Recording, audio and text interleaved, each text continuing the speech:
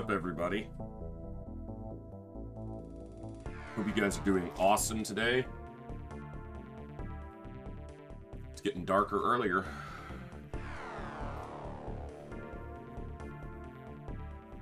Hope everyone's having a good day so far today. Hey, Northstar, good to see you. Orbital, what's up? Sir Galahad, Coviers, Cherry Onion, The Dev. Eon Rage, Wawawasi, XCom JJ, good to see you folks. Let me get my chat properly set up here so I can see everybody. We are multi-streaming over to our YouTube people as well. Hey, what's up, TNAV? There you are. Came down with something over the weekend? Oh, that's no cool. No cool, no good, no bueno. Get rid of it. If you came down with something, come up with something else. You know, my hair looked pretty good when I did it in the mirror a few minutes ago, and then I get on camera and I get, maybe I'm just a self-conscious idiot and I think it looks terrible. No one's here for my hair. So, that's just the way I am, I guess. I need to get it cut. Like, it's way too long in the front, so. Oh, insomnia sucks. I'm so tired of it. I'm so tired of being tired of being tired. Yeah, it's, you know, TDAV, and the thing is, you know, the camera's at a reasonable distance from me, so you can't see it as much as it actually is. Like, there's a lot more gray in my beard than it even comes through on camera because of my distance from the camera, so it won't be long before it's, like, really very evident. I mean, you can see it quite clearly in some spots, even at the distance the camera's at. But it won't be long before I'm looking like, well, I won't say Gandalf because I'm not growing it out. So I never can. So, well, I can. I just never allow myself to because it irritates me. Sleep too easily? God, Orbital. I would, oh my God. I would do horrible things to be able to sleep easily.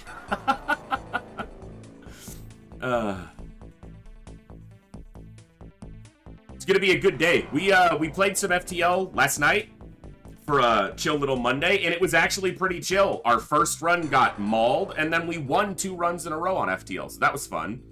And I was able to finally get the first episode of Campaign 2 of Hardmode uploaded to YouTube. I just need to do the timestamps and the description, and I need to make the thumbnail. So I'll do those tomorrow morning. It will post tomorrow at some time, and then I'll try to have the next episode up for Friday, and I'm going to try to keep those uploaded on Monday, Wednesday, Friday. For those of you who've been here for most of the run, you probably won't care to watch that because you've been here for it. It's this run. But that way it'll get it on YouTube for the folks who don't catch the live streams and want to, or those who have only found us now, and they can go back if they want to and watch the early parts of this campaign. So, sleeping too easily, like the furthest thing from being a problem. Well, I mean, I could see it being an issue if it, you know, impacted your life in a negative way, right? But for me, no, that wouldn't be a problem. I can't sleep, like, without being on 40 hours and then it's just physical exhaustion, which means I don't get sleep. My body just wants to sleep, but my brain still doesn't sleep. I don't get REM sleep. I don't rest. I was told for years by a couple sleep studies I did over the years trying to figure out why I constantly had insomnia, besides the factors that I was aware of. You know, poor diet, not enough exercise, too much sugar, too much caffeine. I knew what contributed. But they always said you're getting into sleep, but you're not getting into deep sleep states, so you're not feeling restful. And I don't think these things are perfectly accurate, but I did have a like a smart watch for a while, and I would wear that when sleeping, and it would confirm that as well. I would wake up after being asleep for 7 hours, but the time I spent in REM sleep was like 22 minutes. And it's like, you're not getting enough deep sleep. And I'm like, how do you want me to change that? So, no, I have never once in my life ever experienced anything like sleep paralysis, Dev. And maybe it's because I don't get into deep sleep often enough. I don't know. It's a number of factors that contribute. And it doesn't matter. I got a decent night's sleep for me. Well, days. It wasn't even last night. It was sometime this morning. Like, I was up at 6 a.m. because I posted a meme on Discord. I still couldn't sleep, so... and I slept from, like, 7 till, like, 10, which is not... I mean, it's 3 hours, but... It was like a really extended nap for me. Anyway, we're going to have some fun playing some XCOM tonight, and I feel like one way or the other, someone's base is going to get attacked tonight. Either one of the retaliations from the aliens is going to go through because they started scouting with battleships, or we're going to attack one of their bases. So one way or the other, we're probably going to see a base tonight. I can't guarantee it because of the nature of how XCOM works. They may just decide, you know, a fleet could show up that I need to respond to, so, and that will take precedence. So, sorry, I had a hangnail I needed to. All right. Well, let's get into it and see if we can have some fun tonight. Thanks for tuning in, folks. Good morning, good evening, good afternoon, whatever time it is for you, wherever you are, ladies, gentlemen, and everybody else. Thanks for being here. I'm the voice, and this is the Echo, where everybody has a voice. That means me, you, our games, our characters, our stories, our heroes and villains, successes and failures, the ups, the down, the good, the bad, the wins, the losses, in all things sci-fi and fantasy, particularly and especially gaming. This is a place where we can come together, enjoy those things, alongside challenging gameplay in a mostly chill environment as part of an awesome community of absolutely amazing people. That's each and every one of you. Whether it's your first time here, whether you're a long-time regular, whether you're a lurker, a chatter, a recent returner to the stream, the time you guys choose to spend here is awesome and amazing and extremely valuable to me. So thank you for that. And thank you for all the ways you guys choose to support the stream, the community, the channel, and me, and give me the opportunity to create this space and curate this experience and share some good times, good vibes, and good games with a great group of awesome people. Tonight, we are continuing our classic XCOM UFO Defense Hardmode Expansion Mod Campaign 2 playthrough. Superhuman, kinda Iron Man-ish. We're just having a good time. We're in the late game. We're researching the Firestorm right now. We've still got a ways to go in the campaign, but we are in the late game because all the most dangerous enemies are showing up. Muton Elite Guard are showing up. Ethereals are showing up. So all the baddies have shown up. We need to upgrade our armor to compensate for the additional threat we're facing. We need to upgrade our aircraft to be able to handle the mitigation of UFO presence more readily. And we just need to take out some more alien bases. So we're going to try to see if we can get a base done tonight. Again, I can't guarantee it because if I'm prepping to go to a base and one of my bases gets attacked, that's going to take a lot of time to defend.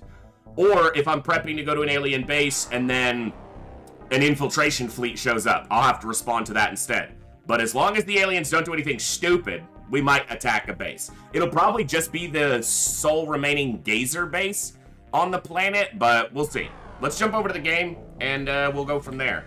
And I am going to remember now. I'm remembering late, but I'll turn on my skin-bag counter. Alright. Let's make sure I can modify. There we go.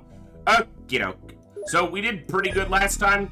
We didn't have a huge amount of losses until that day. That was the only day we lost anyone, actually. Because this was the last loss on Thursday. So on Friday, we made it, or excuse me, Saturday, we made it throughout most of the stream without losing anybody. And then lost a couple, but they were all squatties, so. Hey, Thorax.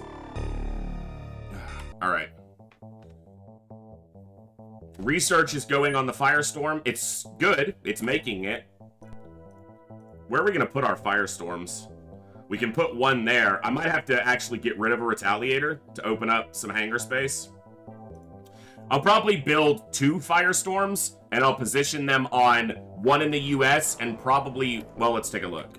So if I position one in the US, it's got approximately half global coverage, and I don't really have, I guess Southeast Asia would be my other best option, or I could do South Africa and the North Pacific. Those might be, I don't really have opposite sides available here. And the one reason for that is the Pacific's so damn big.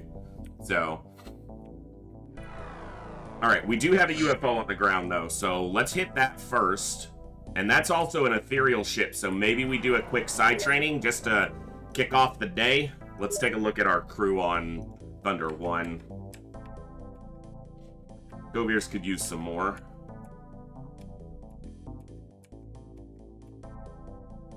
Kooky could use a little bit more, but this crew's mostly square.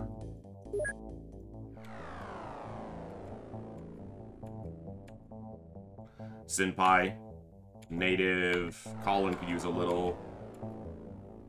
Olden, I definitely want to get him a little bit more. Alright, maybe we send this crew over there. Alright, let's get Thunder 2 ready, and we'll pop over and do a quick side training to start.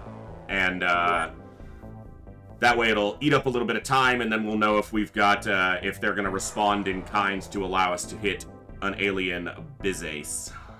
That's right, that's what I said. Right. Just checking my equipment. We do have some stun bombs. Not a ton, though. I can make some, but I shouldn't have to. One thing I could also do for these psi missions, is there is the ability to make stun grenades. I'd have to look at what I need to do in the research tree, but it might be under equipment, not weapons, but no, because the only thing that shows up there is motion scanners and med kits. You can turn stun bombs into stun grenades that a trooper can throw by hand instead of shooting out of a launcher. But I'd have to look in. I might have missed a research topic at some point because, yeah, it's stun grenade. So I'm not going to divert my research for that. So, you know what? Maybe we just won't do a side training because it's going to eat up a little bit of time right now. And I can always overly commit to side training on the back end if I need to before we go to Mars. Alright, Scout Assault, Heavy Gunner, Heavy Gunner, Heavy Gunner, Medic, Grenadier, Rocketeer, Sniper, Sniper. Who are they missing? Someone either died off this crew. Oh, I think it was actually that I had a third Assault on, but... Oh, there's no infantry here, so maybe that was it. I don't know. It's hard to keep track of. Why do they have a double star? Oh, I was going to see if I could find them a better soldier, because they have a 78 size strength. So I was going to try to find Eon a better infantry than that one.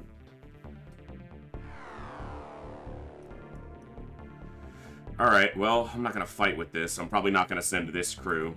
Let me see if I can find said better infantry. Like, that's a better infantry. That's also better for assault, or that's, yeah. I'm probably going to reserve that 54 reactions for an assault, though.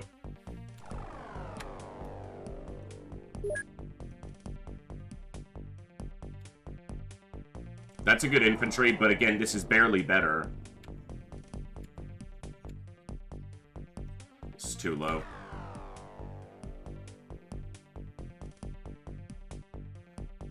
Technically better as a medic, but... Wow, the stats on this soldier, those are really good. Either an assault or a scout, though, with over 50 on reactions. I only kept you because this is 58. I mean, 79's not bad. I can work with that, and especially now.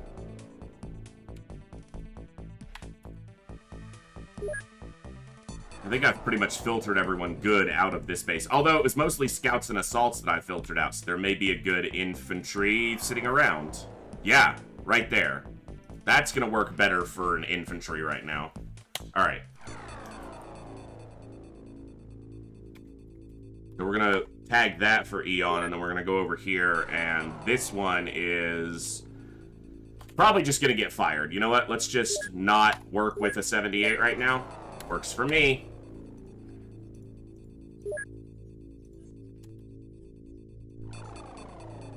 Transfer to error. There we go. Alright. Something in my chair poking my back. Alright. Okay, so let's send one of these other Sky Strikers instead. Look at this, they don't look fully equipped. They lost a scout and an assault off the front, and a scout off the back is wounded, so they're not ready yet. They're gonna need a replacement scout and a replacement assault. This is the stuff no one wants to do, is actually maintain a base, or a roster of soldiers. It's the tedious work. And even if I didn't have specific named classes, you still have to, okay, I need shotgunners at the front, long range in the middle, or mid-range in the middle, long range at the back, so you still wind up doing the same thing. I had some people named, but I may have already committed them to craft.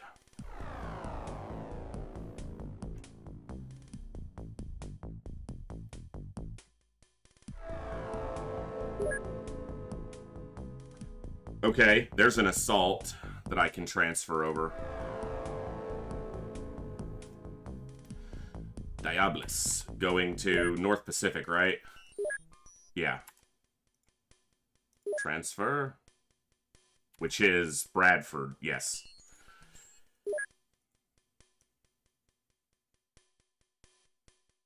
Why am I scrolling that far down looking for an assault? Okay. Alright. And we've got a number of soldiers sitting around who will be decent scouts. I marked most of them, though. I generally mark scouts and assaults. Everyone else I can kind of filter after the fact, but scouts and assaults I tend to mark as they come in because they tend to be the ones that go out the first two. That's going to have to be fixed first. See, they've got really high reactions, but... Oh, we've already named this as... I was about to say, they have really high reactions, but they also have really good stats for a heavy gunner or someone with a heavy weapon. And, yeah, they are exactly that. So, this is better for an assault, but might make a scout. That's better for an assault. Maybe this is the scout. Or a scout.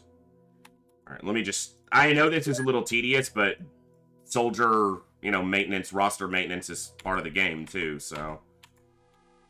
And I know some people, you know, they want to know what my thought process is on how I do these things so that they can adapt or adjust or whatever their gameplay, or learn. You know, I'm not the best player, but probably better than the average. Alright, I already checked those. This is just under what I want for a scout. I want 50 plus, but... Okay, here's a scout assault. Yeah, okay. I need a scout. Let's get them named.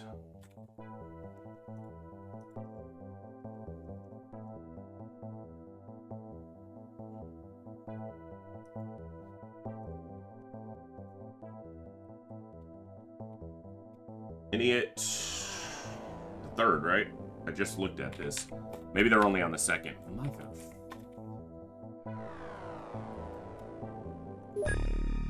Yeah, they're just on the second, because they just died recently. Okay. That is a scout that I can transfer to Bradford. Why am I scrolling to the bottom? It's because I'm scrolling to the bottom on the soldier list, so...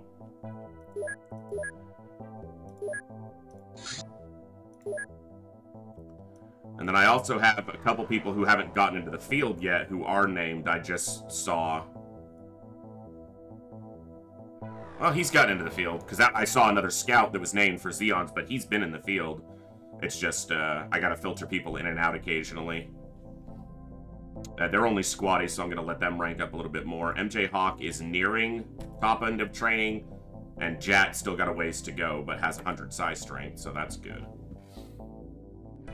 I don't think anyone on this crew is capped out right now. Maybe one or two, but again, I don't mind keeping one or two capped out soldiers because then I can depend on their shots. So we'll keep Edmund on this crew. And Olsen. Olsen's still here for side training as well. Wow, so that's 4 people to 121 aim. They got the minimum bonus. Like, they got a bonus, but they got the minimum bonus. Alright. I think we've got enough defenders sitting in radar. 1, 2, 3, 4, 5, 6, 7, 8, 9. We got 10 defenders, plus the rookies. So, yeah, they should be fine. I'm not going to transfer anyone else over there right now. Alright, well, what I need to do, though, is one of these crews has to respond to one of these fights. So I think it's going to be Sky Striker 3. They just need one more soldier on board of, honestly, any class. Infantry is what they don't have, but...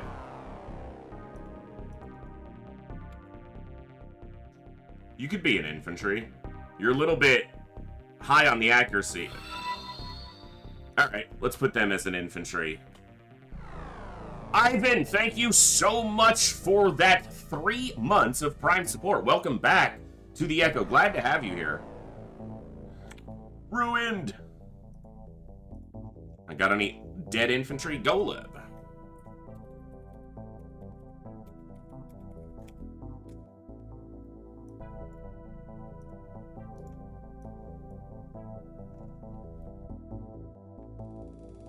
Let's put you here.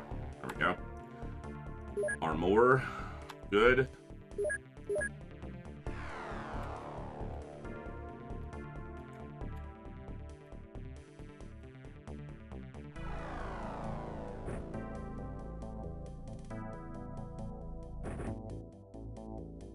They'll default everything else to the frickin' backpack, but not the stuff that I would prefer go into the backpack. Can you click the grenades voice, maybe? Cool, thanks.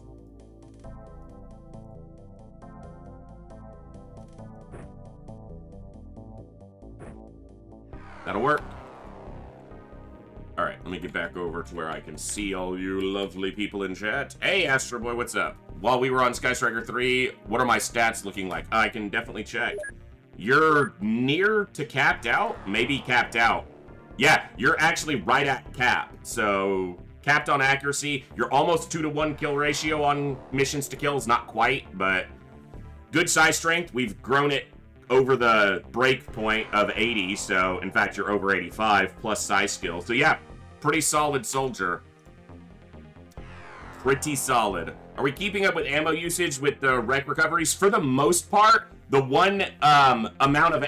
So, on shotguns and heavies, almost without question, it's rifles is the one place where I'm going to have to occasionally build ammo, because the aliens just don't carry rifles this late in the campaign very often. They do occasionally, but it's very sparingly. Thankfully, rifles make up a far smaller amount of my deployment, generally. Because on the average craft, I have 4 shotguns and 3 or 4 heavy gunners and 3 or 4 snipers, with only 2 riflemen, generally. So, rifles will be the one place where ammo will have to be built occasionally. But for now, we're doing fine. Yeah, we're keeping up, so...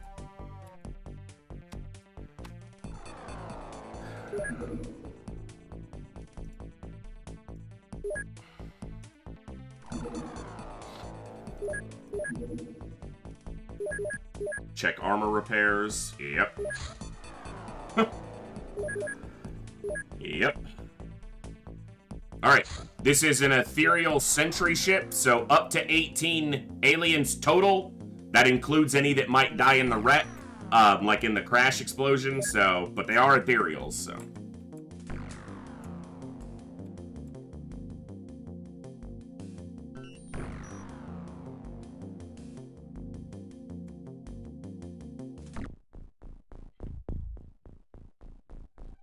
He has a small launcher, which means if he shoots, he's going to blow up my equipment pile. So I need to shoot him before he ever has an opportunity to shoot at us.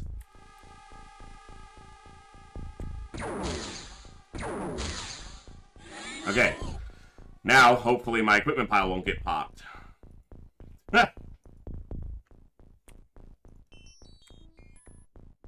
Are we seriously right next to the ship again? My goodness. That ramp just covered that drone's butt entirely.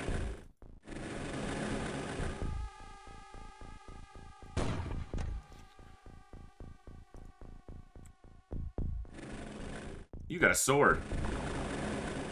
Look at my sword. My sword is amazing. I know it's horse. It's just, that's how my brain works. Hey, what's up, Katnick? Good to see you, bud.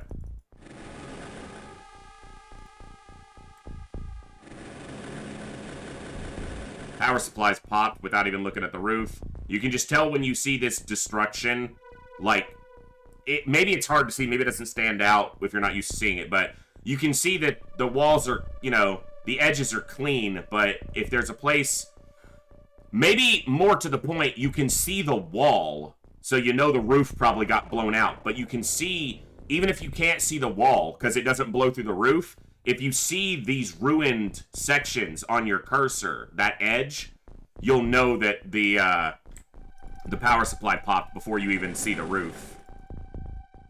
The new sunroof that they have. Make sure there's nothing over here.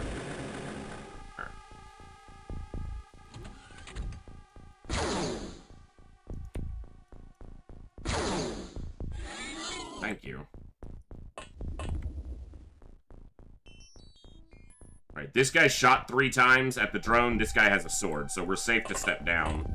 The only concern here is that if the door is centered or through here, they can just fly up and be really close to us. I feel like we just had a sentry ship on a map that was like almost identical to this. Yes, we are certainly trying to. And right now we are, so that works. We are definitely sticking it to some robed boys. Interestingly enough, those markings are because in this mod they reinforce the north and west wall of USOs to prevent explosion blasts leaking through those walls. Yes. But I've also seen very similar in... Well, we've seen north and west walls blown out on like a medium scout where all the walls can get blown out. But yeah, it tries to prevent you having an opening to where you're seeing straight into the ship from your position. So, someone tell the aliens that in-flight renovations may lead to unplanned landings due to sudden massive ventilation problems. No, we're not going to inform them of that. They are allowed to do stupid things. And especially stupid things that benefit us.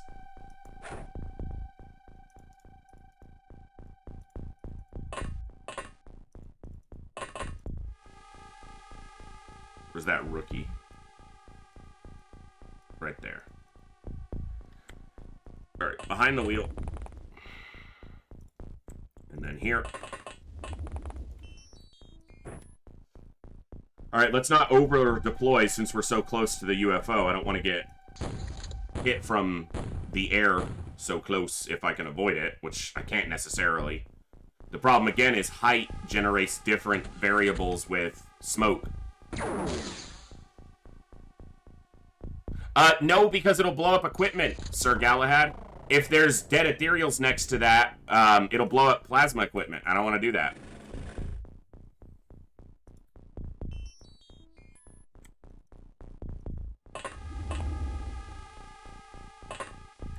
You got a shot? Nice shot, Sigurd. One tapped with a rifle. And that's what I mean by I don't consider ethereals to be quite as dangerous as the big mutants, because I can one-tap... Get out of here, bug. There's like a moth. He was attracted to my glowing personality. No, there's already a hole in the roof, Ivan, so he's just saying he wants me to chuck a high X in there. So... yeah, I wasn't counting because people were talking to me. 1, 2, 3, it's 5, yes. But yeah, but, a Mutant Elite Guard's never, ever going to die to a one-shot from a plasma rifle, whereas an Ethereal can, so... But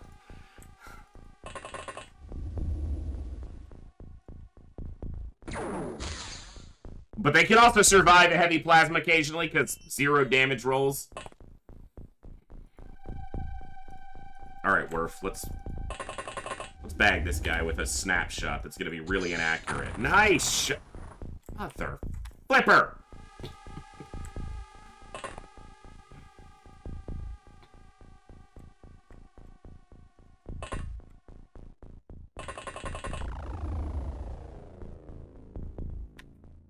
I don't have line of sight side turned on, no. They can psi attack us from wherever as soon as they have the ability to.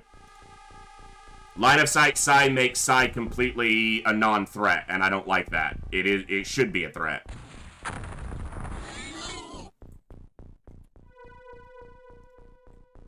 That's just my opinion. Everyone can play how they want, but for me, if you turn on line of sight Psy strength, Psy attacks rather, it makes things a lot easier than they're supposed to be.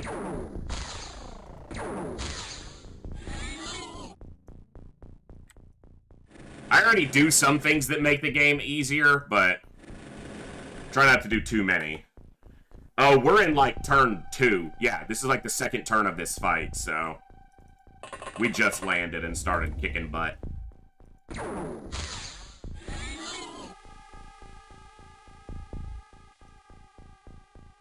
You know, we could actually use a little side training on this ship.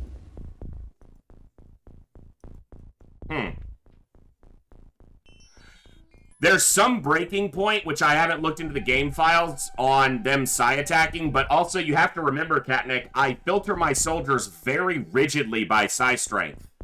And Psy attacks are mitigated by distance, so the game could be calculating that they're not close enough to get a high enough success chance to warrant risking the attack. So...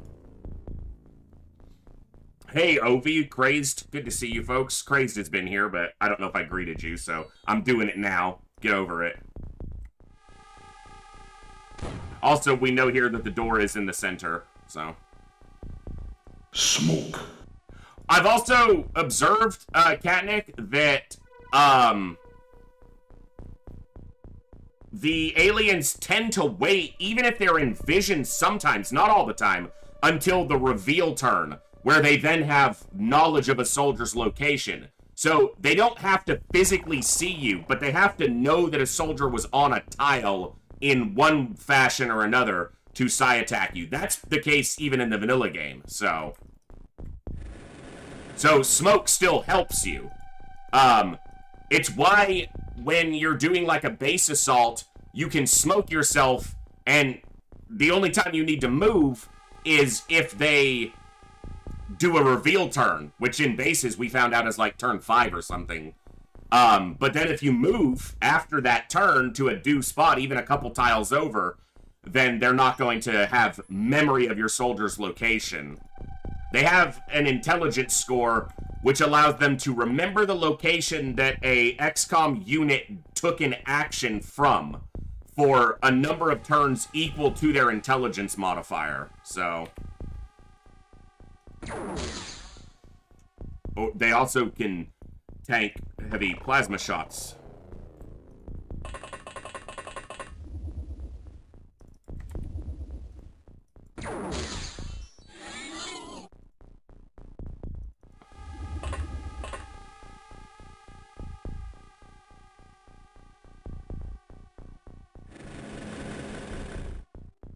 But the difference is that line of sight psionics, Jesus,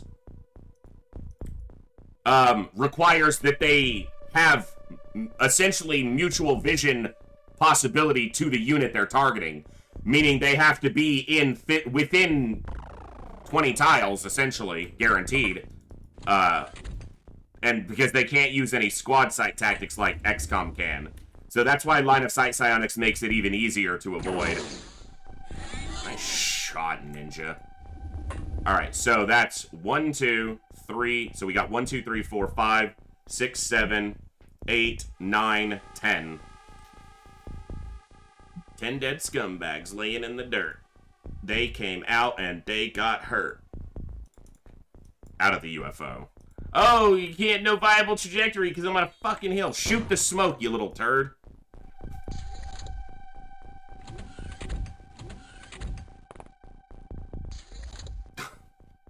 If I turn my back on the drone, it won't hurt me. That's not how that works. That drone was programmed by Kobeers. It has murder in its little heart. It just doesn't have the weapons to conduct it.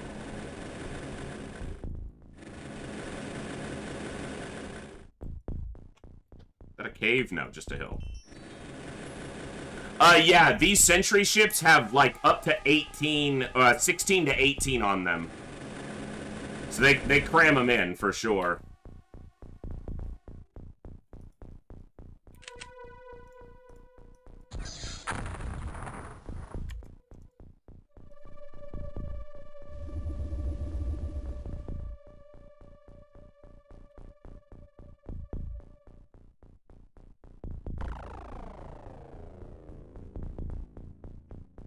Can't get the height.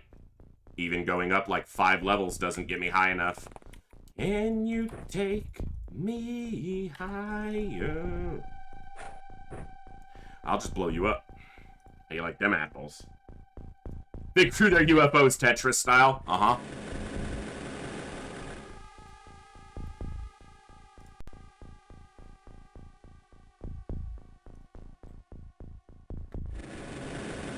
Guy standing at the door? No! Alright. 3 inside. Easy.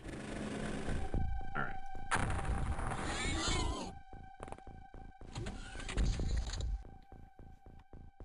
Where the hell was that movement?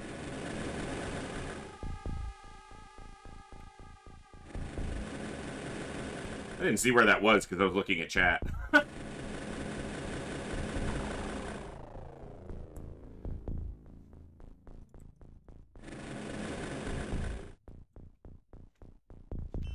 The problem is that it was outside somewhere. Oh, it was over here. Okay.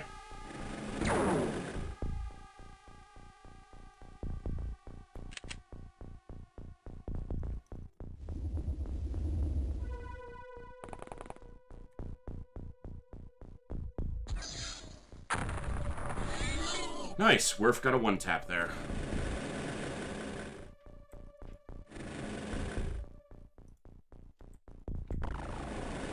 Okay.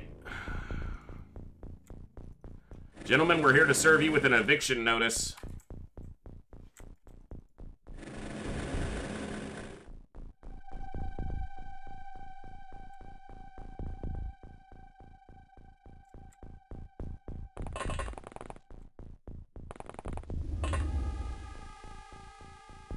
Ooh, spicy.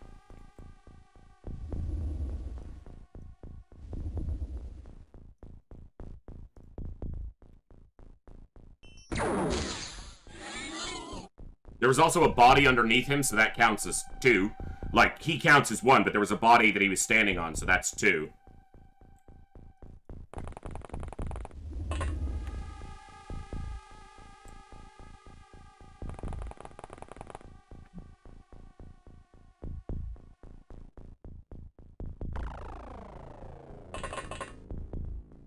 Where's my 4th shotgunner? There they are. It's Bjorn.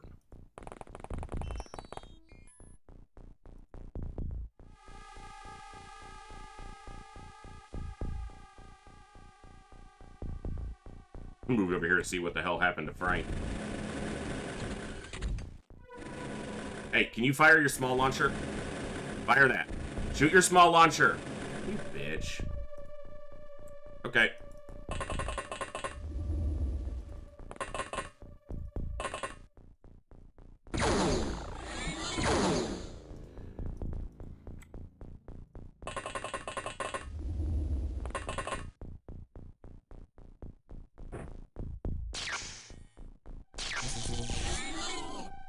There's another one. Interesting. Huh. Is he over here? Or is he outside the ship?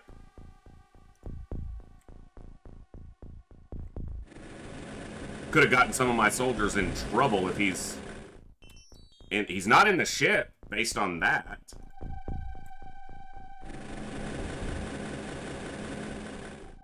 Well, he's not in here, and he's not in here, and this drone doesn't track movement in there, and it's possible, but it's pretty rare that they don't move over an end turn. Like, to move at none at all is pretty uncommon. Alright, so, our best option with that is gonna be like this. Don't miss this throw. He's not gonna have enough. Oh, he's gonna have enough.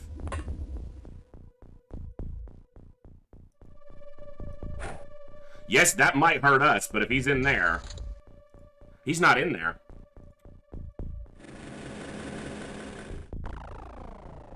He's outside somewhere, which is even worse, because an unaccounted for alien is so bad.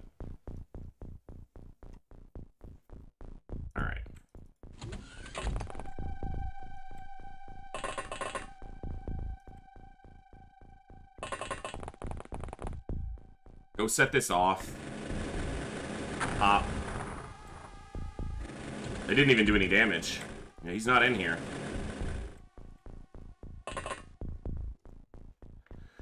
Okay.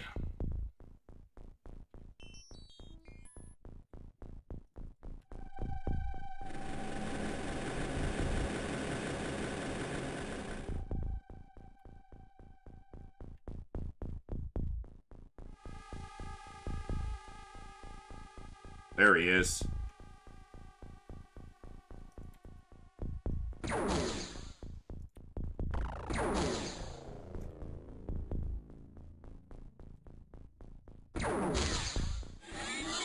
Cool.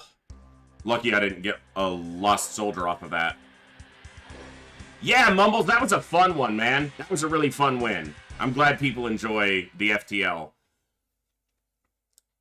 I love that game, so I might stream it a little bit in the mornings if I can't sleep. Like, just do some early morning insomnia FTL streams.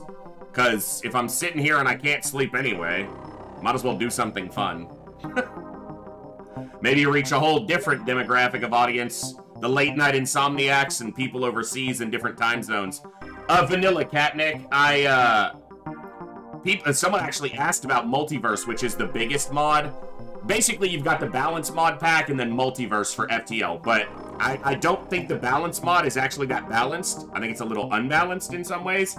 I think it's basically just the mod maker's interpretation of how they preferred the game to be, which is fine. I don't think it's bad, but Multiverse feels too bloated for me. Multiverse is to vanilla FTL kind of like XCOM Files is to vanilla UFO to me. It's just a little too bloated. There's just too much happening. And I've said before that I think vanilla FTL is one of the most complete and, finished games ever made. So, they launched, you know, the, Advanced Edition for free. You didn't have to pay for it. And with that, it was just, it's done. It's complete. It doesn't need more. And even after playing 700 or 800 hours of it, I can still just, you know, keep replaying it, so.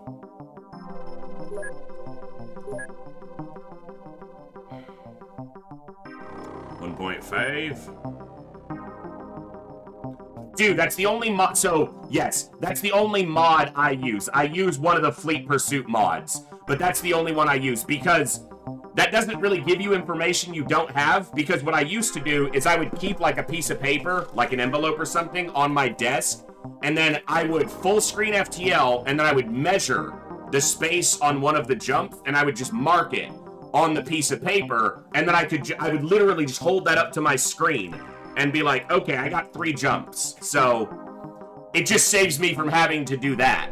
So yeah, I use a Fleet Pursuit indicator, but that's it. Other than that, it's entirely vanilla.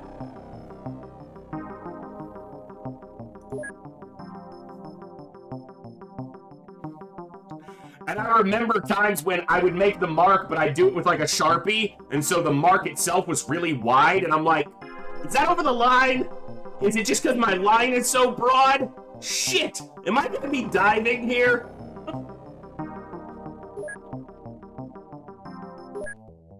Ah, good times. Such a good game. The next time I'm getting my ass beat by XCOM, I'm probably just gonna dip into an FTL run because I love that game, and sometimes hard mode has been beating me up a little bit too much as of late. This was regular Muton Elite, right? Muton Elite Guard did a terror mission, but not a base build yet. So we've got Gazers, Muton Elites, Sectoid Elites, Sectoid Elites. This is Muton Elites. Man, those Muton Elite bases are gonna be brutal. In my first campaign, the hardest bases we ever fought, like the ones that gave us the most grief or cost us the most soldiers, were Muton Elite bases. So, not looking as forward to those. Alright, let's see what happens though. Like I said, unless the aliens do a fleet, I intend to possibly hit a base tonight, but they start doing fleet activities and...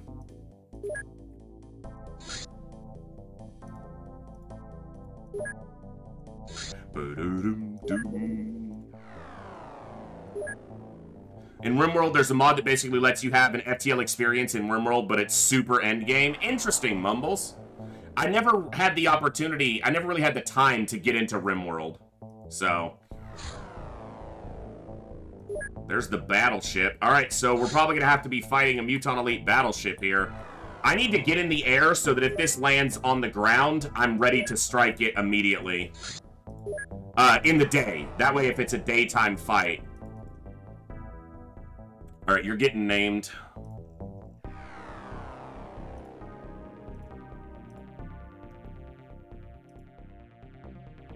Big.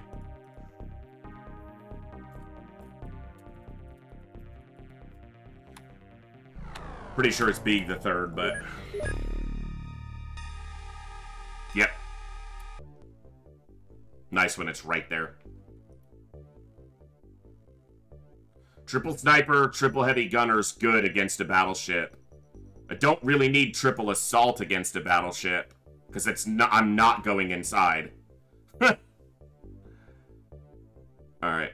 Let's take Talum off for now. Actually, I'm going to take Kovir's off just because he's the lowest psi strength. And there is technically psionics, but it's probably not a big threat against a ship like this. Let's do another heavy gunner or sniper, if I've got one here. Might have a heavy gunner. I don't think I have any dead heavy gunners who need to be named. Oh, I do have a couple. That's actually good. Not that they're dead, but if I can find one here. That's actually not bad for a heavy gunner. Like, the firing accuracy's not great, but they've got the strength, they've got the psi strength, and the firing accuracy will grow. So, heavy gunner question mark? A little bit too weak for heavy gunner. Same thing there. Alright.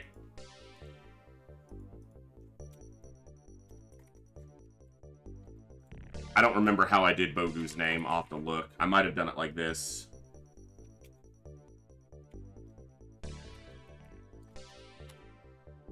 It's been a while since they died. They've been waiting on a soldier for a while, but...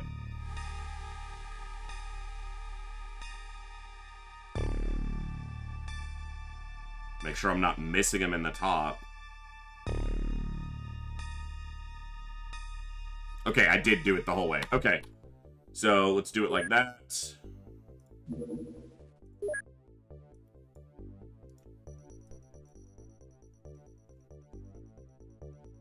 And Kovirs can stay in that position, because if we hit a base, he's going to be probably one of the people going in, because I want extra close range if I hit a base. Hey, what's up, Werf? Good to see you, bud. You were just on the last mission. You got a couple kills. Or you got one kill and a couple good hits with your grenade launcher. Smoke grenades are good. Illyrium rockets. Especially for a battleship. Let's get some of those on. Plasma swords, they got plenty. Ammo's good. Looks like we're ready for a battleship fight. Intercept. Thunder 1. We're going to pursue this battleship. And if it lands in the day, we'll take the fight. But if it lands at night, we won't. I'm not going to do that, so... Alright. We're going to try to shoot down the lab ship, just for the points. Yeah, because if it goes down here and we catch it and it goes down to the day, but if it comes back over here and lands in the night, I don't want to do that, so... But I want to deploy now for the opportunity to catch it in the day. Yeah, we're not engaging with a battleship. We're just following it. Nope. That's at night. Yeah, that's it. That's just in... Oh, it was in the daylight gradient. Can I still get back to it? Yeah, up to this line. This to here is daylight. It just shows up dark when you're in the, like, in the map. Nice. This thing's not as dangerous as a terror ship, but it's pretty dangerous. As you can see. But we did put it on the ground. So that's good points. Okay, Sectoid Elite Battleship. This is not a casual fight. This is a dangerous fight, so.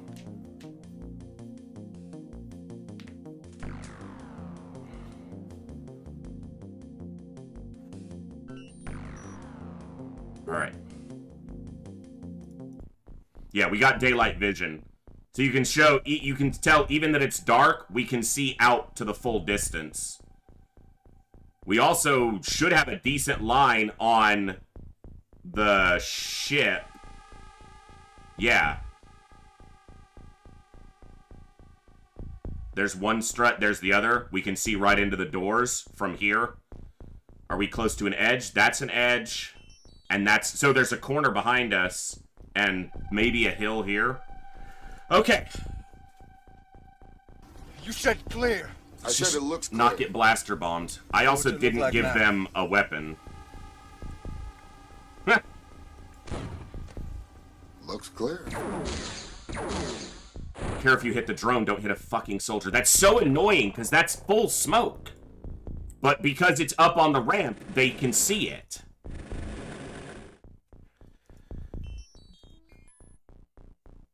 It's irritating how height is a detriment to you. Because look, he's closer to it now than this drone is, but it can't see me.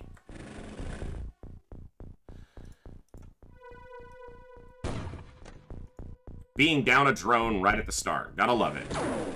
That's a sectopod, or a hollow drone. No, it's a sectopod, because this is Sectoid Elites. I can't see it because of the hill. Alright.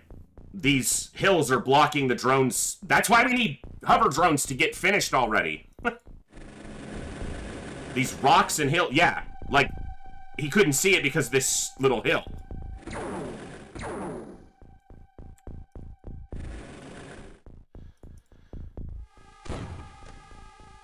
Alright.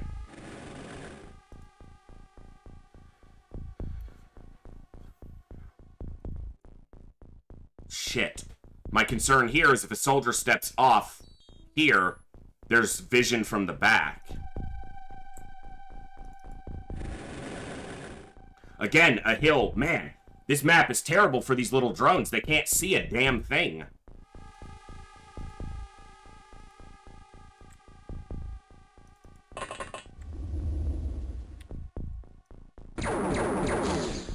Do better than that, TNAV. Damn it. 2 misses. Come on! You just missed everything there. Like, don't connect with a damn single pellet of your shotgun blast.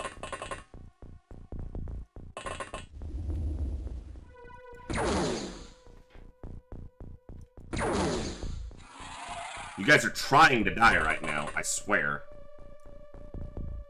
This isn't just a little fight. Like, we got a real fight on our hands here, folks.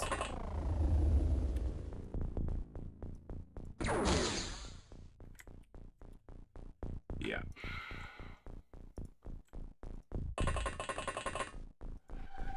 And if I lose both these drones, that's gonna be a problem.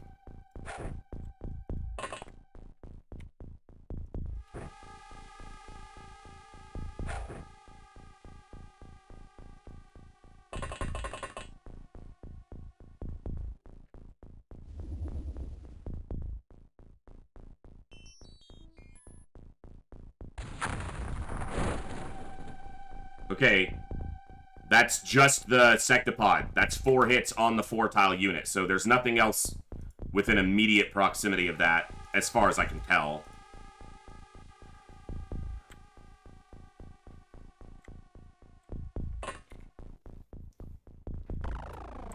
Out of the way. Drones are expendable, but it doesn't mean I want them dying. I need them to scout the mission.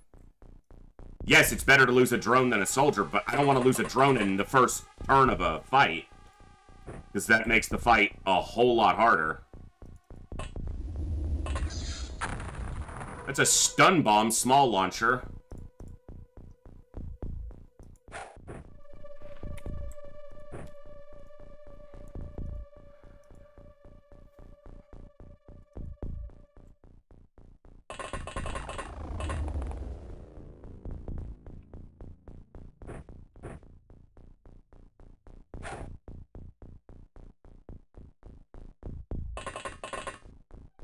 Damn it, Crow's in the way.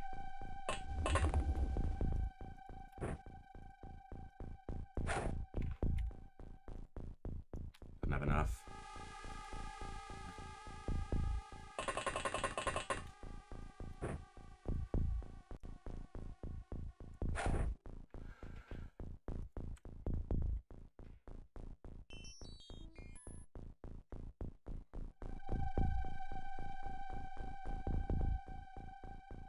The good thing is, well, it's not really a good thing. He had a stun bomb loaded. That doesn't mean that's what he's gonna have loaded next turn.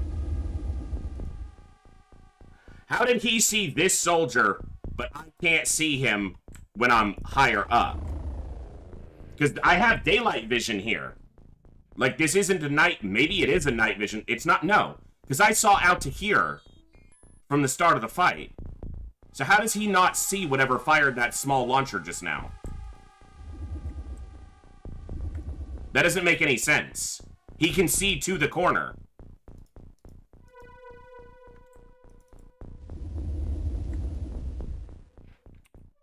Yeah, even if I turn off personal lighting,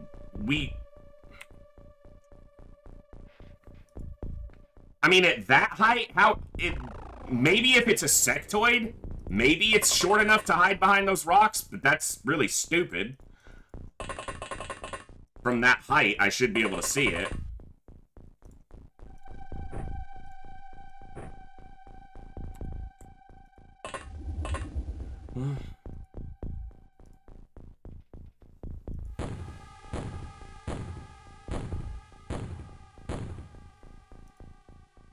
All right.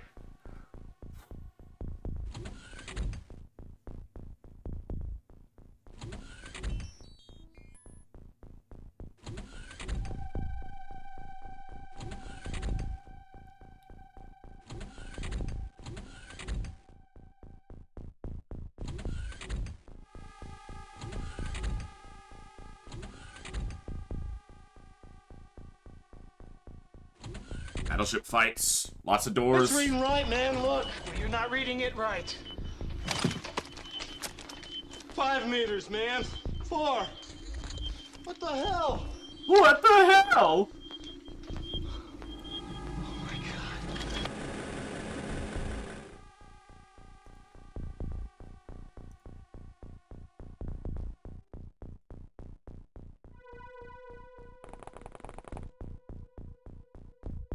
It's not even a sectoid. There's no reason I shouldn't have been able to see it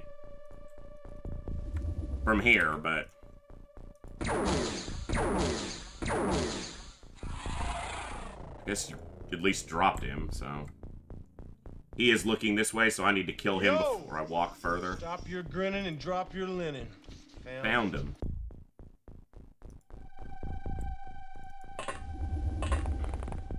Don't hit the landing gear. You didn't hit the landing gear, so... I should have clarified further, hit the alien. Didn't think I needed to spell that one out.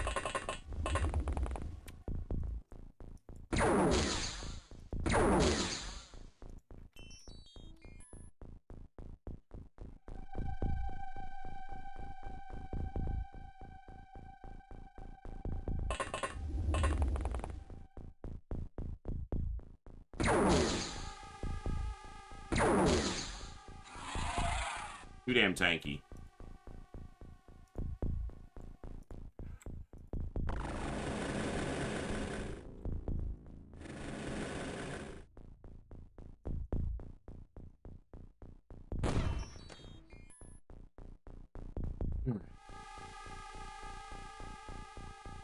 I need this corner cleared all the way, because apparently they can stealth.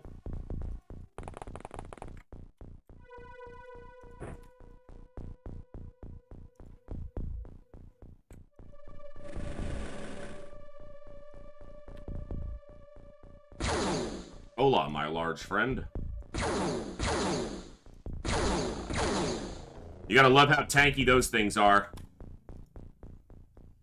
That's not even an armored. That's just a regular old sexy pod.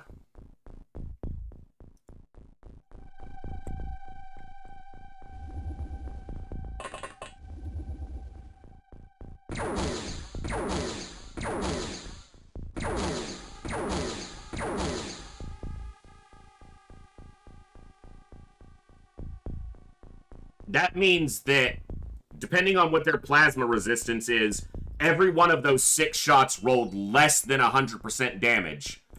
Because the base damage on a heavy plasma matches or beats their front armor. On a heavy plasma with an Illyrium clip, it's 135 damage. I don't think they have 135 front armor, but if they did, it's exactly 135 on the top end. They are weak to lasers. I have some lasers on the ship, but it's not what I'm carrying by default. And nothing else on this fight is going to be weak to lasers, so...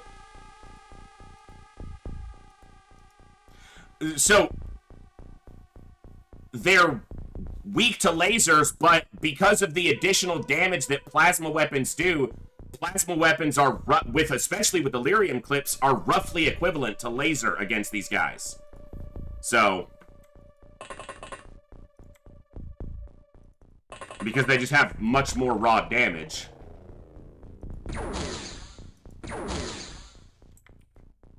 Fuck you, game.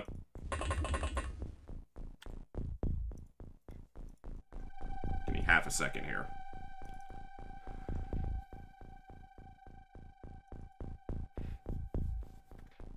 Yes, but I don't have any. Like, I don't have any loaded up or ready for stunning right now, so...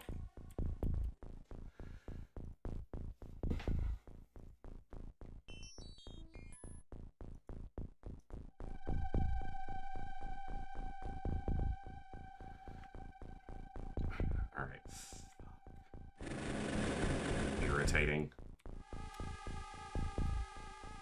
Why do you not...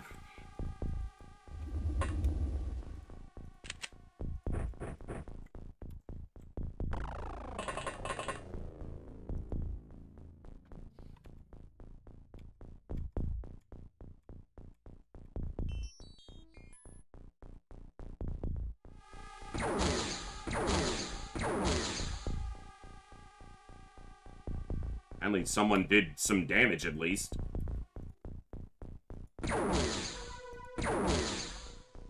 Thank you. It's not even that hard to kill them. It's just, you've got to... The shot just needs to do better than average... Or not even better than average damage. It has to do average damage or better. It's just anything below average damage won't get through. Irritating.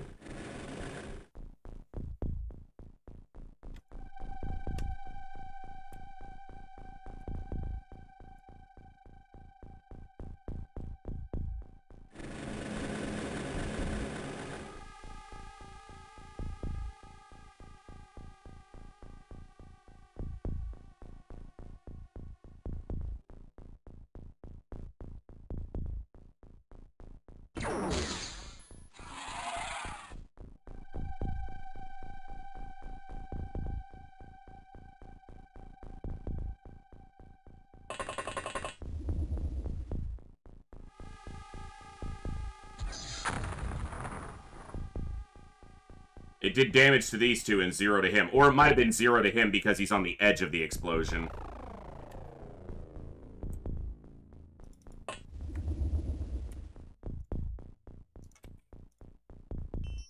That's why I shot at this guy, because I figured a mist might hit him. No, I haven't researched blaster launchers yet. There's so many damn things to research that I have... They don't necessarily take priority. Because when you research blaster launchers, yeah, you can use them. Yeah, you can fire them. And you're going to blow up a ton of your profit by doing so. A lot of the time. Not all the time. And you can be somewhat discriminatory in when and how you fire them, but... A lot of times when you're firing a blaster launcher, you don't see what you're firing at specifically, so... You're just shooting. And so you wind up blowing up equipment.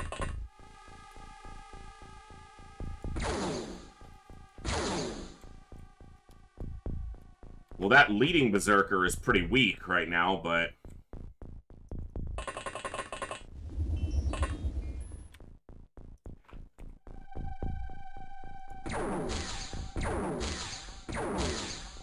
%, huh? You sure about that?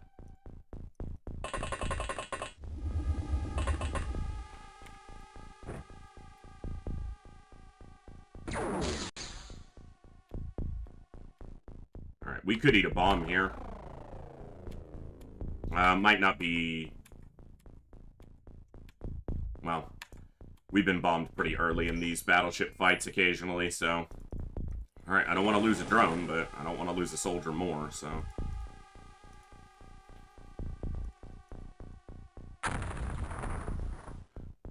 Okay, that was really good. Dropped a berserker and, whatever that guy was holding. A Muton Elite, but I don't know what weapon he had.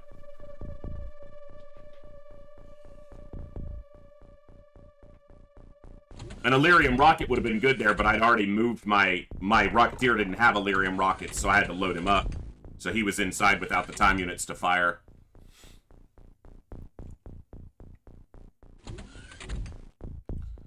Episode 1 of this playthrough should be up on YouTube sometime tomorrow. It's uploaded, it's doing HD processing, and then I've got to make the thumbnail, the description, and the timestamps, and a couple other things, but...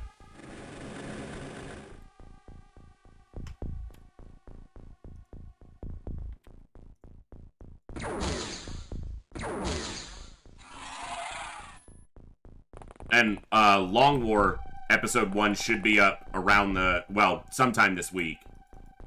I gotta do a little more editing on that, just because... I have no problem showing my losses, it's just from the standpoint of a YouTube video, it doesn't make a lot of sense to have 2 hours of losses at the front end of a stream into a video, because then people feel like they're watching stuff that doesn't... Generally, the YouTube viewers just want to see the story that starts and goes to completion. Even if completion is a loss at the end of the run, seeing a run that ends in one mission, like, that's no point, so...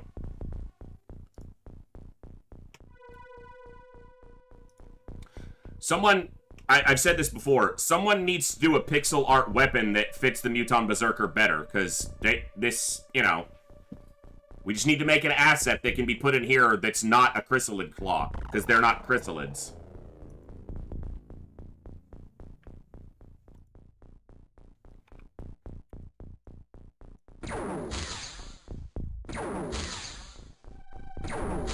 A lot of those, North Star, I clipped out into, I want to make just a either short or a short video of a lot of those early shots, so...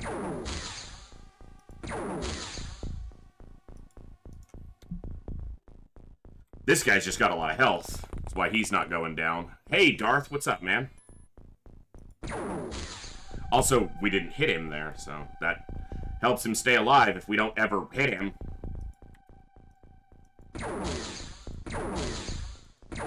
That angle is not... Jesus! People suck.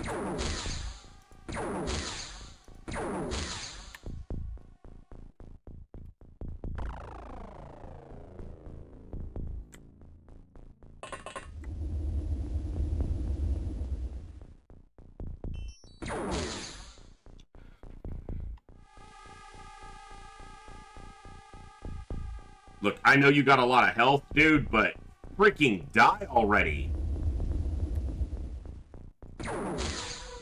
Thank you!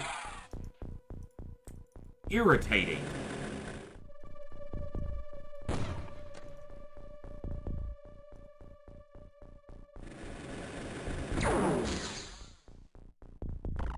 Oh, you're behind the rocks. You can see me, but I can't see you. Are you kidding me?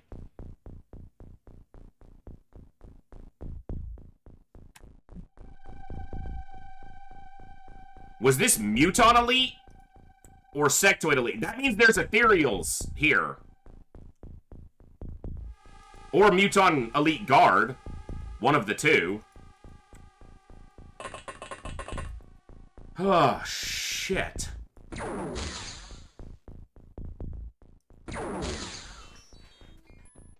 We cannot afford you missing these targets. This is kind of like severe danger.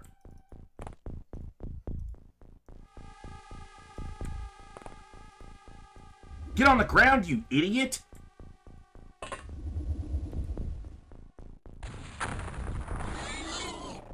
Okay, and we hit whatever fired at the drone as well.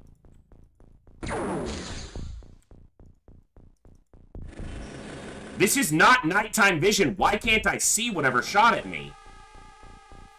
I'm getting nighttime vision distance on this drone. We should be in daylight. Like, it's not bright sunny, but we were in the correct side of the gradient, I thought. Maybe we were on the night side. It doesn't matter. It's a dead ethereal. So there are ethereals here as the secondary. That's a treat.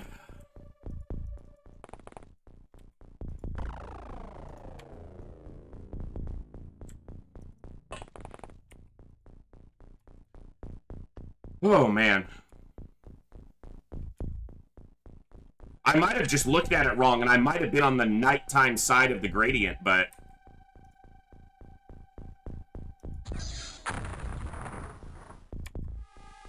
if so, this mission's a lot trickier.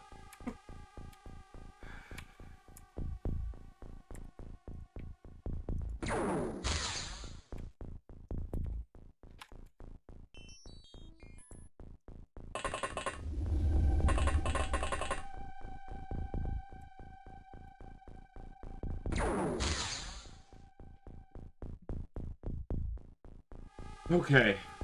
I don't want to lose these drones. I don't want to fall asleep because I'd miss you, drone. And I don't want to miss a thing. I do want to fall asleep. But life has other plans. Come on, man. You can do better than that. None of the pellets are even hitting the ground? Like, where are you aiming into the sky? Shit.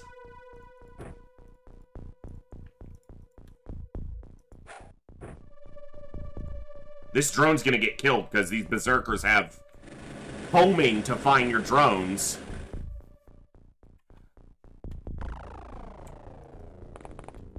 And a billion time units to do it.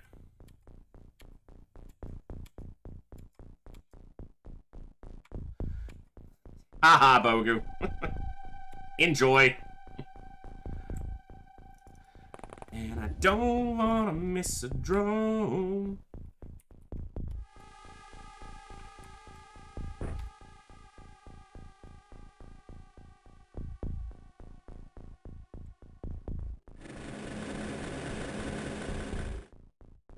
Now, I also have to worry about freaking chrysalid spitters now. So, you know, my stress level just ratcheting up. We've killed one, and 3 berserkers? 2 berserkers. Maybe 3 berserkers. Alright, probably gonna lose a drone here. Chrysalid fucking spitters, man. Also, this must have been Muton Elite, not Sectoid Elite. My brain saw Sectoid Elite on the battleship, so... But this is clearly Muton Elite, because we've seen Muton Elites, and it's Ethereal Secondary.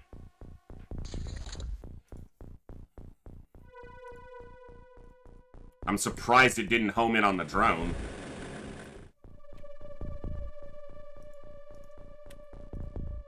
DNAV, drop him. Thank you. Okay.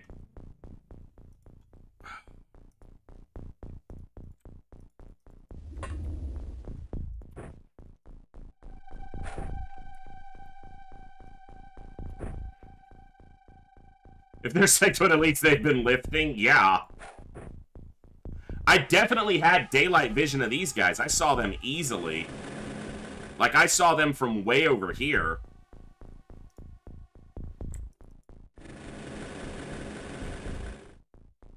Yeah, look, he's seeing this far. That's daylight vision.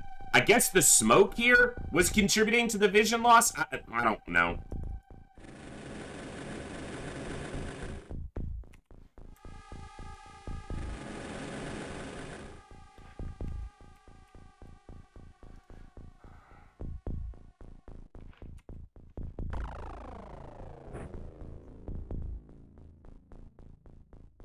Hey, Ivan, yeah, that's pretty good. I mean, that's not necessarily a bad, that's not a mistake. That's just a new discovery, so.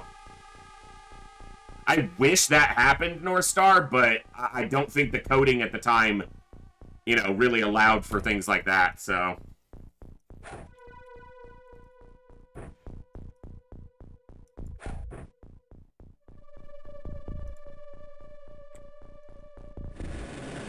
I still miss you, babe, and I don't want to miss a thing. I don't want to miss one smile. Hey, Bogey, you're on this mission. I got you renamed finally. Just before this mission. I didn't know that I was going to be putting you up against Chrysalid Spitters and Ethereals and Muton Elites as a rookie, but, you know. Cry about it to HR. I don't know.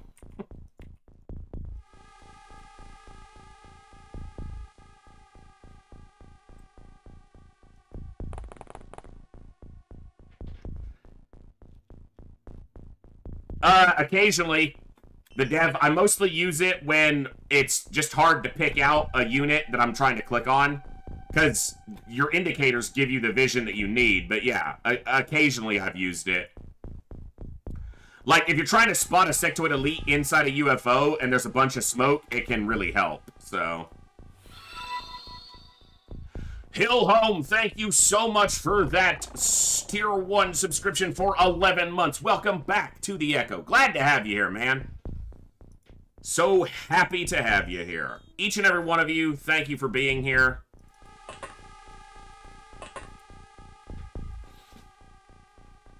Just me and my Krispy Kreme. Oh, why are you going to talk about sweets? I'm becoming the cranky person on a diet who gets mad at you for talking about sweets around them. I'm not even on a diet. I just don't have any sweets.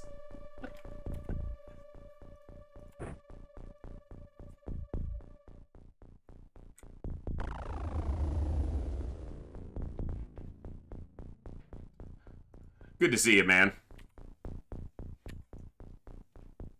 Chilling like a villain. Okay. I have some French vanilla instant coffee stuff too. Ooh, not bad.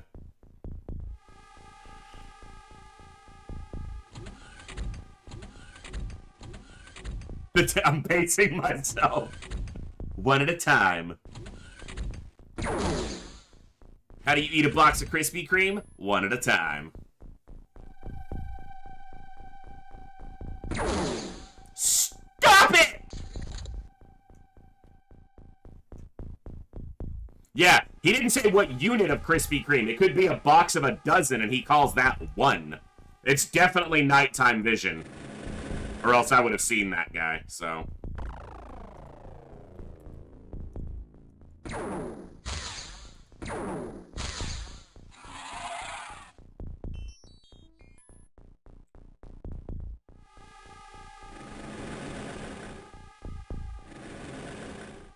Alright, that means I need to deploy more flares.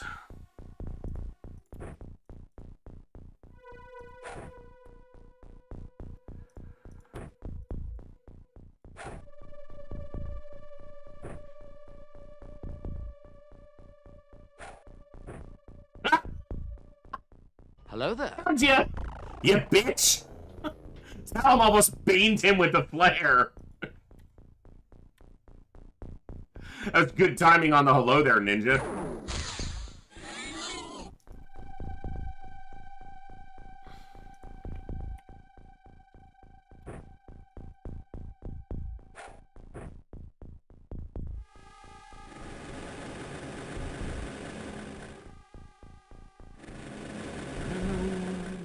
One smile. I don't wanna miss one kiss. Just wanna be with you, right here with you, just like this.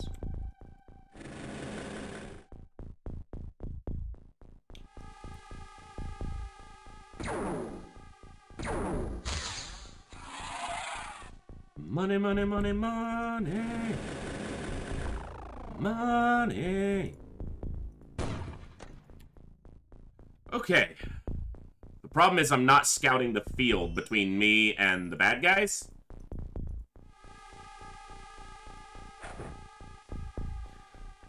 Because I only have the 2 drones and I'm trying to get the exterior scouted out.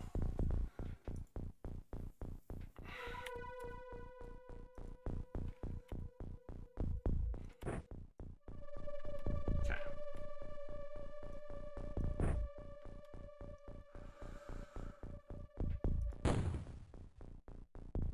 15 should be right on the counter. Pretty close to, at least.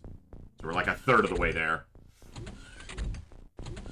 See, battleship fights are as tense or even more tense than bases. So, you might not get a base tonight because of the battleship, but at least you're getting a battleship.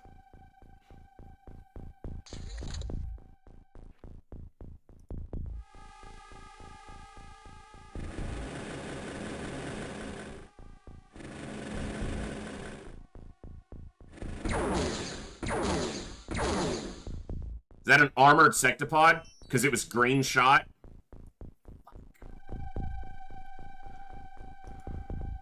I wish it had turned slightly more, because I'd be hitting it from the side.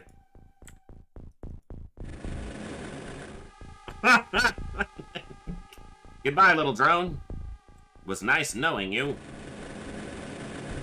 Pull it back where I can try to get smoke on it, at least.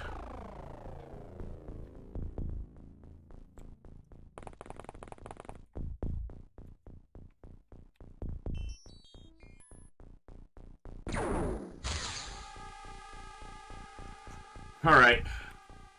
Let's waste a bunch of shots.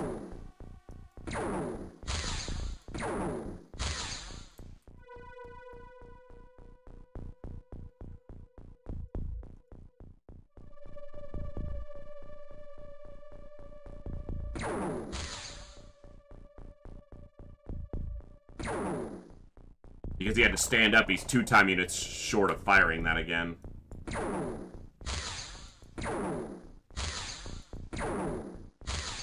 Zeros.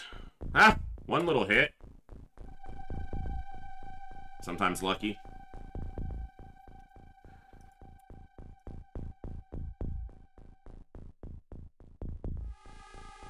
I'd have to come all the way to here to be at an angle to hit it from the side.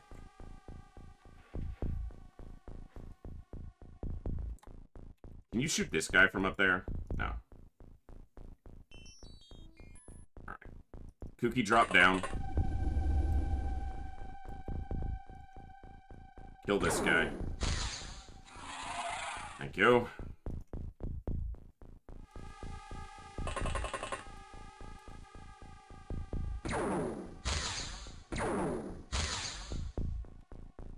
Heavy Plasma's the only one that even has a somewhat realistic chance of getting through. It's 155 front armor on those guys, which is a little ridiculous. But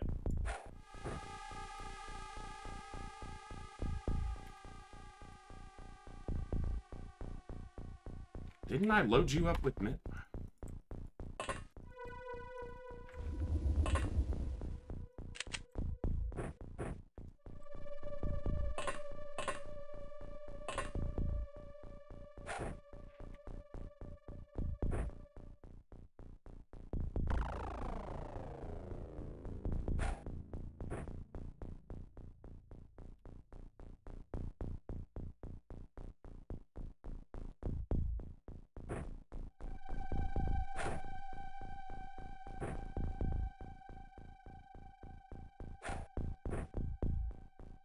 I've still only seen 1 chrysalid spitter.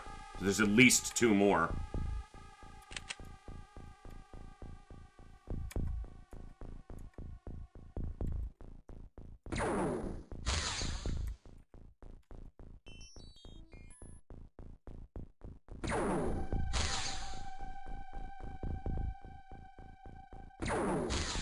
So tanky.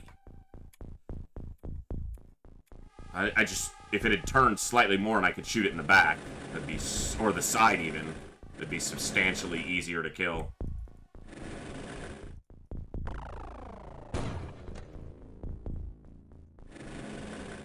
Alright, drone. You know what I should try to do? You get smoke to the inside.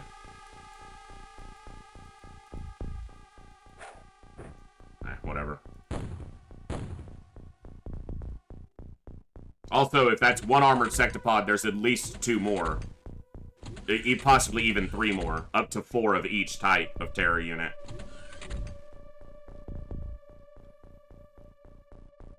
So we're probably done with berserkers. We've killed 3 or 4 berserkers, so we're probably done with those. We've only seen 1 spitter. Holy Jiminy crickets, Batman.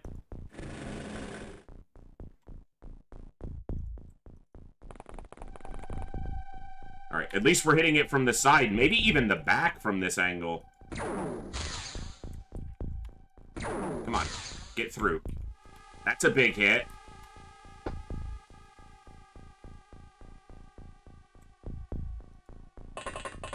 He's only going to get 1 shot, but 1 opportunity to shoot everything he ever wanted. Okay, it's taken 2 big hits and a small hit, so it's at least down 40-something% of its health.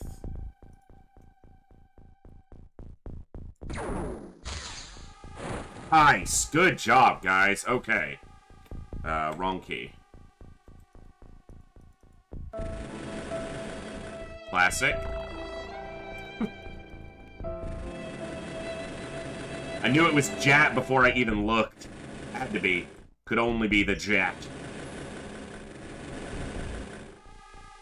Only he is so strong of a scumbag sympathizer. How do you like that alliteration?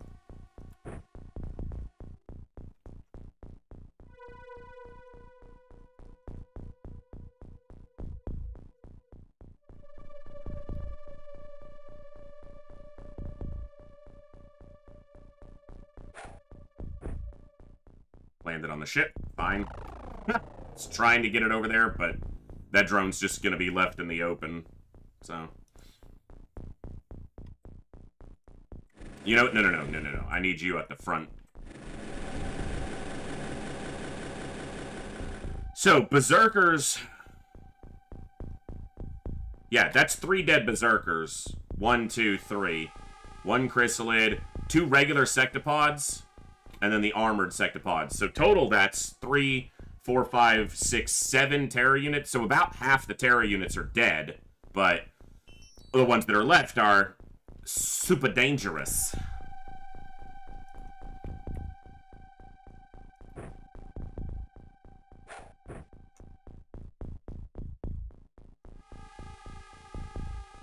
Don't die, drone. Please. Got cover on the top of that battleship now. They won't see anyone standing there.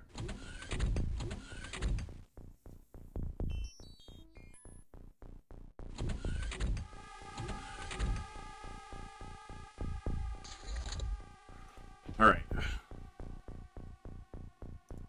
Where's that proximity grenade? It's way over here. Okay.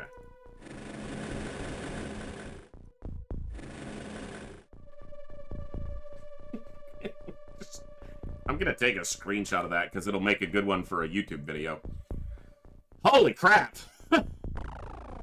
There's a few of them. 1, 2, 3, 4, 5, 6, 7, 8, 9, 10, 11, 12, 13, 14, plus the 2 terror units. So 16 just in scan range.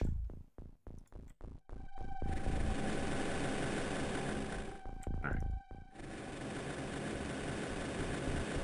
Alright, so we're all clear to the corners. We've cleared to every corner, so I'm pretty sure we're empty on the outside. I'm empty on the inside, but that's a different story. We're done with the aliens on the exterior of the ship.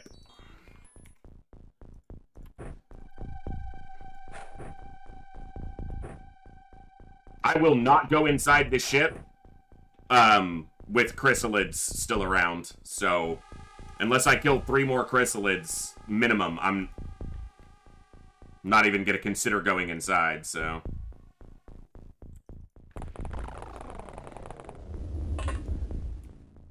Take everything from the And just throw it all away, 'cause I swear for the last time I won't trust myself with you.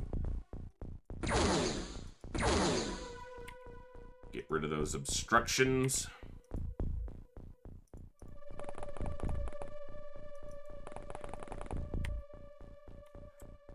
Let's not get bombed if we can avoid it. We might not be able to.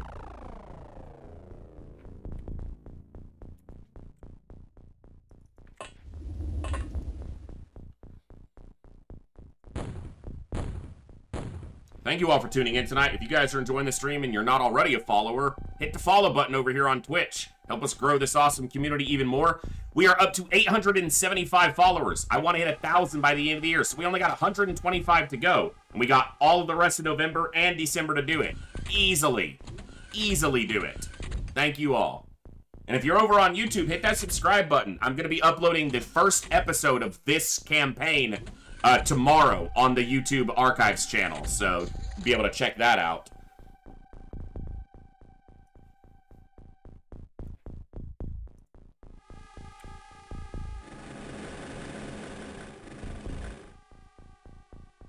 Woo!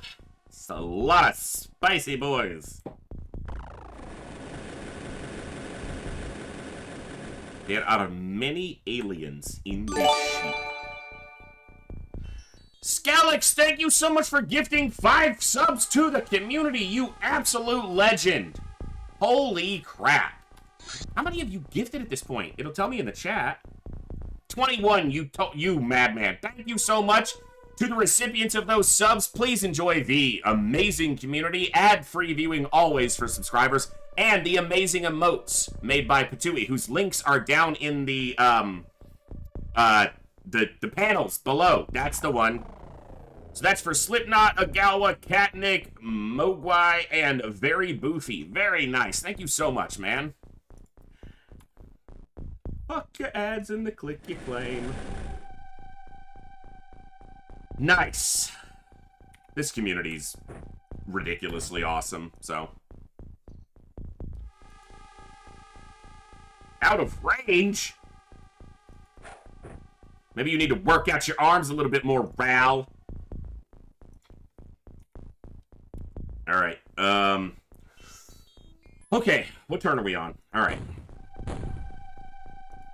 Did we say it was like turn 10 or 12 for battleships to aggro? It's not 14. We found out it was earlier, but I don't remember when.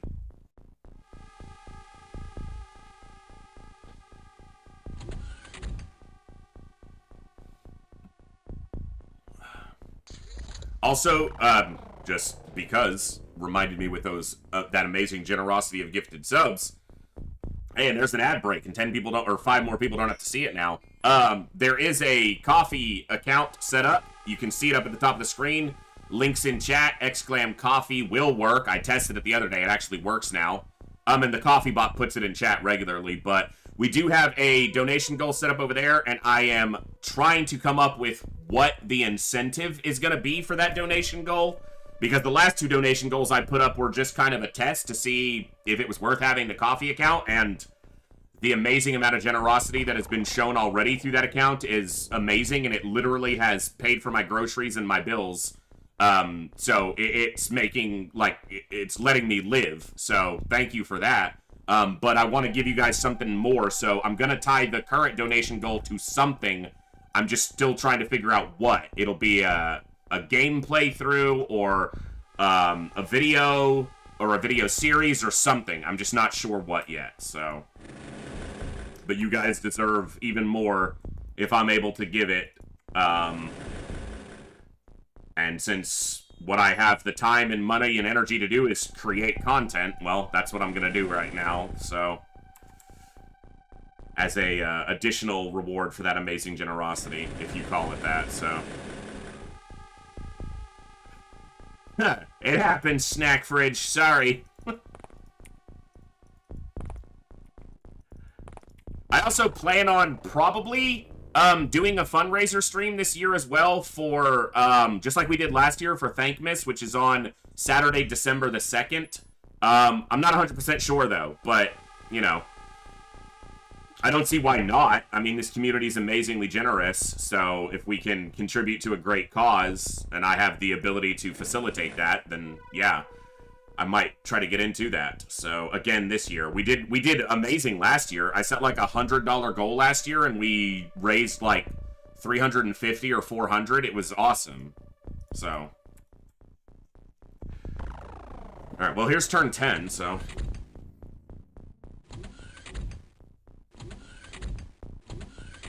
Three berserkers, one spitter down. I don't care about the sectopods. Yeah, they're annoying to kill, but they're not as big a threat to me. So.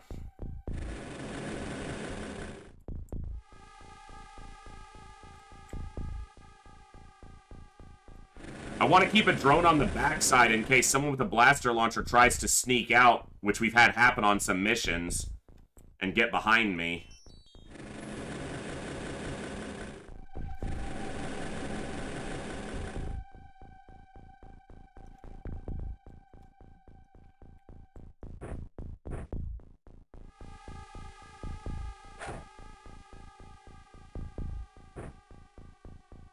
But the reason I set up the coffee account is it's just an additional or alternate way for people to support the stream if they want to. No one should ever feel obligated to do so. New donation from Scalix for $10. Here Thank it you, is. Scalix, for even more generosity. But the one benefit to people, some people prefer to support a creator directly as opposed to going through Twitch or something like that. And coffee is literally the most direct way you can support the stream if you should want to do so. Because it literally goes straight to me, straight to my PayPal, instantly. So it's awesome in that regard for sure. Thank you very much, Scalix, for the amazing generosity and support you've shown me and the stream. I literally couldn't continue to do this without you guys, so it means literally everything to me right now. And it's so hard to understand how much I always feel like I'm not showing how appreciative I am enough, but I'm gobsmacked because you guys are amazing. It baffles me constantly.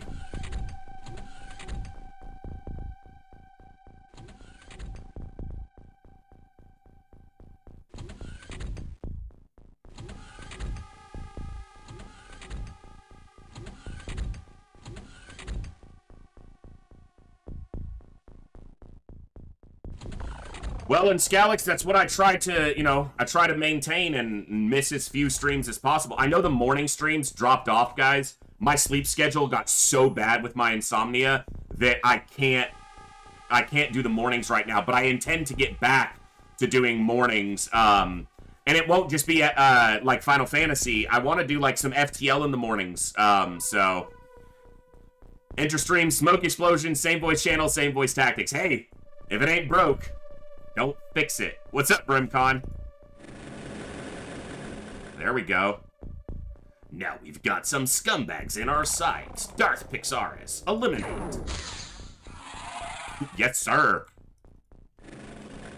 Why are you looking at me? Look at the drone. Look at it. It's over here. All right, we're just gonna mow you down. We're gonna get right through your armor like it's not even there.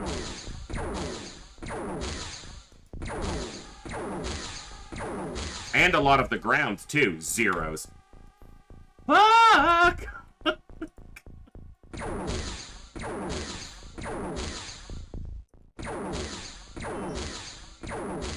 Just, you shoot at it enough, you'll get through the armor eventually. I didn't get to see the previous shots because it separated those into different... If you hit a key, it separates it into a new action. Well, and these are armored sectopods with 155 front armor, meaning even the heavy plasma Illyrium clip has to roll better than 100% to get through its armor.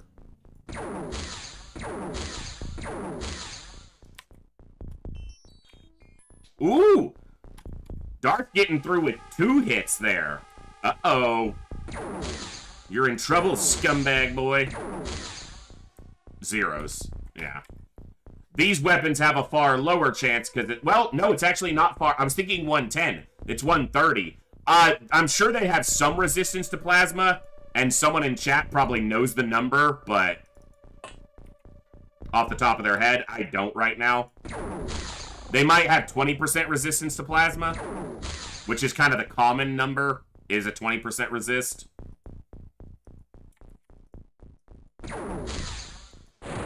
But again, if you shoot it enough, it will go down.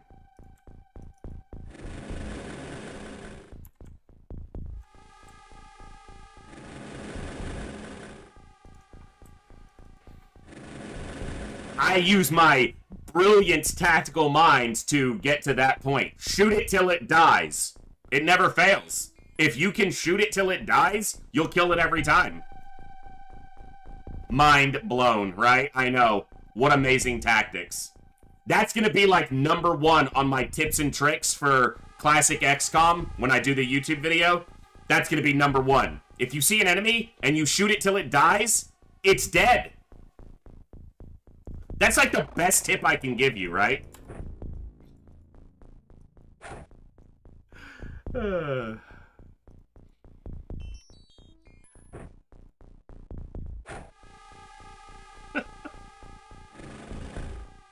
mean, it's not wrong.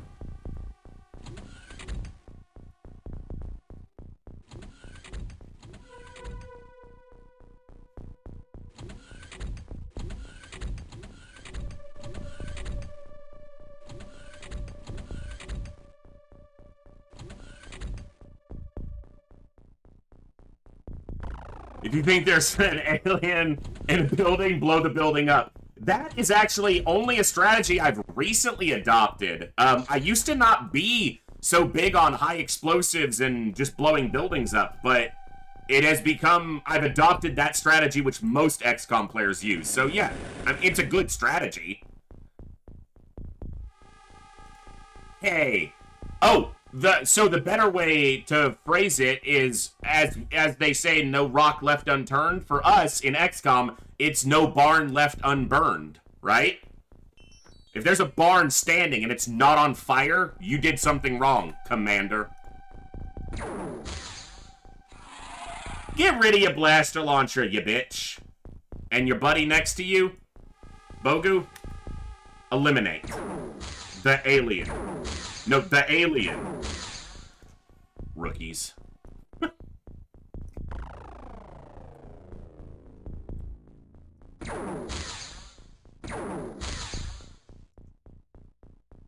There's not a lot of shots on this line, so... Alright, he's still got one. Okay. No! Nah, I don't want none. Go away.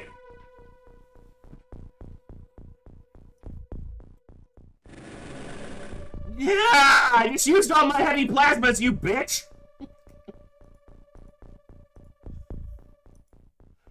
Not all of them. TNAV's got this.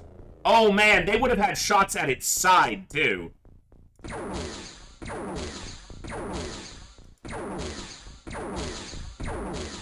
Squatties, am I right?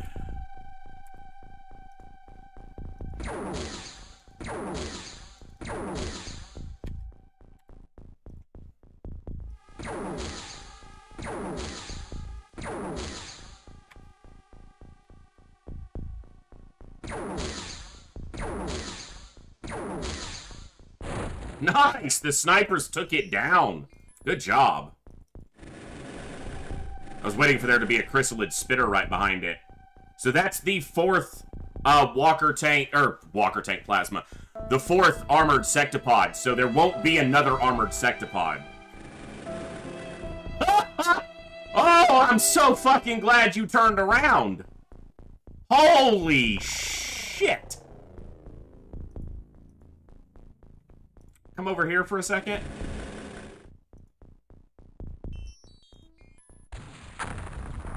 How do you miss?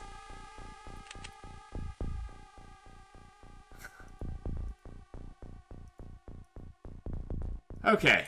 It's fine. It's fine. It's fine. It's fine. These guys have 76 armor and some resistances. They're really, actually quite tanky.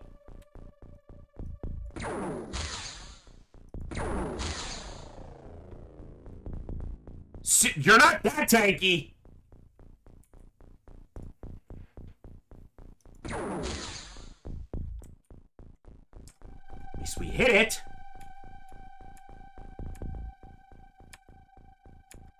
I'll use the shotguns. I'll float shots out there, but I'm gonna use the other tools first if I can.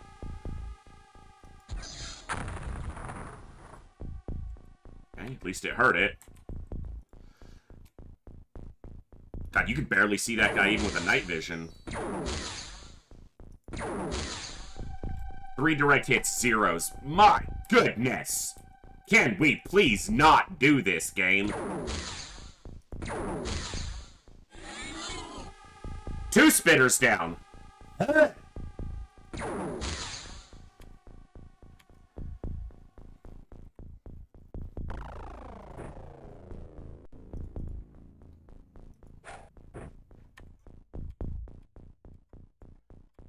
we're gonna be floating shotgun shots at this guy.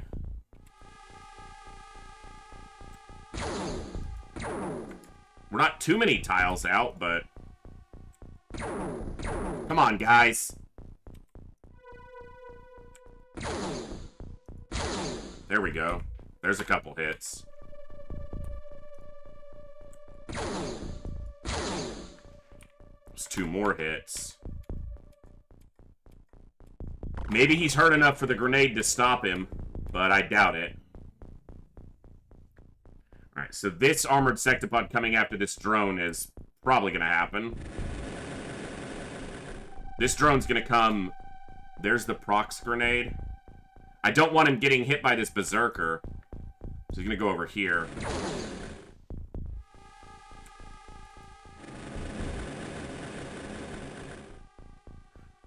But I can't put smoke on him because everyone used their time units, didn't they?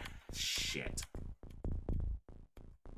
So it's going to get shot by that armored sectopod, most likely. Alright, well.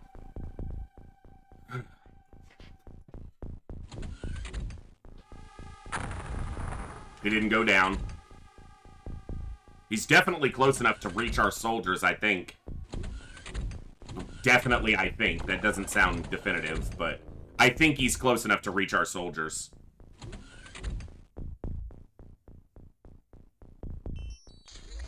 Oh, wow. There's the armored sexy pod.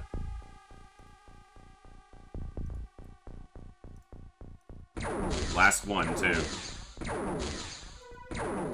Come on.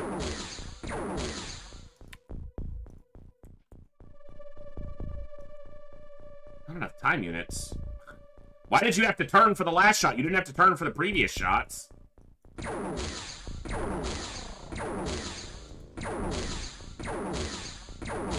Well, 5 out of 6 hits, and 3 out of 6 damage. Good job, Bogu.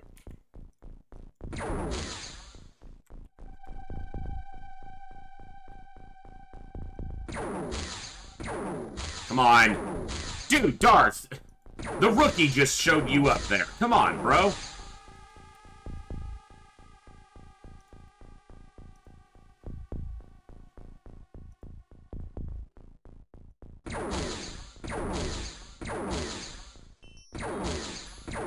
Come on. Go down. Alright, I need to see where that berserker went.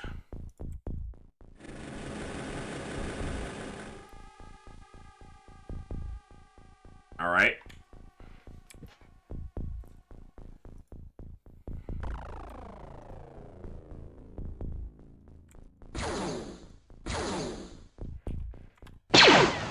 Alright, I gotta deal with the threat that I can see, which is the armored sectopod right now. These shots are from the side. Fuck.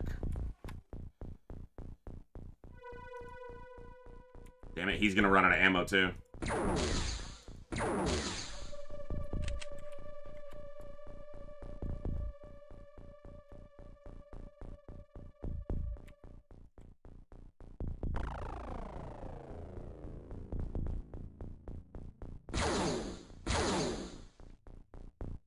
think this hit was on this guy back here.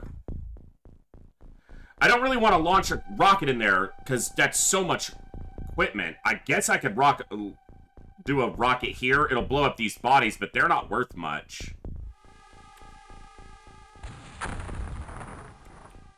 It did damage to it. Not a lot, but... It also blew up my light, but... That's not going to damage that at all. Ay, ay, ay, ay, ay.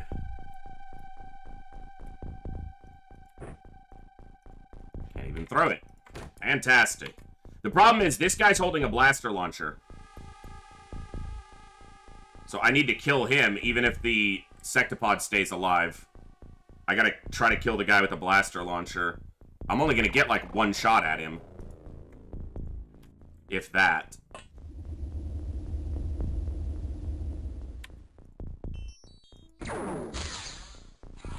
Okay. That's an important kill, so... Because there's another one!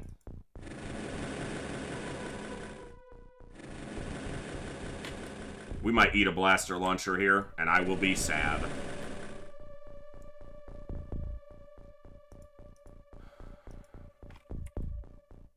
Fuck, you don't have any... Holy sh... Okay.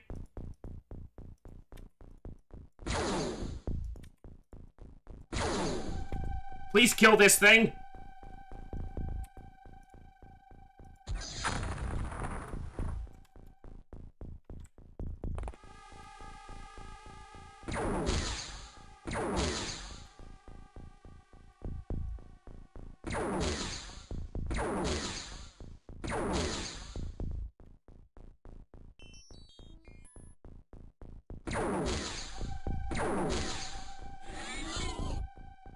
Okay. Oh, this is too stressful. It's a video game. You're supposed to play these for fun. Oh my god.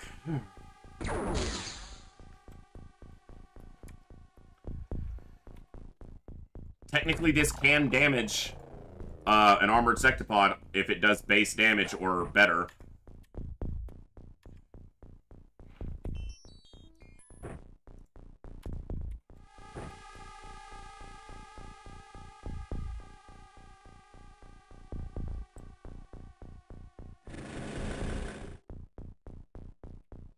Might as well shoot. Chance we get a little damage through. Okay. Please don't blaster bomb me, scumbags.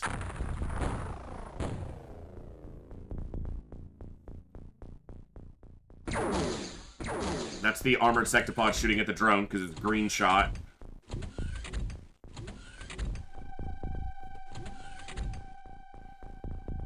That's 3 chrysalid spitters we've killed, so that might be all of them. Maybe. Holy crap, these end turns, bro.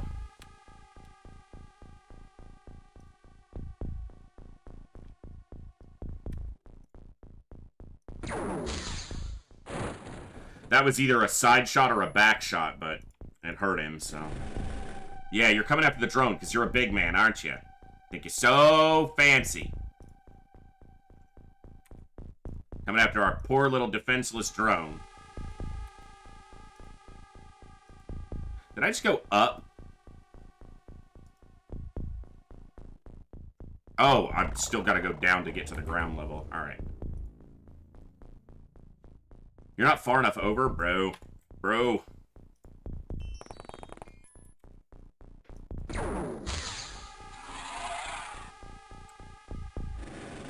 What? Hello? Leave my drone alone, guys! I guess the blaster launchers going after the drone is better than them coming after my other people, but... Can we not?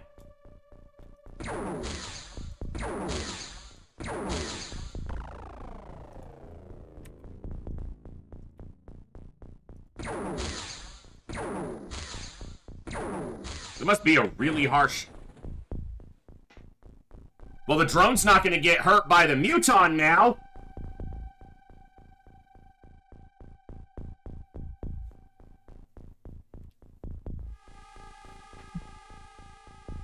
Good job, TNAF.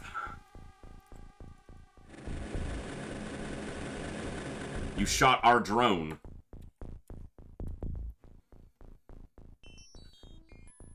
Did you forget that was on our side?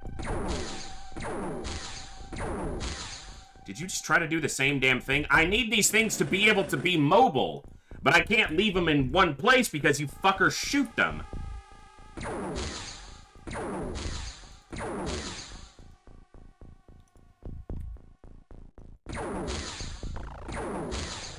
What I mean by the contradictory statement of I need them to be mobile, but I can't leave them in one place, I need to be able to move them up and leave them there, shoot bad guys so that they can move further. If I have to move them up and pull them back, it counters their ability to be mobile moving forward.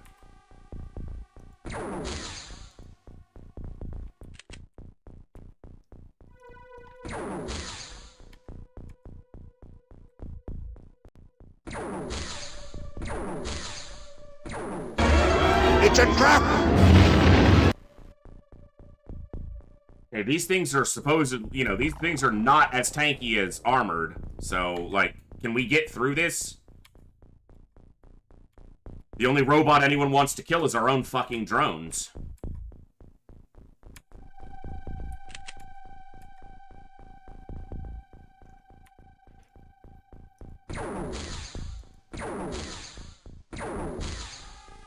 Okay.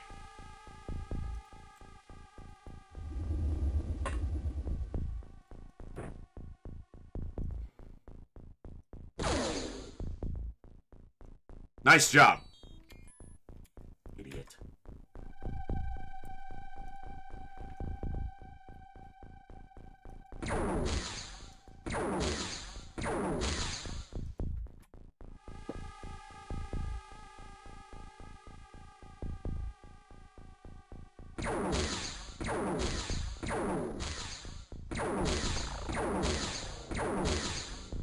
Thank you! God, that took forever. Now I got one drone left.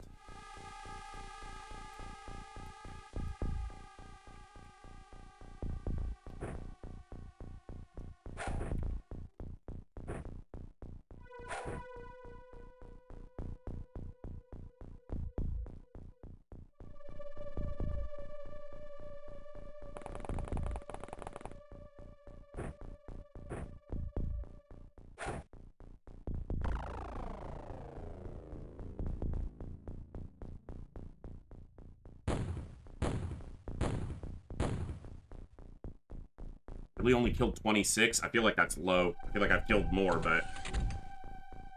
Could be another chrysalid spitter, but we've killed 4 armored sectopods and 3 regular sectopods. So that's 7, 3 regular, 4 berserkers, and 3 chrysalid spitters. That's 14 terror units. There might be 1 more terror unit of any of the types. Are you holding a blaster launcher? No, you're just holding a sniper rifle. My sniper rifle's better. Well, I'm just better at using it. Because I have squad sight. Bitch.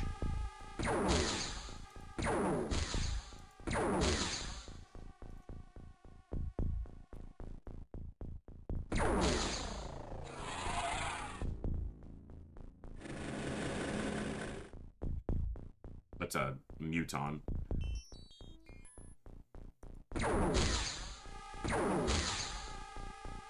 Nice hits there. 2 hits at least.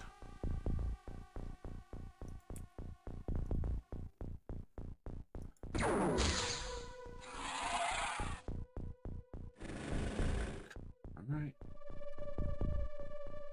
I shouldn't be, I'm not upset about seeing this many enemies. I shouldn't be, at least, because I'm killing a lot of enemies in one turn, which could prompt panic to happen, so... I should be grateful.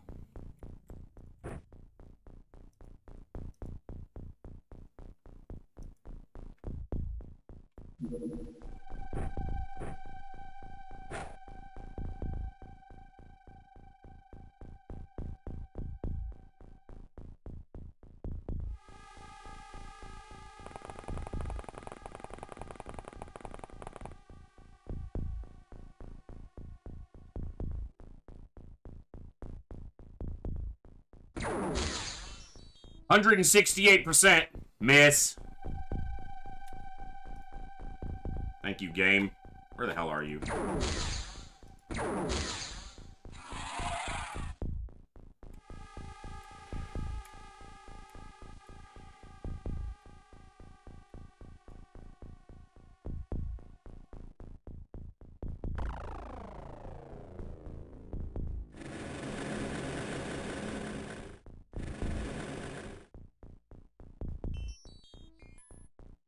He doesn't have a blaster launcher, so...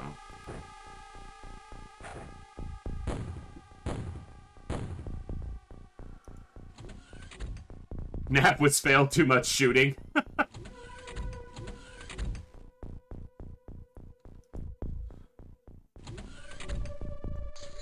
There is a fly that will not stop flying around right over here on my peripheral, and it's driving me crazy. Okay, that might be the last terror unit, because that's either 14 or 15 terror units.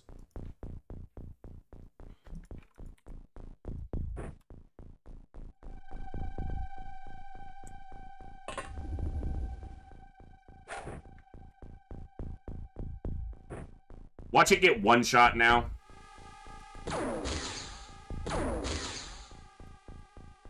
Well, at least it's taking guaranteed damage that way.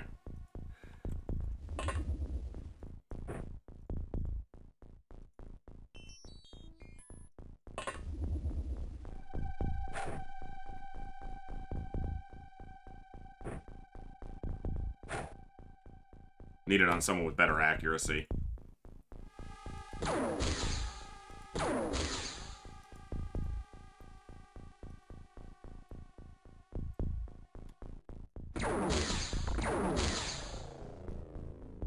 No ammunition loaded, and I did an auto shot. Rip. Come on, man.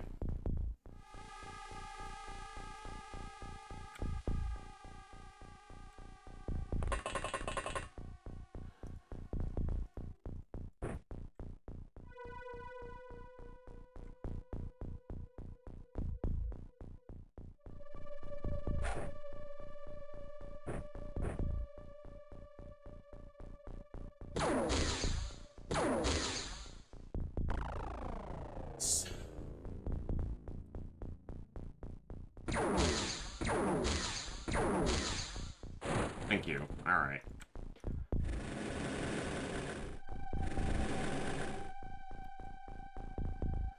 Well, those are all upstairs. He's not. Come over here.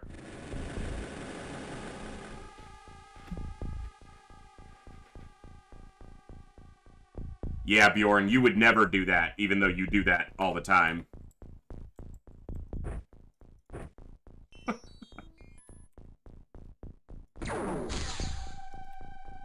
Ah! Bonus kill, Kooky. Nice. Makes you wonder how the drone saw this guy, but not this guy.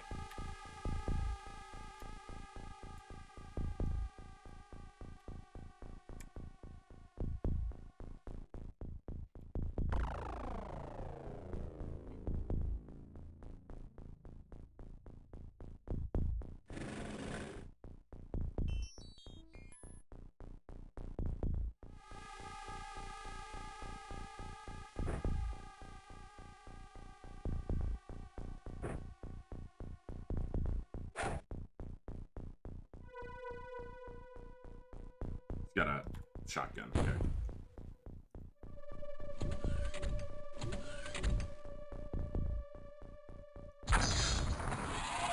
That was a blaster bomb, and it killed two. But one of the ones that it killed was probably the one that just went unconscious, so it's probably not a count of two. It's probably only an addition of one to the count. But it was a blaster launcher from in here, or it was the guy who was standing right here shot it, but he didn't have a blaster launcher, so I don't know. But the only blaster launcher that got shot this mission so far was them killing one of their own. I'll take that, so...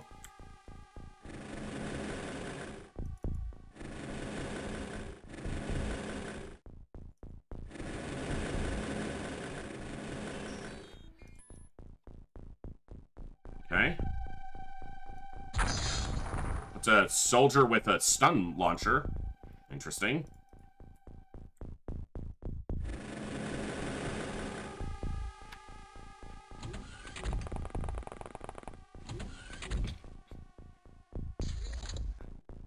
What's wrong? Where you going?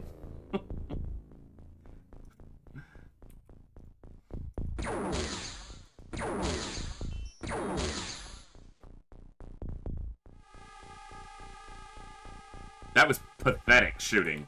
Like, just pathetic.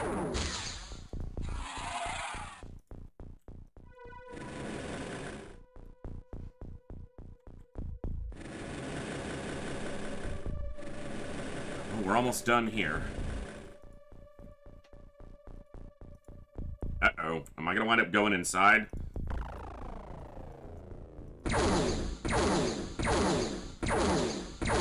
There might still be a chrysalid spitter. There probably isn't. The chance of there being one is really low. Can you fuck off, Fly, so that I can play and entertain these people without you buzzing around? Jesus.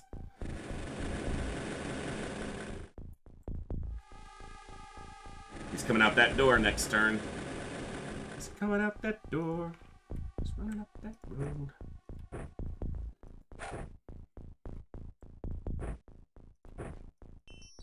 Let's just not get lazy. Smoke grenades don't cost much.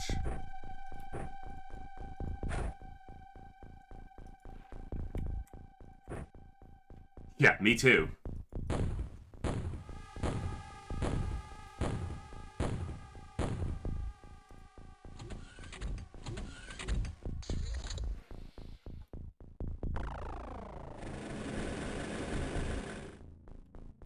Why are you going this way? Loser. I can't spot you without leaving myself exposed.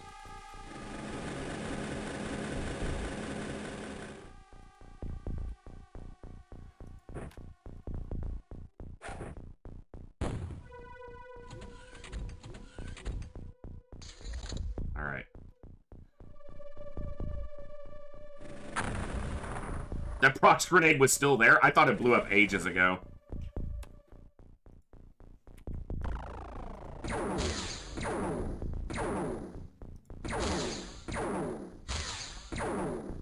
Oh, you really need to learn to shoot better.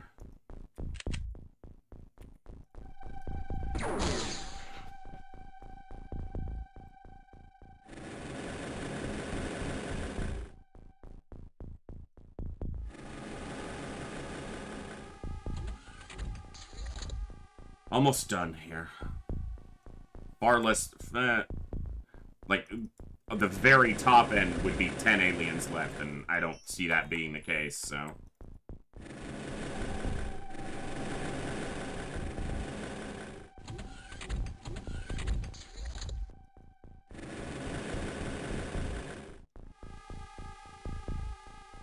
Well, that's a pretty sharp angle.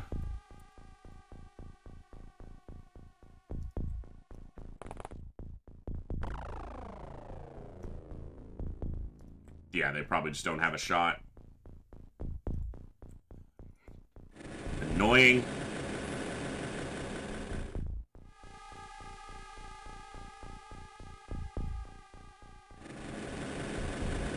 Like, there's nothing in this corner, dude. Where are you, like...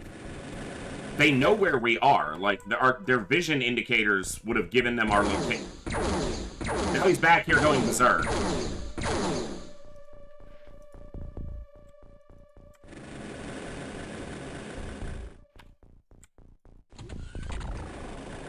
Standard battleship layout. That's pretty rare. In this mod, you tend to get the alternate layouts. He might be the last alien, and my count is probably just wrong. Yeah, I think that's him.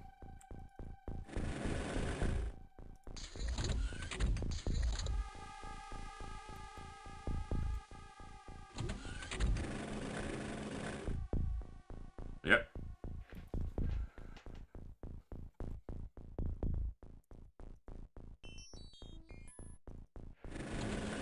Don't go in front of him, idiot drone.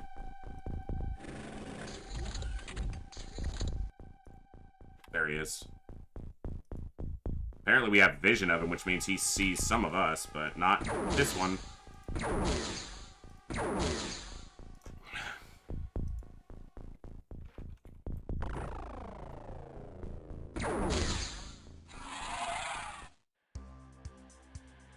That's good battleship recovery. It's really good battleship recovery. No losses except the 2 drones. No injuries either on soldiers. My count would be 37, there was 40. So it's actually on the low end. Like 42, 44 is more common, up to 46 in a battleship, but... Lots of accuracy there, that's good. I mean, we did a lot of shooting, so... 2.2 mil, 0.3, minus the drone repairs, it's about 2 on the nose. Plasma blades can go. Yeah, they're not carrying any rifles. So, 4 blaster launchers, unless we blew some up, but... Alright, we can sell the data core. Yeah, so it's already marked for sale. Good. So...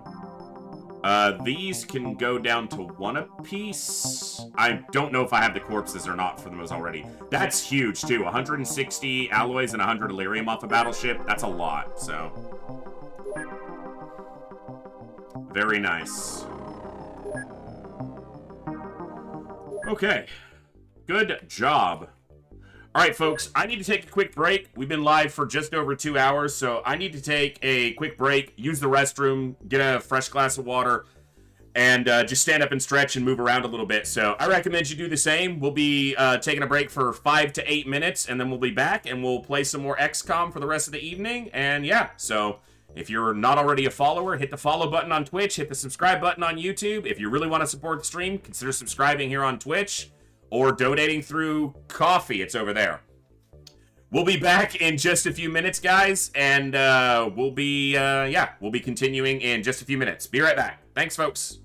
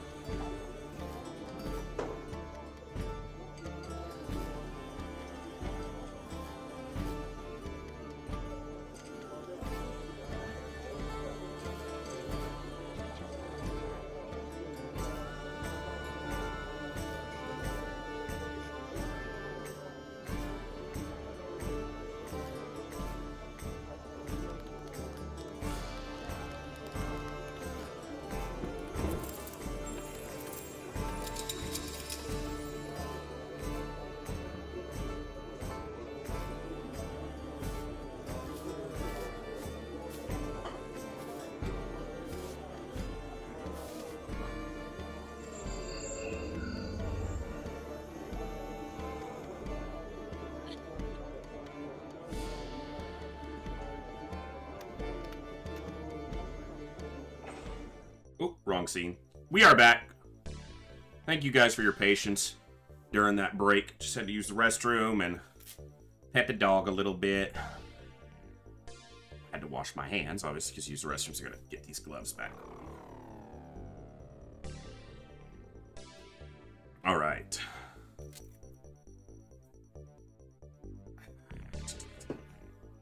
We took out a battleship, which might stop that base from going up, but, eh. I don't have much faith in that mechanic anymore.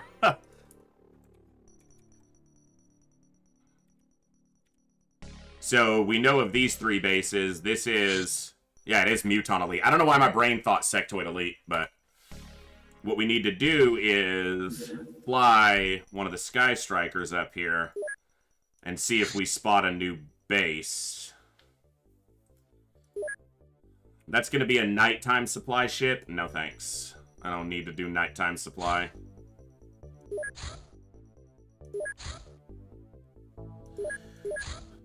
Repairs.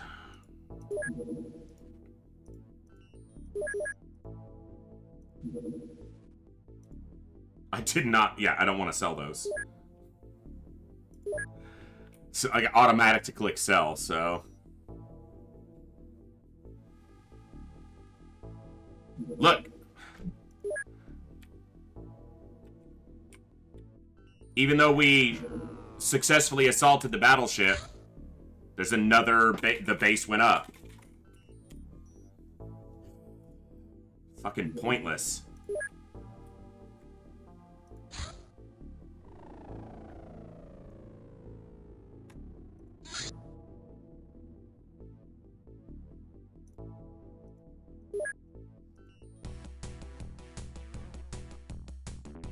You know what? Just get this over the water.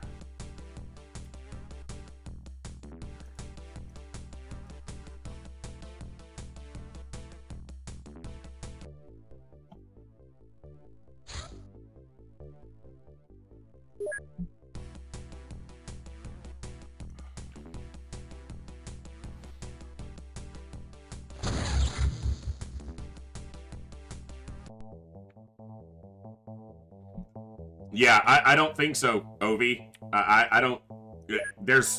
I have 5 craft loaded with soldiers. I've been cycling them out as often as I can, but the soldiers who are over here on defense, yeah, they're not going anywhere. Why am I going to put your soldier in the field? So they can die? You're going to sit here, because this base is going to get attacked by ethereals. You're going to have all the action you can handle when that happens. So, these soldiers, that's their job right now, is to defend that base.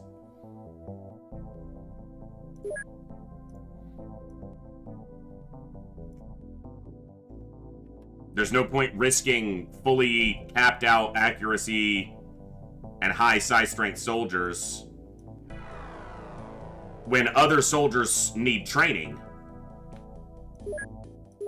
Like, other soldiers need to get into the field who aren't fully capped out, so...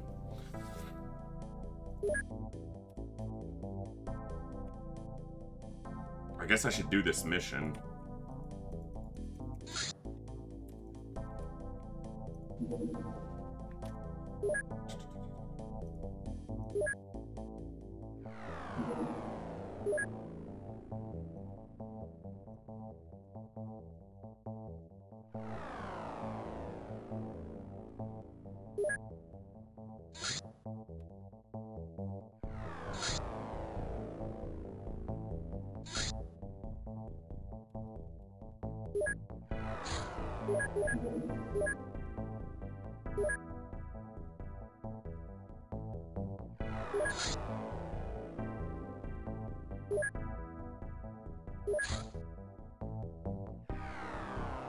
Just not enough room. It takes that much space to work on this stuff, really.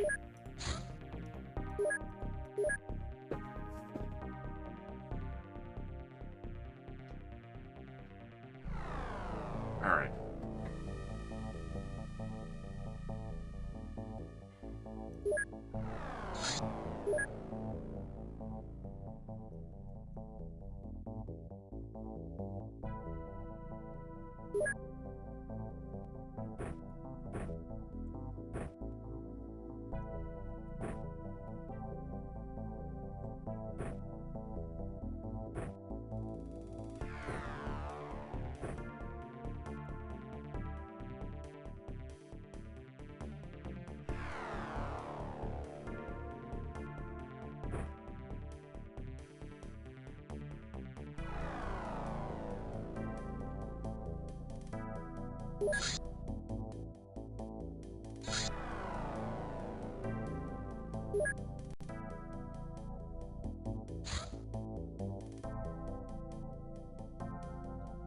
That just proves even more that there's no point in fighting battleships, other than, you know, I guess if you're wanting to make, they're a decent amount of money, but I'd rather fight 3 small ships than fight a battleship, and I'd make more money with far less risk.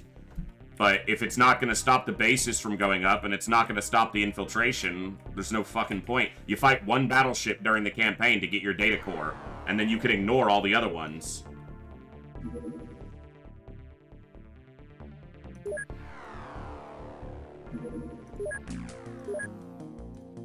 Alright. Welcome to the jungle.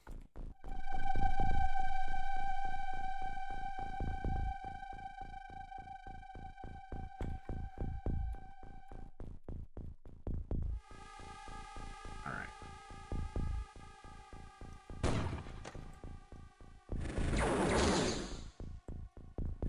The dev, I think you're on the roster.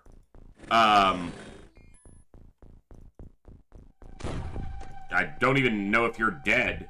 I'd have to look at the info sheet, but I know you were or still are on the roster. Well, if you were on the roster, you're still on the roster, but yeah, you're a scout. I think you died just the other day.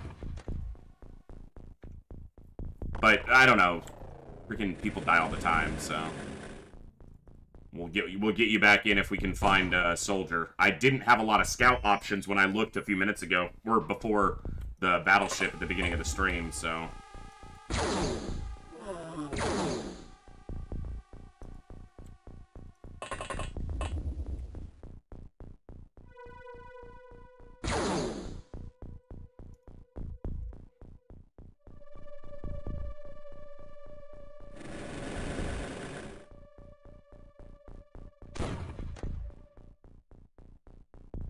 Alright, 2 down.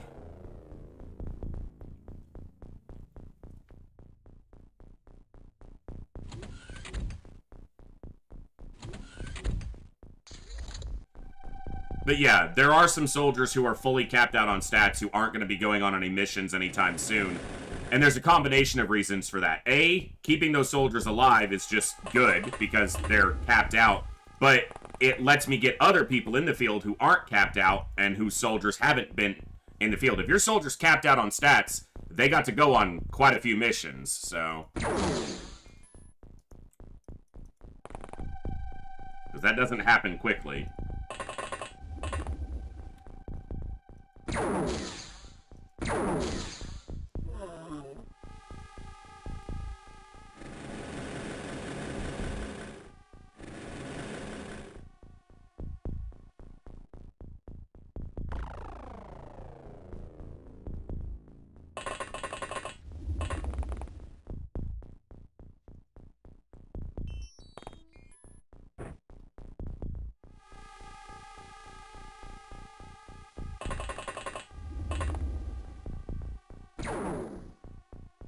Damn it.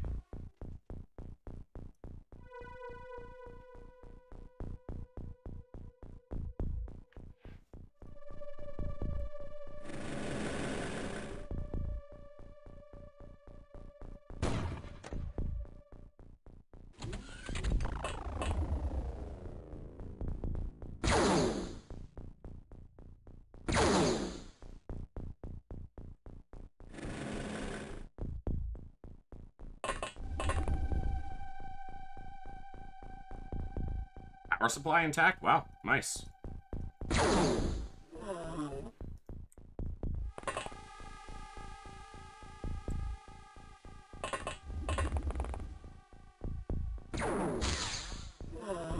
Shot.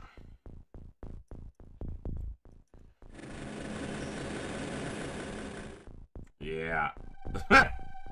It's It's a dead end over there.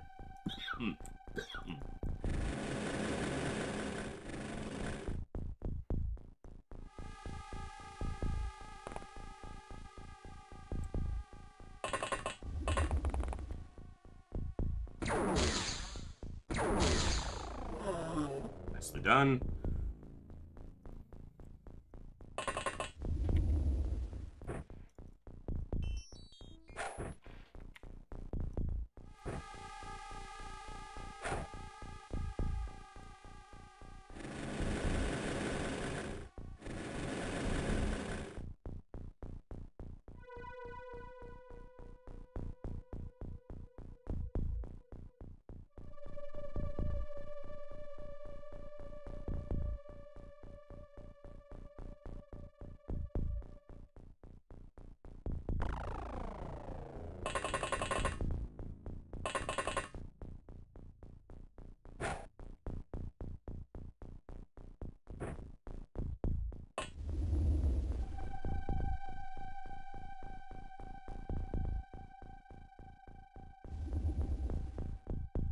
Come on. Loser.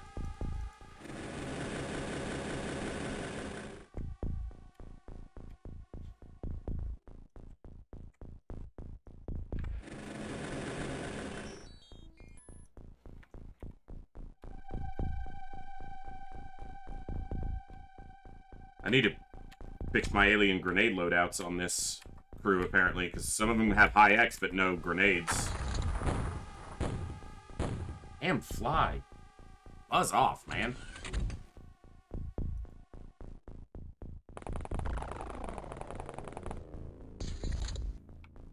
Sucks to be him. He's back here with a sword. Alright, there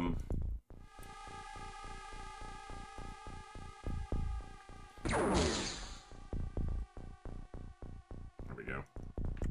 Makes his path backwards less, so. Scout the rest of this.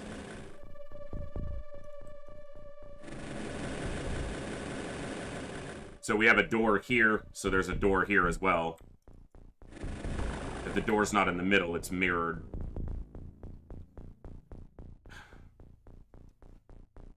Irritating to see.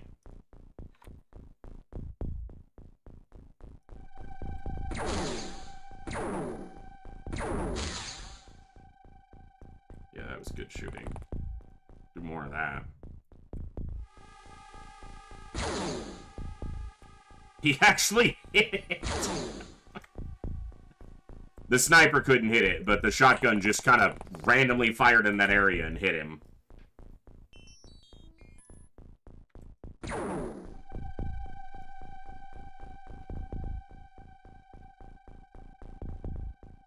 He's right there anyway, but there's something there then, because the targeting reticle changed.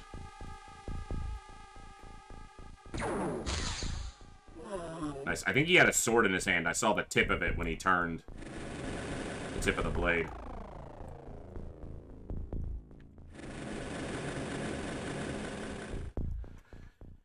Okay.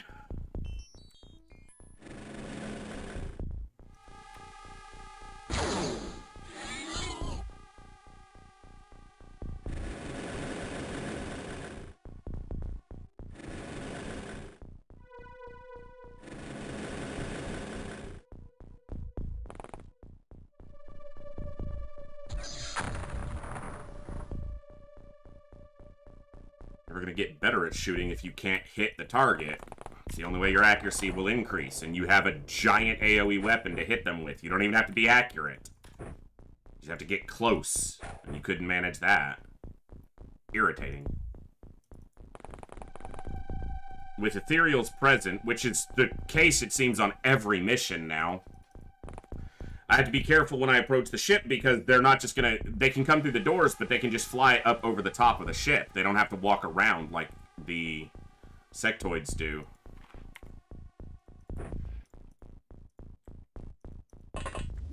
Not enough to throw. One time unit short. Fantastic.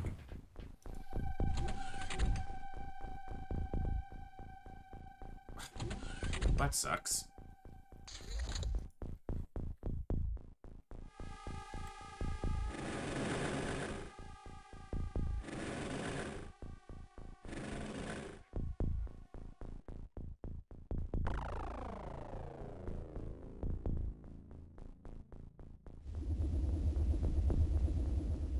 Can you throw there now? Thank you. Jesus.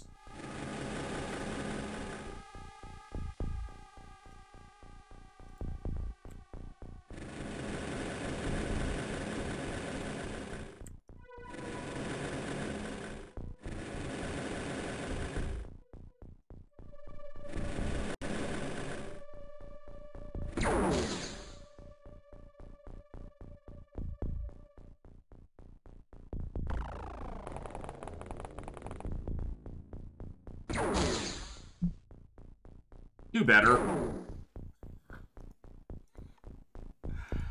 What the hell is that?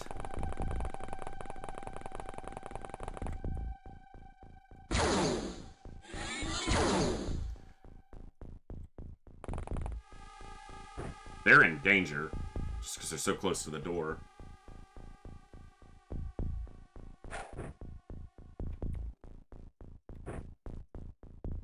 This is another reason why I prefer to use soldiers who, you know, aren't fucking rookies as well. Yeah, I want to use soldiers who can still grow, but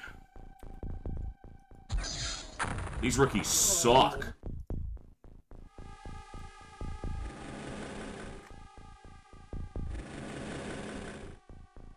Not even rookies, just not higher ranked soldier or higher trained. Rank isn't the factor, it's their training, it's their level of experience and ability that's the factor.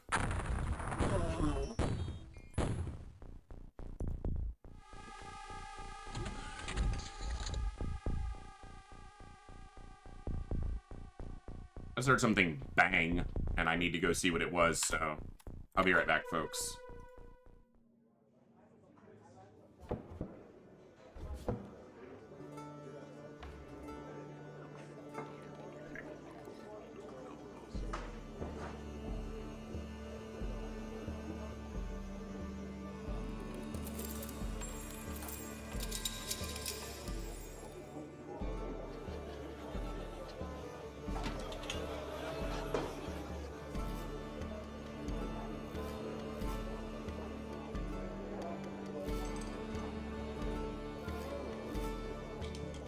Shocker, it was the dog getting into something.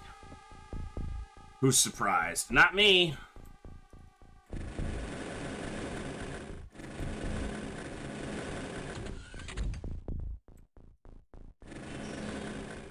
Not sure I've seen this layout. Not anytime recently, at least. Pretty cool.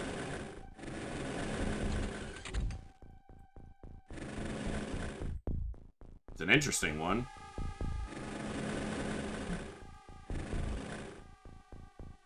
No, not aw. He was getting into the trash, which he isn't supposed to do.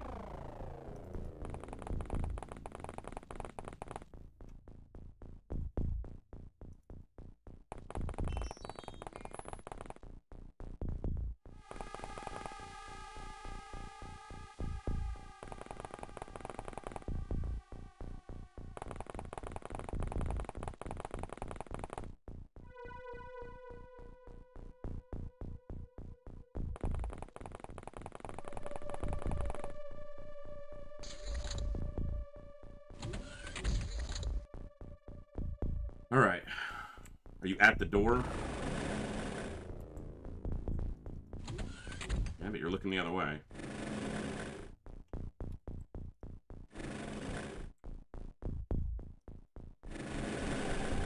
My goodness!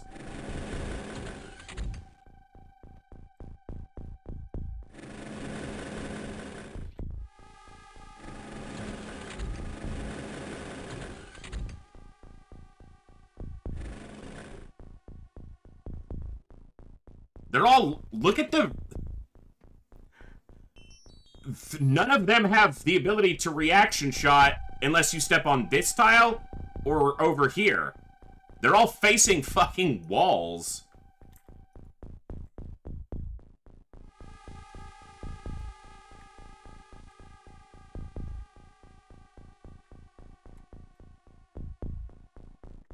So we can shoot that one. I can shoot that one. I can get this one.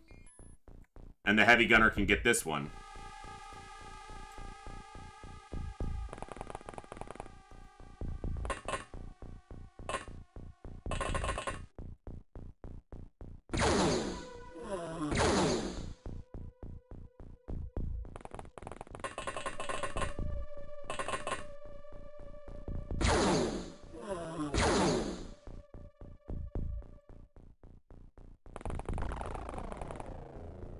This is the only risky shot because it's not an auto shot, it's just a single snap. But with a plasma shotgun Illyrium clip, there shouldn't be any real risk there.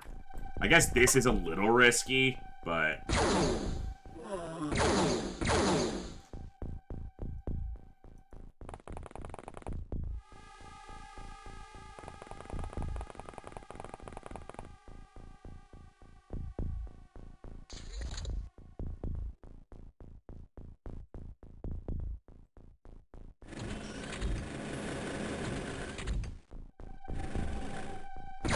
yeah.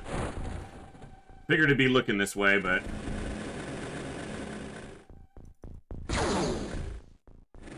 He's fired twice, and he probably moved, so he's probably out.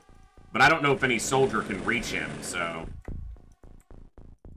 Not without being at risk to that guy, so we'll probably just lose this drone too, but... That doesn't really matter. Well, it does if I have to kick through that room and they're still there. Depending on which way they're facing. I have another drone.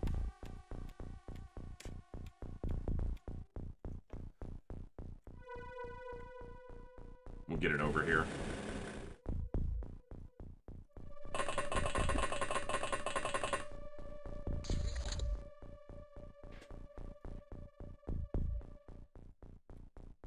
Now, who's looking this way now?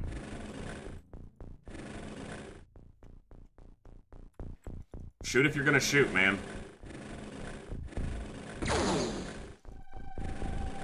Come on.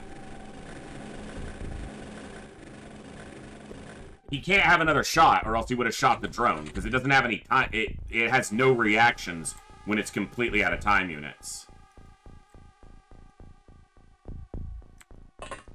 They have really low time units, so...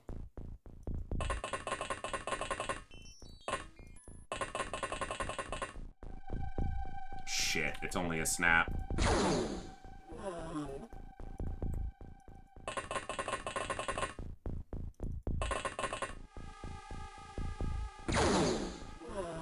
Okay. That was pretty clean. Dead on the count that time. It's pretty easy to be. Only lost the one drone. That's good.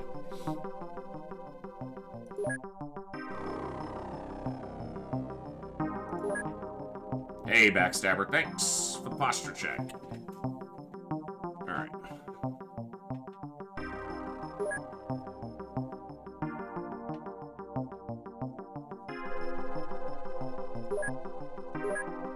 Alright.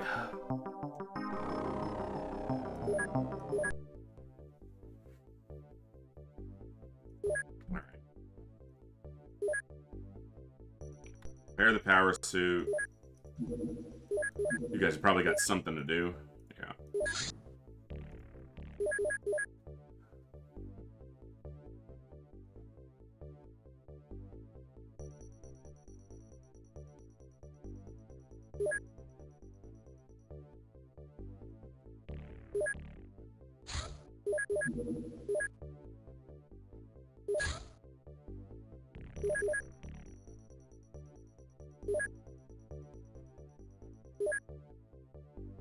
Okay.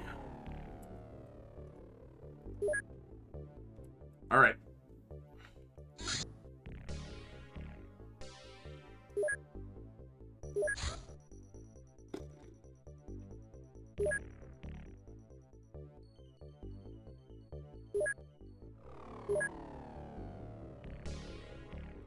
What base am I at? Is that an Echo?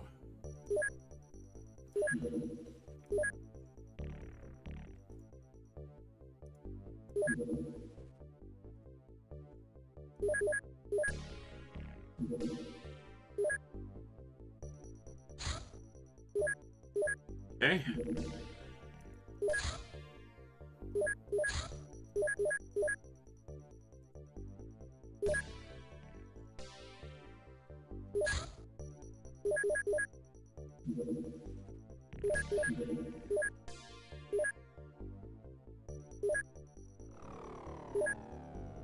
Okay,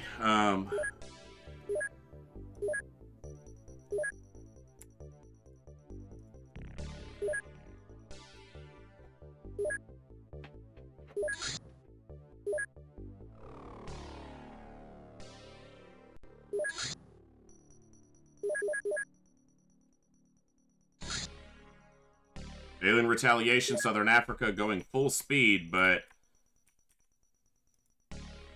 it's not. It hasn't found us yet. It's not on an angle to the base. At least it didn't look like it was.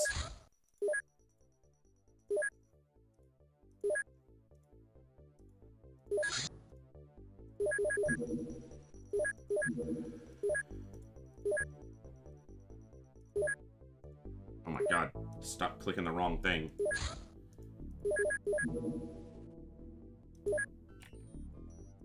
Oh man, it looked like it was about to, but it hasn't found us yet, so it's still scouting for us. I thought it was going to, which we've got people there for it, but all right. More drone repair.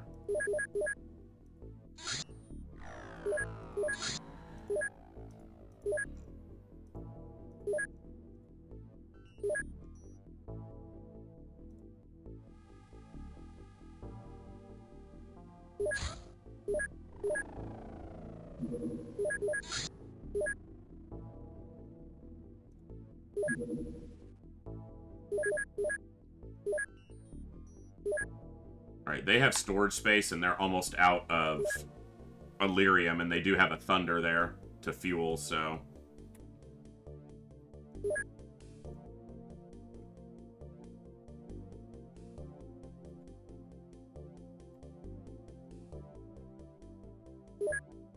Okay.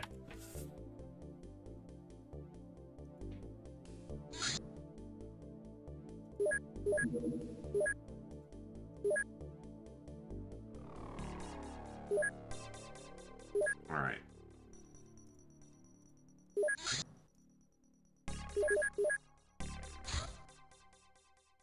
North Pacific. That one might be headed in. Nope, still scouting.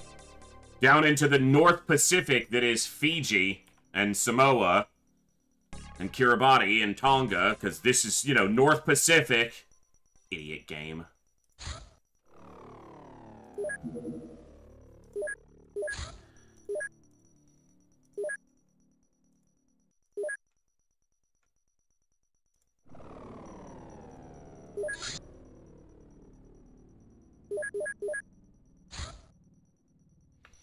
Mutant Elite, Alien Retaliation in North America. Holy crap, I'm tired of looking at these frickin' workshops.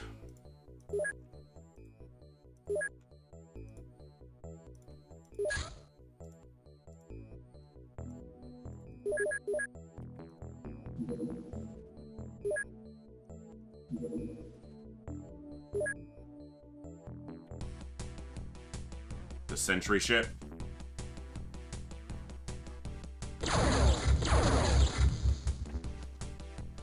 Nice. Plasma cannons doing work quick.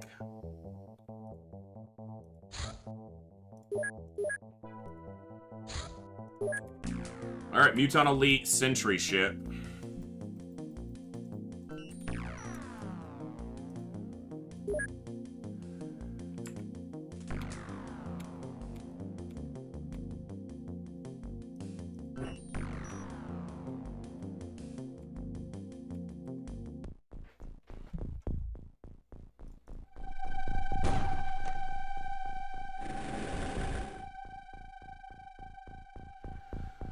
Caves. Great.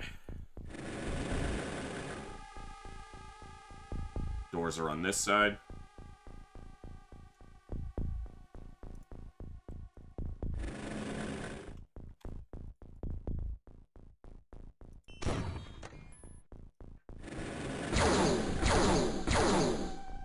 I didn't think I was close enough for him to shoot yet there, but obviously I was wrong. You hit nothing. You didn't hit the trees, the rocks, the ground, or the target. You hit literally nothing. God, that's irritating.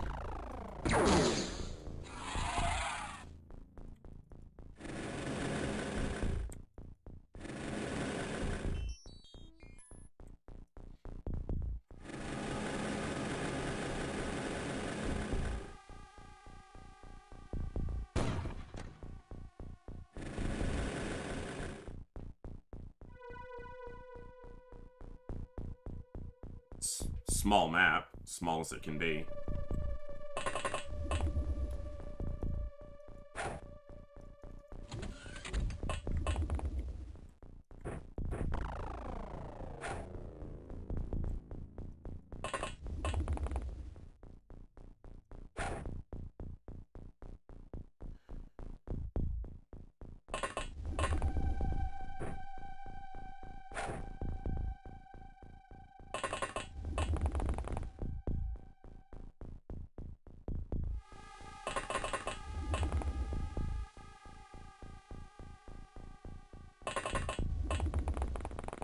I saw it, Sir Galliad. I do read chat. I don't... Just because I don't necessarily respond verbally doesn't mean I didn't see it. I respond to most things, but, you know... One thing I've also learned is that I don't necessarily have to respond to every single thing, even if I do read it, so... I saw it.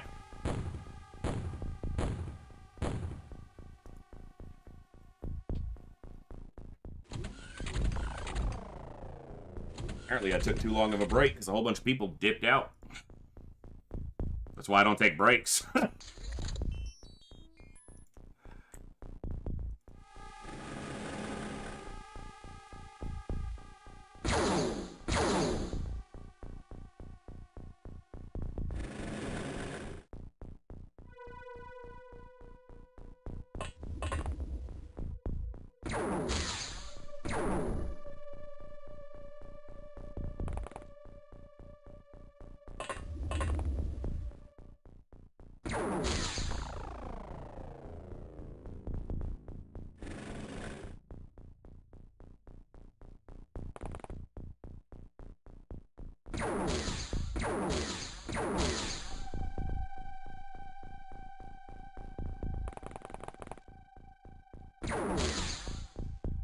Really?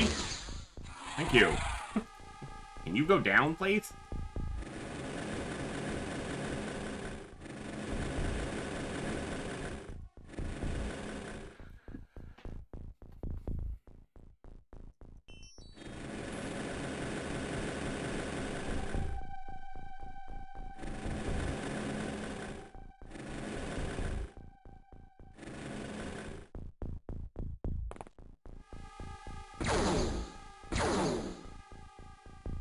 Alright.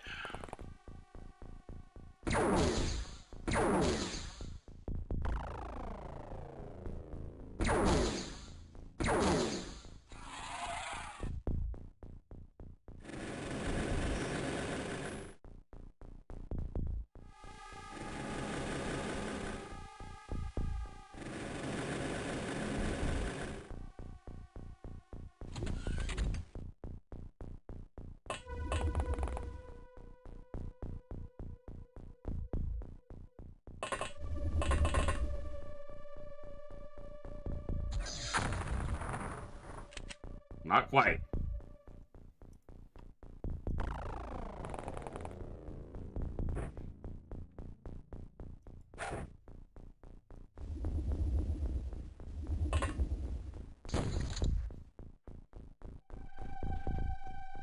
Drone's in the corner of the ship. That one's still close enough for him to reach, apparently. It might have still had time units. I didn't actually look. But you didn't kill it, so sucks to be you, dude.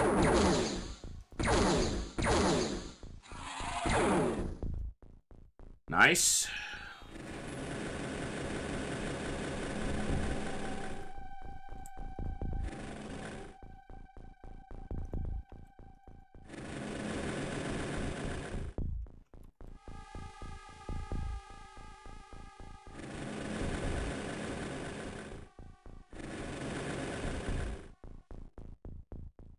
I'll spot this guy, but I won't be able to do anything to him. Yeah, he's tucked into that corner too tight.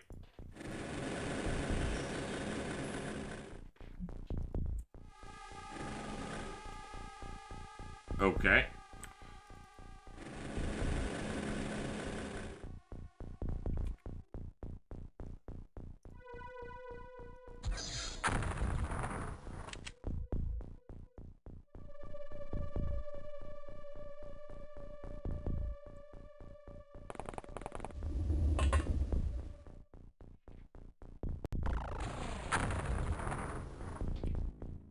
That was mediocre. It's only got large rockets, not Illyrium rockets.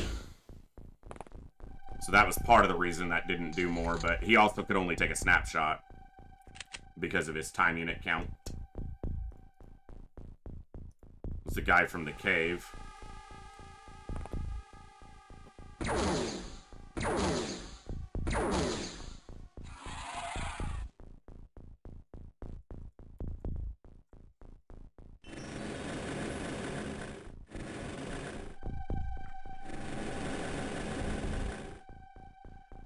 Do you have this angle? No, you don't have that angle. But if you go here, you might, if the trees aren't in the way.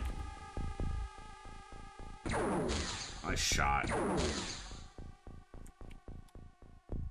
Hit him twice on a really tight shot, but he didn't care.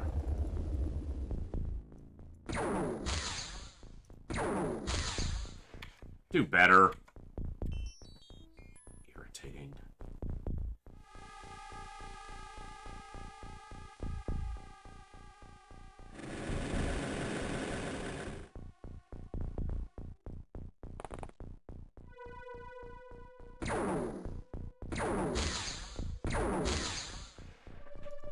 Man, my people can't shoot. There are large Illyrium rockets. They're called blaster bombs.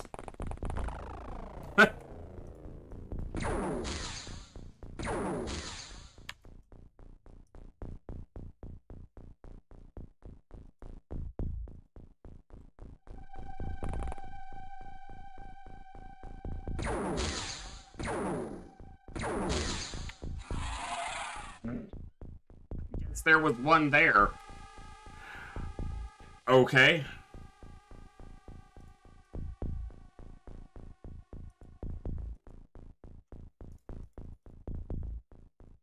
Now you can't shoot, but you can stand up there in the fucking air and think about what you're doing. Which is being useless.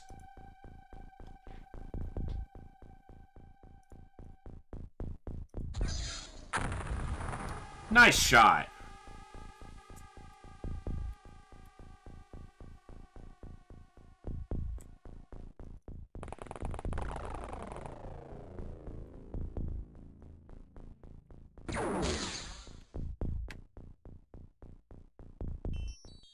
One of the downsides to a very big roster is you have a whole bunch of soldiers who are garbage, who you have to train up.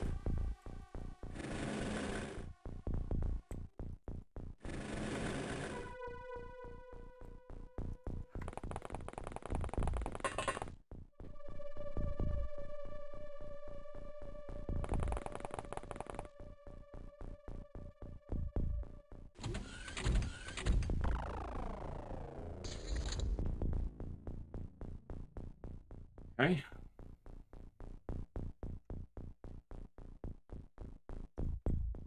Why would you start on the soldier who's way up in the... Like, doesn't make any sense. Are you done?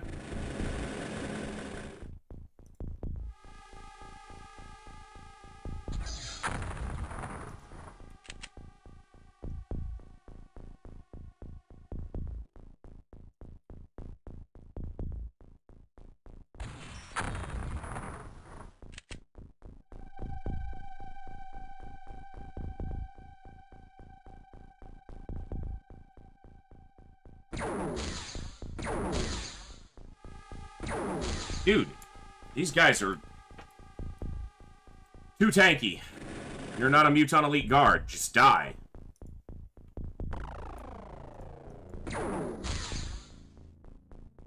Enjoy that lurk, snack fridge.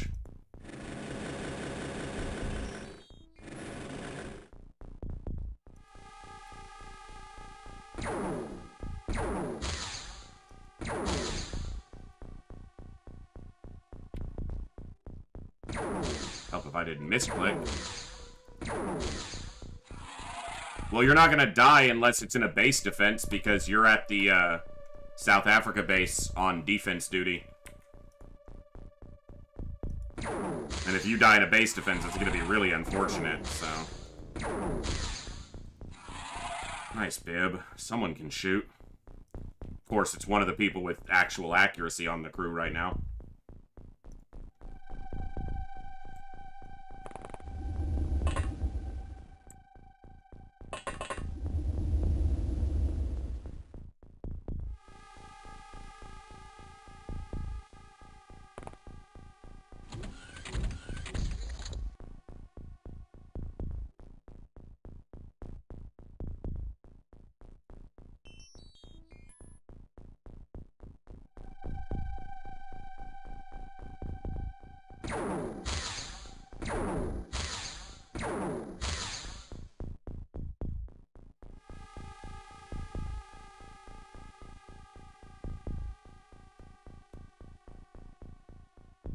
Don't cycle to the soldier who's next in line in the actual order. Go all the way through the whole list first.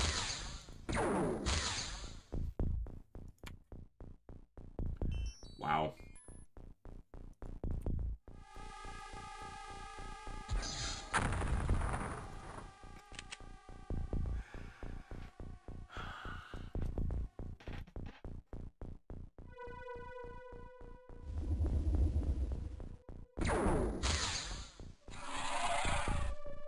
This terrain is just a nightmare. So many things blocking elevation and vision without having to go around to the front of the ship, which is what I'm going to be doing now, but up to this point, too damn dangerous.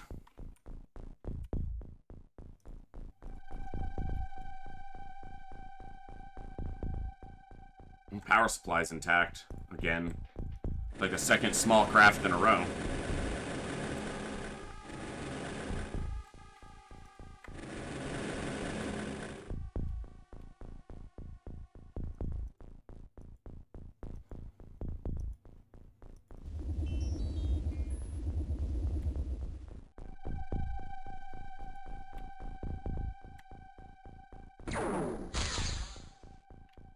Guess he landed it.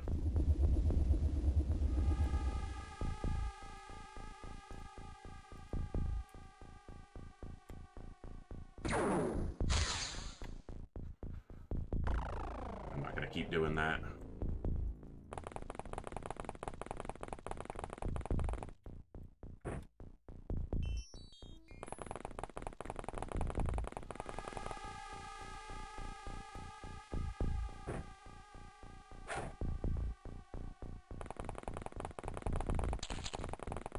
This sentry ship out and then see how our Firestorm research is going. We haven't passed that much time today, but some has passed, like in-game time. So that research should be pretty close to being done.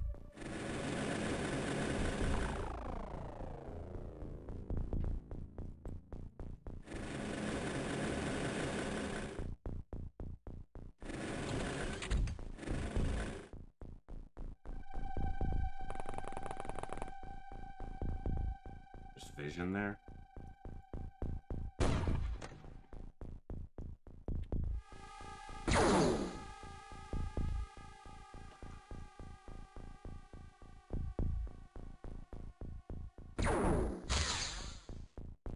Really? In the back. Survives twice.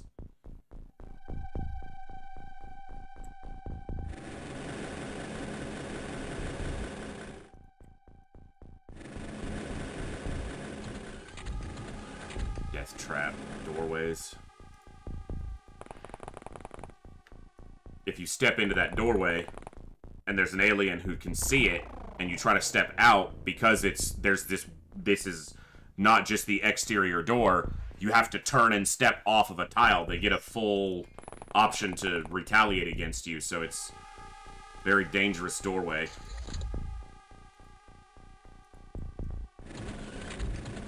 Yeah, like this. So if I step back, he gets to shoot. So if it's a soldier, you're in a lot more danger there. Because you can't just sidestep. You could sidestep to here, but technically he can still shoot you there. Alright, you're done.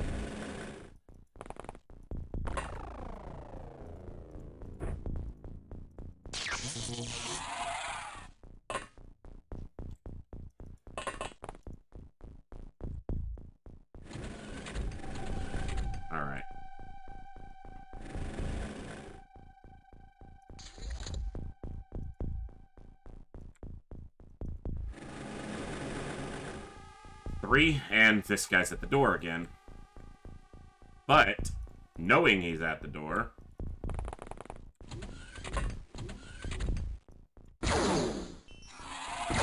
Now, the only threat there was if this guy's looking this way, he could have reaction shot after I shot his buddy, but... It's a pretty harsh angle, and he's not looking this way. And the other guy's there. Can I get to that guy? Yeah. Okay, so they should be done. How far can you get, Gear? You can kill this guy. Okay. So we're gonna go here. Unless this guy's looking this way. Yeah, he's not, so... Alright. Step out of the way, they actually get more time units this way.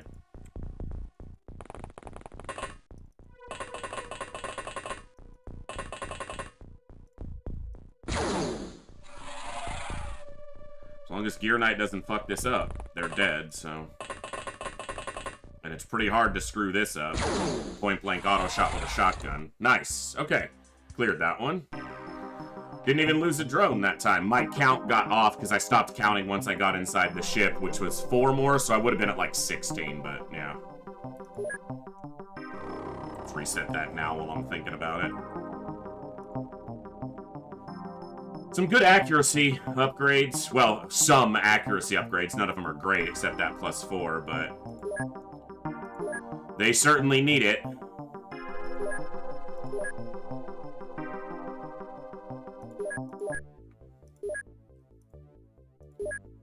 Still says good. How much time has passed? Almost none, actually. Time goes so slow if you're responding to missions, because these soldiers died on the 9th, and it's the 10th. So we haven't even passed a full day of in-game time.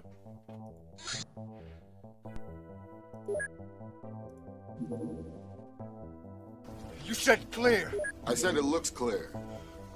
What's it look like now? That one's going full speed, but he's still searching in the wrong place.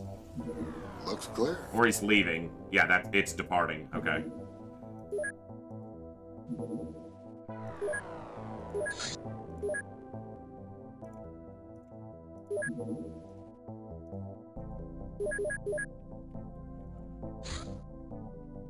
Ethereal Terror. No. I'm gonna veto that decision right now. I'm gonna say we don't need any of that. We don't want any of that. You can take that home with you. We're all filled up with terror here. Thanks.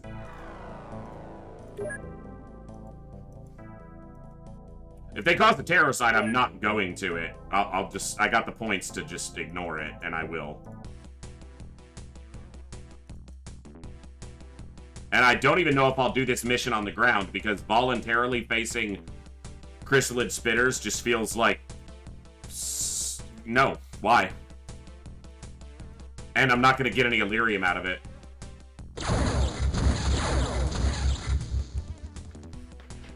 We'll just shoot it down, we'll take our points, and we'll let those Chrysalid Spitters into the wild jungles of, yeah.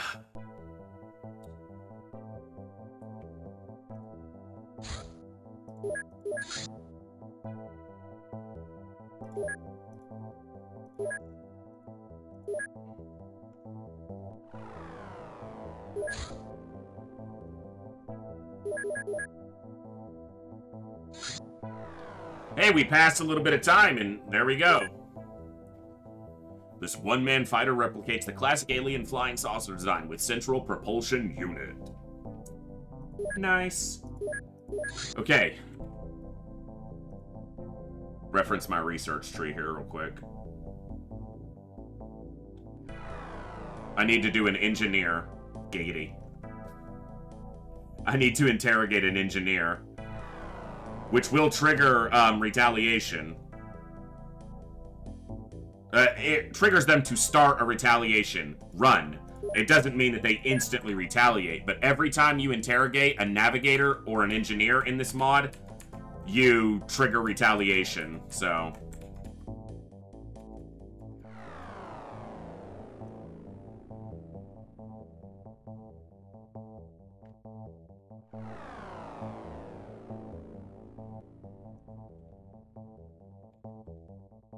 Just checking on the stream, making sure everything looks good. Okay.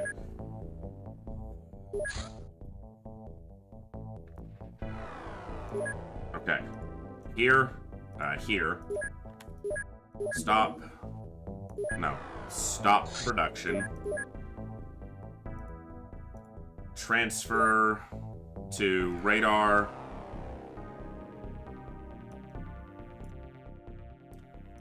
That retaliator. Do you have navigation and power supplies, or did I sell them all? Looks like I sold them all. I thought I was keeping a few at this base. Maybe it was a different base and I did my stuff wrong. Yeah, I had it at the wrong base. Okay.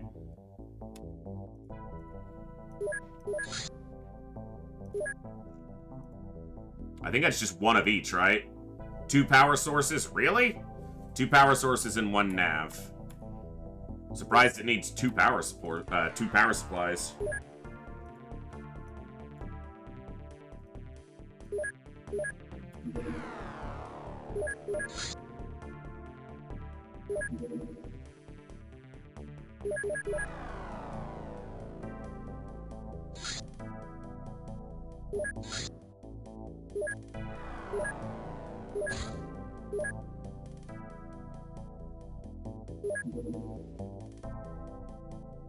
$5 mil.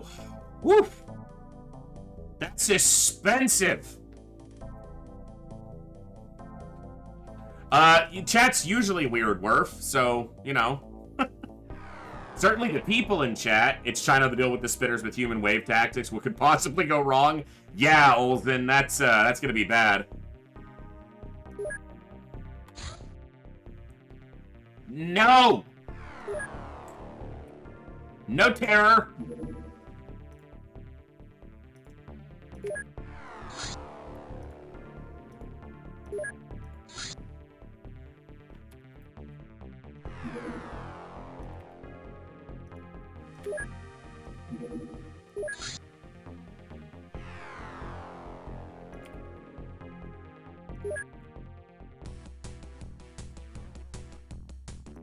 Come on, boys. I need at least 3 there. Alien base. Muton Elite Guard alien base in Antarctica. How about we don't? How about we don't build a Muton Elite Guard base? No.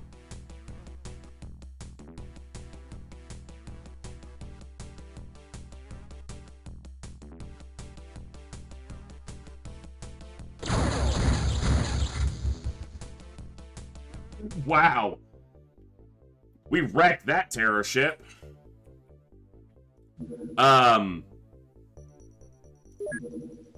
That's chrysalid spitters and that's chrysalid spitters, and there's not going to be Illyrium at either of those, so I'm not going to do either of those.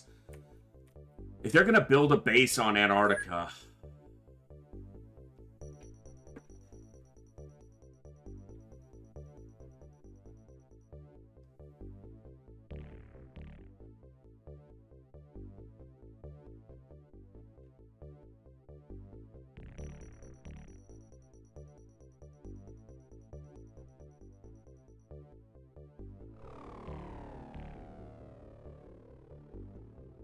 Trying to decide if I'm going to build another base to cover this last section of the map.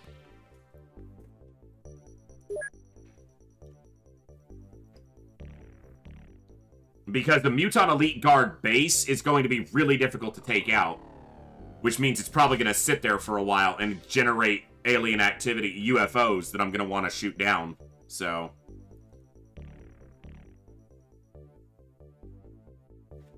I don't know what the deal is. Give me 1 second, guys.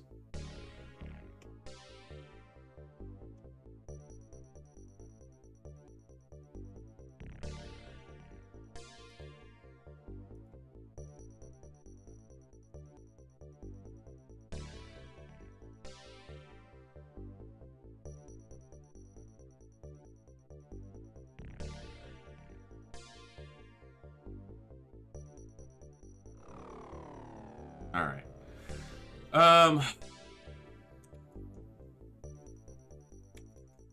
Maybe we do build a base. Gonna take a while. It'll take like a month before it's operational.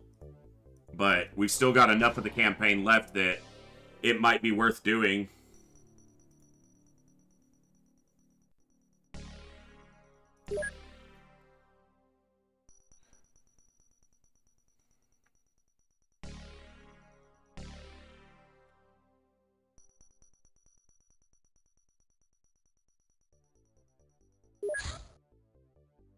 Now the tough decision. What do we call the damn place?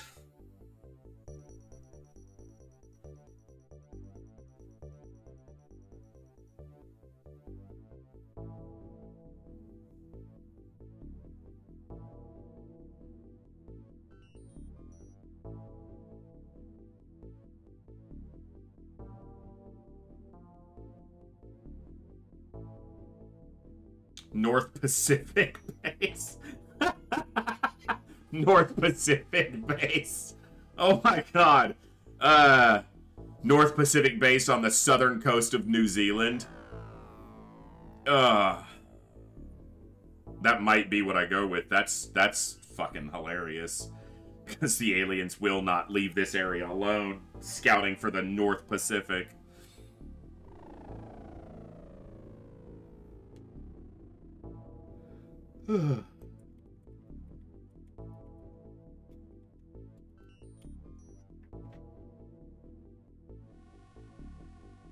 I like it. Now I just have to decide how bare do I make this base.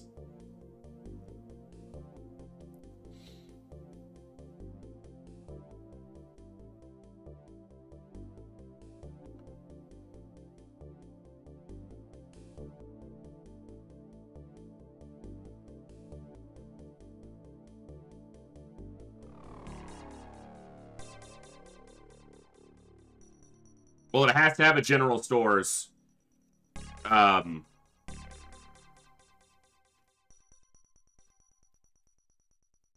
doesn't have to have a general stores, but it should.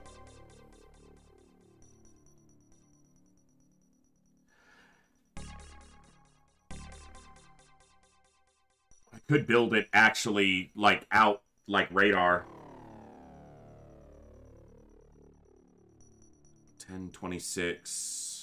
34 take a month and a half to get it up. Well, there's no point in putting living quarters in it unless I'm going to station soldiers there. And if I station soldiers there, it has to have 3 hangars. Otherwise, if it ever does get attacked, I'm just writing it off. And in that case, why would I put soldiers there?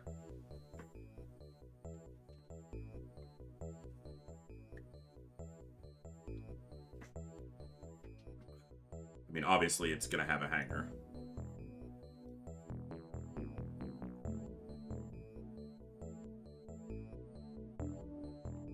Well, you can't have nothing but workshops. They have to have living quarters to support those workshops. A workshop by itself doesn't do anything. If you're going to staff it, you have to have living quarters in equal numbers to workshops.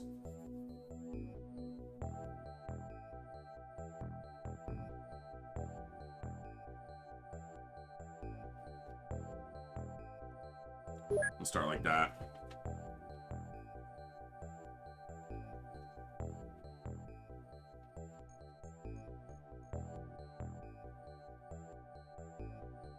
It's just how I default to building the bases, Coviers. Whether I build it out or not, yeah, it takes more time that way, but...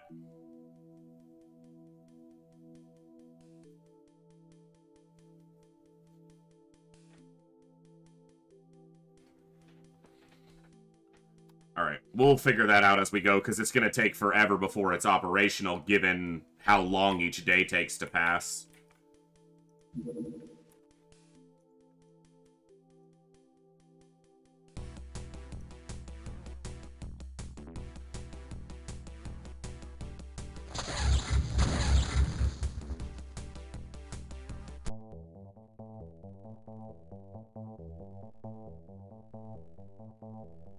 Those are both terror ships, yeah. Muton Harvest.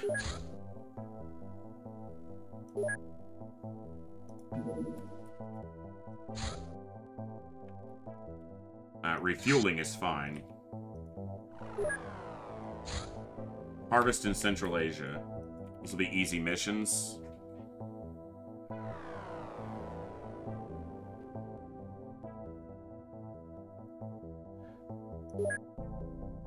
Yeah, you can, but there are advantages to not having the hyperwave, or to not having the access lift in the middle. Because if you build the base out, if you're building a full base, and say one of these bases, where you think, well, you can just put the access lift anywhere. Well, it needs to line up with the general stores, in my view, so that you have the straight firing corridor. So say you put it here, and you put your general stores here.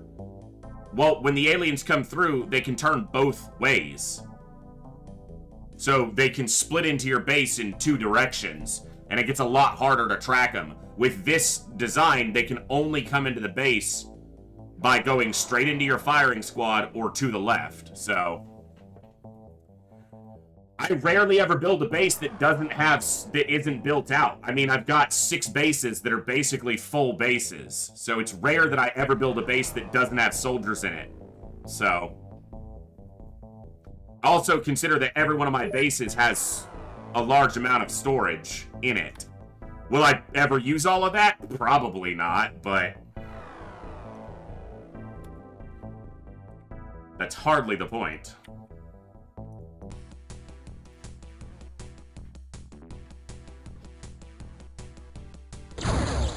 Yeah, I mean, if you're building a base just for the purpose of having a radar station, sure, you can just build an access lift and then a hangar, and a hangar, and then put the other stuff up here if you build anything else, but I almost never do that. Because what happens every time I do that is they just nuke the base, and then you just lose all the money you put into it, and all the time you put into building it out. So if I build a base, I usually defend it, because I don't like the aliens just nuking my bases. In our Superhuman Iron Man runs of vanilla, that happened like twice. It happened in our Smokeless run, and it happened in our original run. They just destroy the base. I mean, a decoder's not cheap, and if you only have a decoder there, it's not serving you a good enough purpose if there's not also craft there. Because then you're having to deploy your craft from far away to respond to whatever that hyperwave decoder sees. If I'm gonna send craft from far away to respond to this thing's decoder, then I might as well just wait until they enter one of the other 3 decoders. Like, it's not that far for them to get into a different range where I can see them closer to a base and respond. So if I'm building a base, I'm putting a hangar there too. At least one.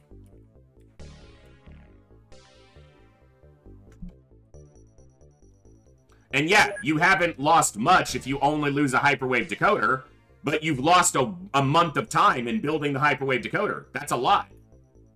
If you put a hyperwave decoder down, it takes 32 days to build it. If they just nuke it 3 days later, I'd rather have it defended.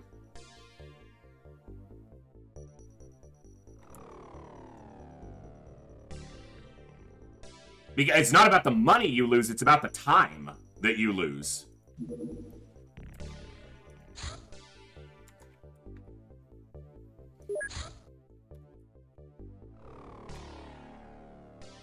All right.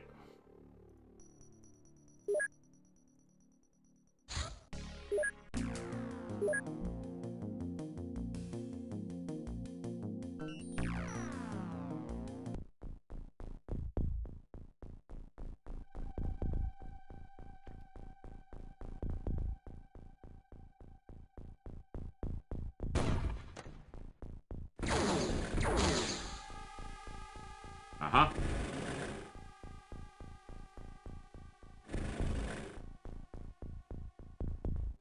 You guys aren't aggressively deployed at all. No, sir.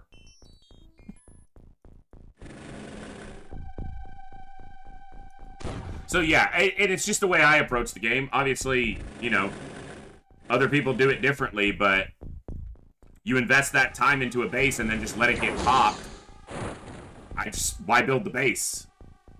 If you're gonna build it, defend it. That's my approach.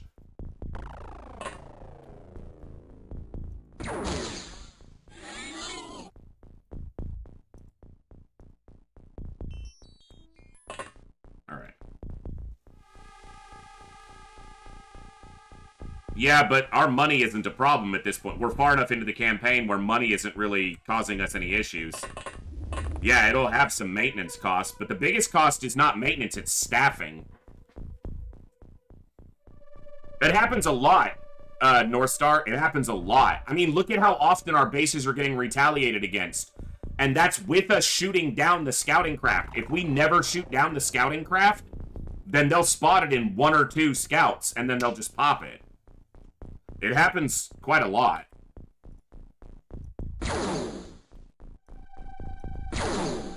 And this mod just exemplifies that, so...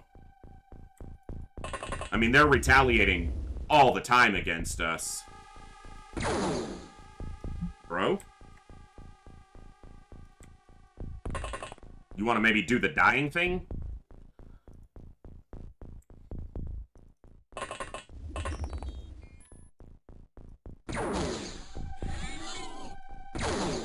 Hit the ramp. I didn't force the shot, he took it, and then he hit the ramp.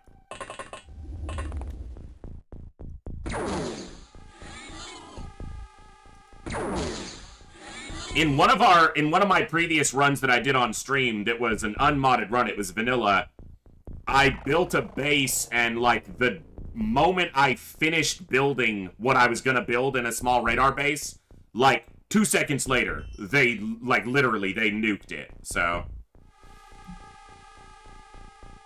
So maybe I'm just, you know... I have learned base aversion. Leaves a bad taste in my mouth if I, don't defend a base, so... We've killed 4. There's like a maximum of 12 on a fighter craft, and the power supply did get popped, so... There might be less than 8 of them left.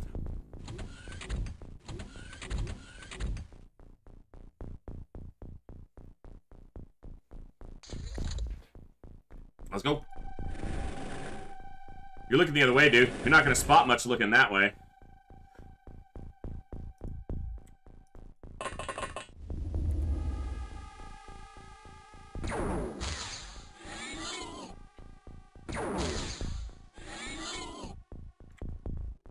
I kind of feel like we're picking on them, but they're ethereal, so they don't get no sympathy.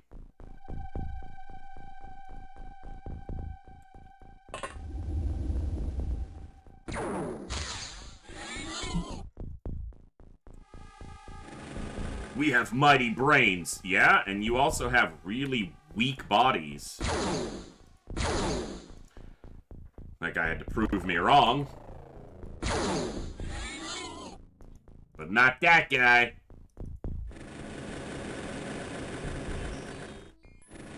Also, how often did your second base get popped before it even did anything when we were trying to get this run going? Like, in the first hard mode campaign, we lost our second base before it ever got built. Like, it was barely built and they popped it, and I kept that campaign going. But, yeah, you know, stuff happens.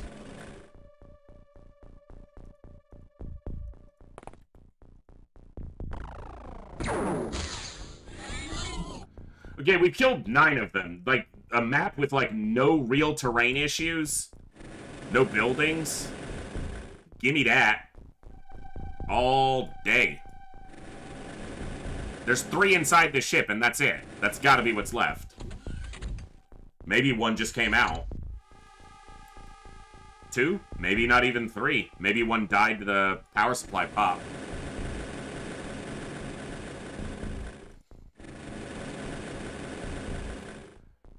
Okay.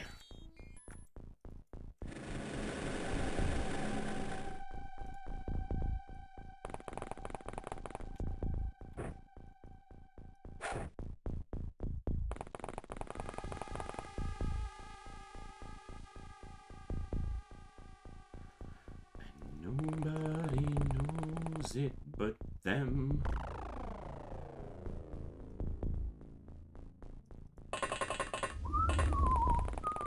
I was gonna do a... I had planned on, I put it in the title, I was gonna try to attack a base tonight, or I was expecting them to attack one of our bases, but then we had that battleship fight, and that took up a chunk of time for nothing. They still built the damn base.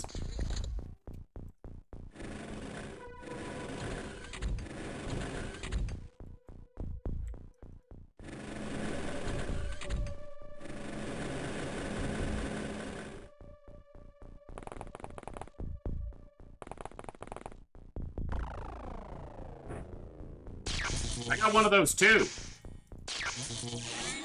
Does it burn?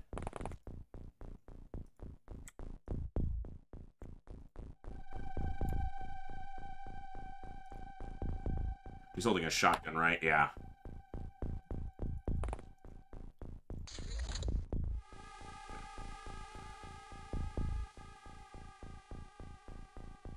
Well, there's supposed to be, in this mod, it's supposed to be that there's a chance that if you take out the battleship when it's on the ground, it's either a 33 or a 50% chance that the base doesn't... Well, the wording is that they fail the base build mission, but that doesn't mean it stops the base. That just means they don't get the points.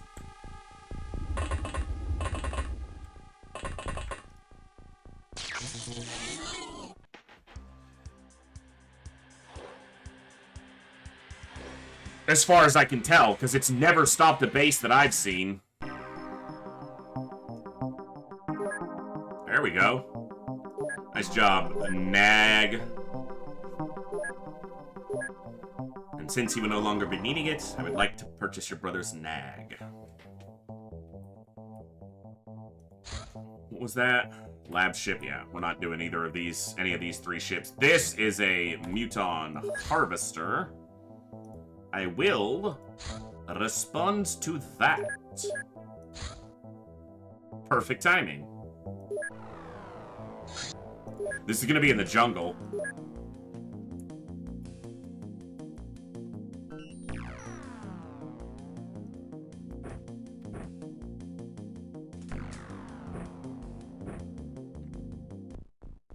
Or not. This is actually more preferable than jungle terrain.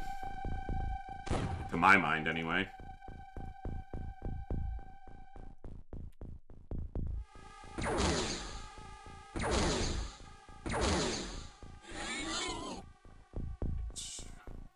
Harvester has like 21 aliens-ish? Something like that? Maybe, no, it's like, I think it's 25. It's like as much or more than a supply ship, which is weird, because a supply ship is a large ship, but... Supply ships should probably be reclassified as, like, medium, but then they wouldn't have enough large ships. That's what this mod needs. This mod needs another large ship. Because all you have in the large category is terror ship and supply ship. There needs to be something else. But you only have 2 mediums as well. You have 2 medium, 2 large, 2 very large. So it needs another medium, and it needs another large. That would be cool.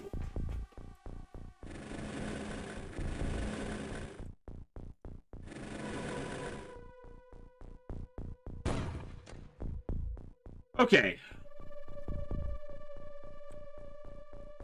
Oh, wait. Let's kill this guy first so you don't get shot while you're crossing the open ground. Thank you, sir. For dying easily. Oh, also notice that we're in a corner and we're right next to the UFO. Thank you, pilots.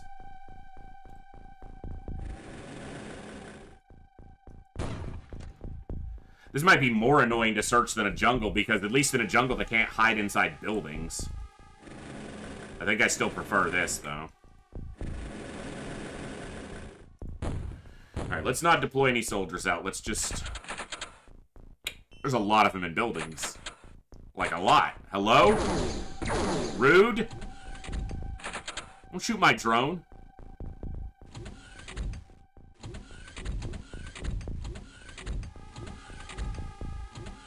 That's why I didn't deploy any soldiers out. Proximity to building be bad.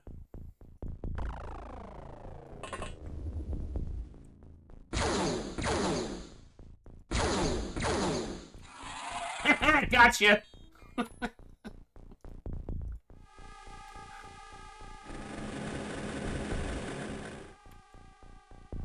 Those two are in the ship. Let's find out where the doors are. Okay, so it's a single door on this side. Good to know.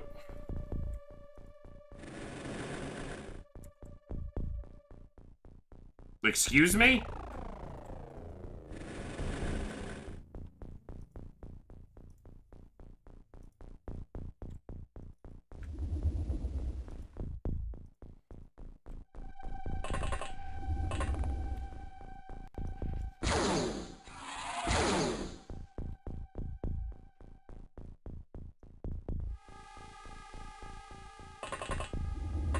Maybe a destroyer, very dangerous to aircraft, but with low crew for a large ship deployed on similar missions as a fighter or a sentry. That could even be good for a medium ship, since the fighter and sentry are both smalls.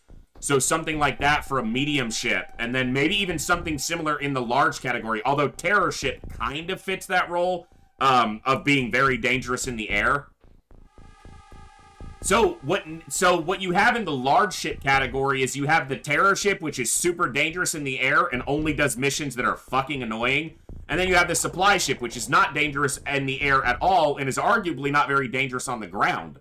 So what you need is you need a large craft that is not as dangerous as a terror ship on the ground, maybe not even as threatening in the air, but it does similar missions to like the Harvester and the Abductor. Like harvest and abduction missions, but as a large craft. Not a very large, but as a large craft. And then your harvest fleets could be a lab ship, a harvester, and then something in between. I don't know what you would call it. Something like that, though. That would be cool.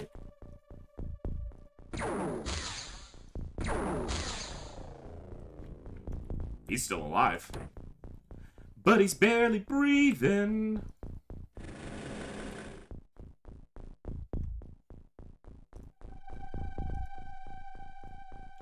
Just got shot twice, so he's totally bleeding.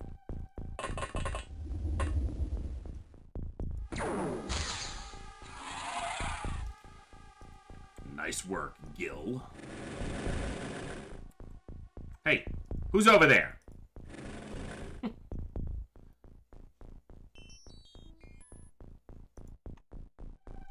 Collector. Does sound a little smaller than a harvester.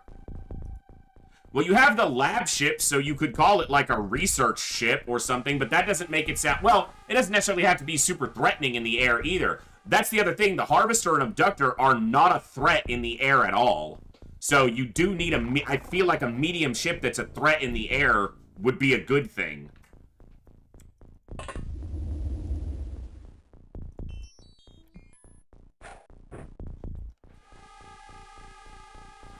I don't know, I'll have to think on it some. That would be interesting.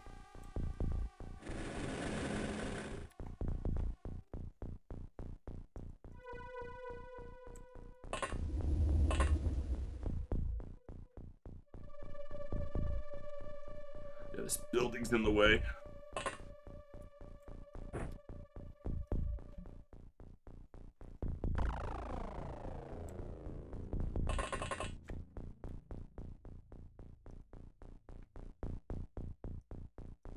Yeah, fire through the window.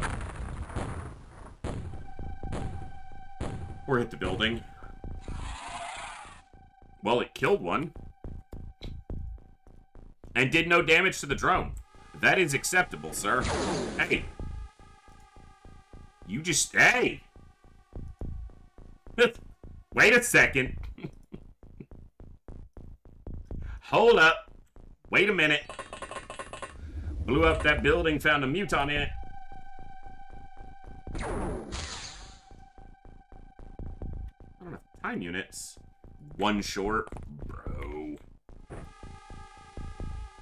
Oh, I knew what you meant, but we're talking about a large, and there are bigger ships than large, so I don't know if it could be called the BFS.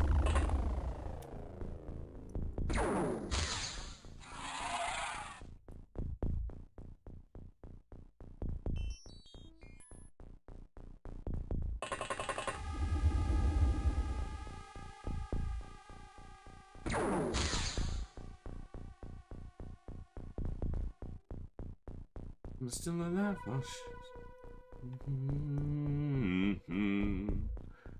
when a heart breaks, it don't break even. These were some of my worst. Nice shot. It went into the oblivion of nothingness off the edge of the world. They say bad things happen for a reason.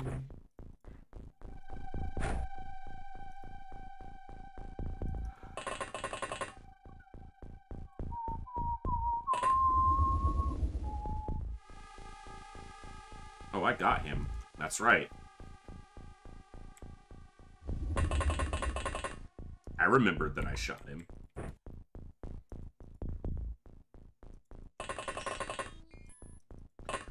I'm wide awake, she's no trouble sleeping. When her heart breaks, it don't break even. What am I supposed to do when the best part of me was always you? What am I supposed to say? I'm choked up and you're okay.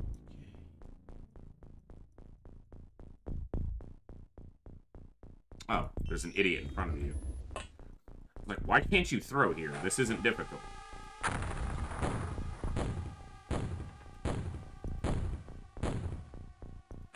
I don't know if I dropped enough smoke on the roof of the ship. Might have been a little bit too light. I only dropped like 5.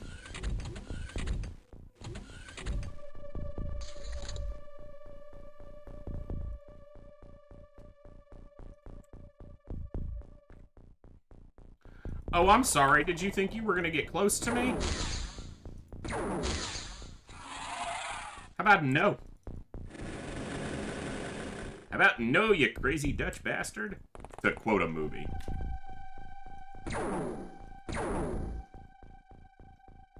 Alright, step out of the way. You step down here. He's dead. Yep. Because he disappeared during the animation of the explosion, so... Alright.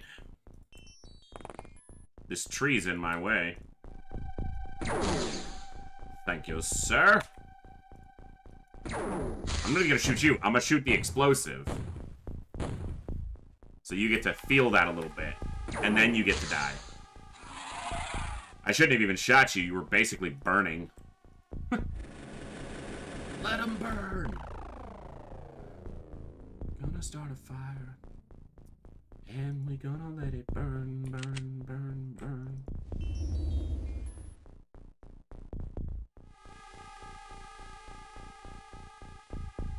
All right.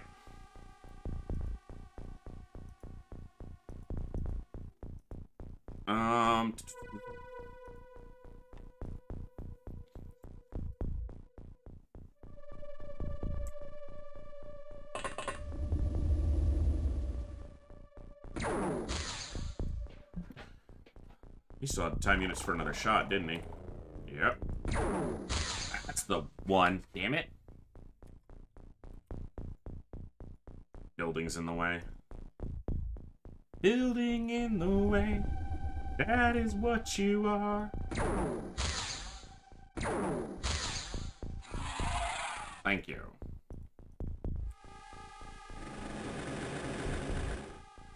Oh my goodness, there's a lot of scumbags. It's almost like this is a medium ship with a lot of scumbags on it. Oh yeah, I ordered a medium ship, a lot of scumbags.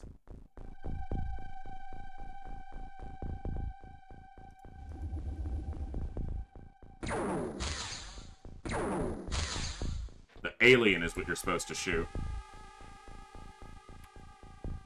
That wouldn't be bad, Olsen. Yeah, something like that. But I'm wondering if it should be... Well, you don't need it to be combat-oriented to be combat-capable, like... Yeah, I don't know. Bro!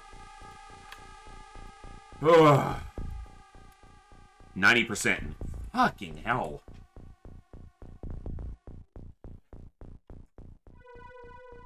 Low accuracy soldiers missing is frustrating. High accuracy soldiers missing is way more frustrating. Like, do your damn job.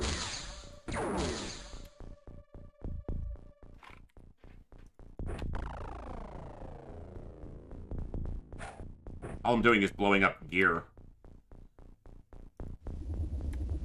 Especially if I kill him now. It's like, the harsher the angle, I get it, kind of, that a harsh angle might make a harder shot, but not when you have that height advantage. Like, pathetic. Pathetic shooting, that's all that is.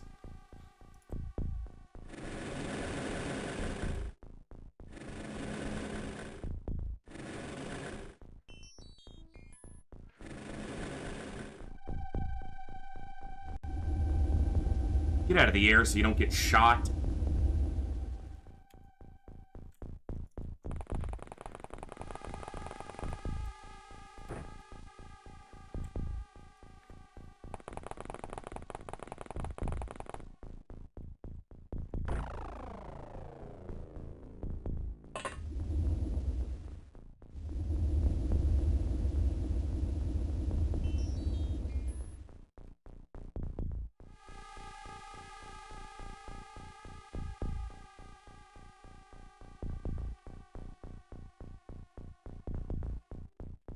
I thought I had more than 4 shotgunners on this crew, but that must be the other Thunder. Alright. Didn't even kill him, just blew up equipment. Nice. Very useful. Excuse me. Wow, I'm allergic to the bullshit. Who shot at me?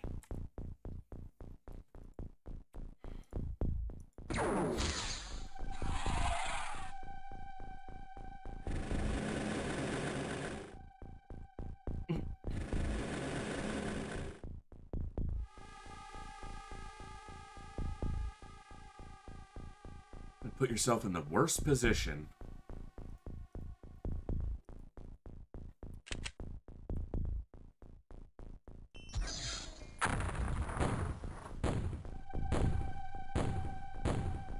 He lived, because he's still standing there.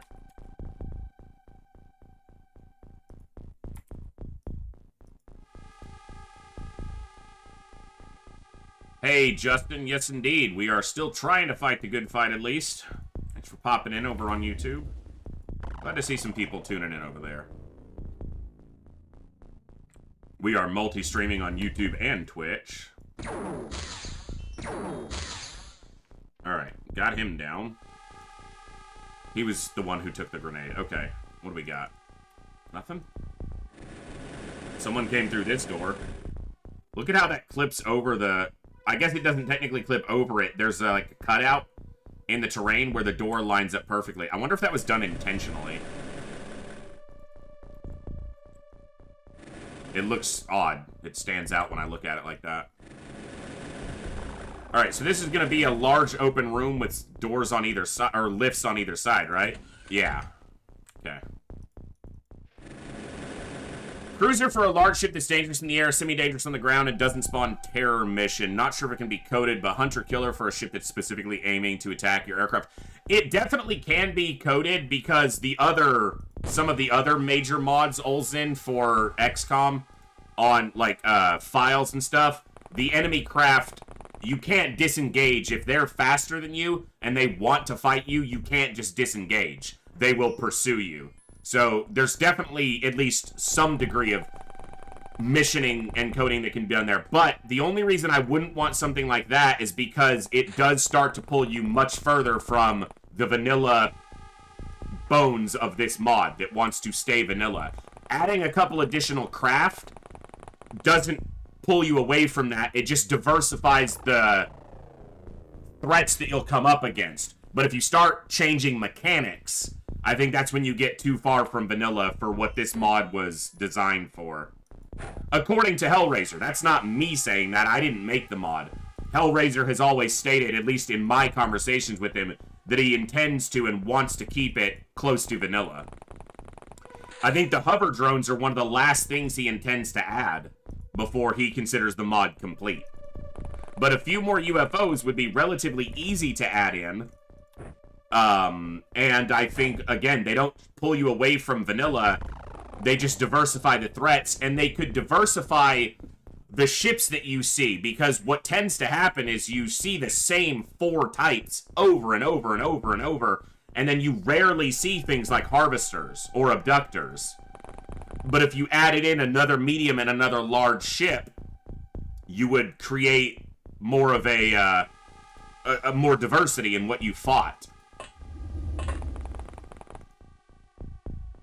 But that's just me kind of spitballing as I play, too, so. But I just feel like those size of ships, medium and large, are missing just something that could just help them feel a little more fleshed out, maybe. Yeah, they only show up in very specific mission types. So you could diversify the types of missions they appear on, and that would somewhat address it, but... I will say I've seen more harvesters in this campaign than I've seen in a long time. So, that's nice. You know, it's refreshing to see different stuff, so...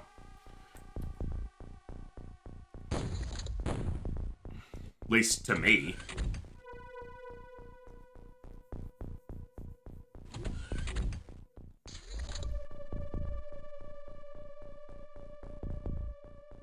But yeah, the medium class of UFO, by the time you're seeing medium ships with any regularity, which I use with quotes because you don't see them regularly, they're not a threat in the air. Even laser cannons can drop them very easily in this mod.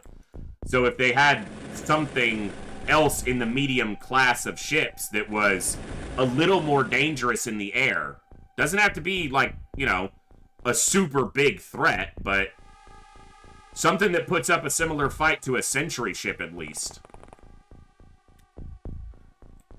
Or slightly more.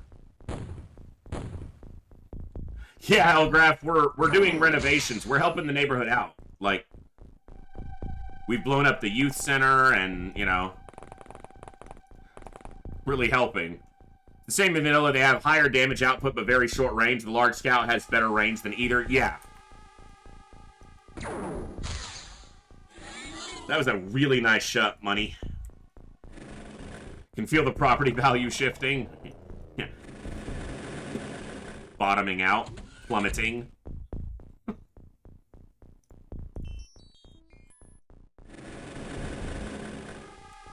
I think we might be done with the exterior. We killed 13 on the exterior. Yeah, that's probably it, so...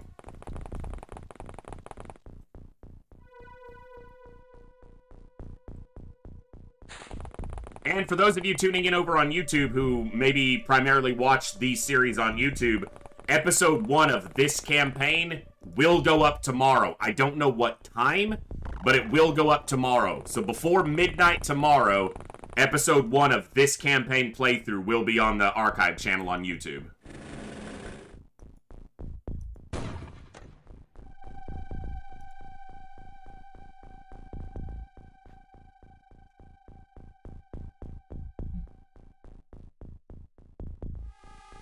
I mean, just put it this way. If we didn't show up, the property values would suffer way more. So, these people should be thanking us for destroying their quaint little industrial town.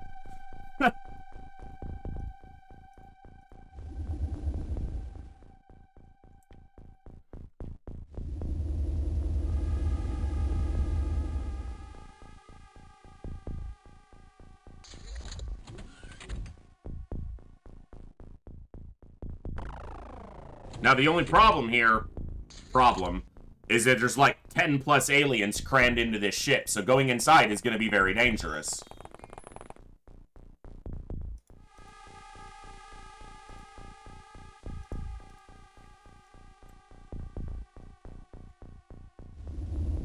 But standing outside is going to be long-term waiting, and we don't really have a good position to line up on the door. It's a singular door, so they're going to exit very slowly.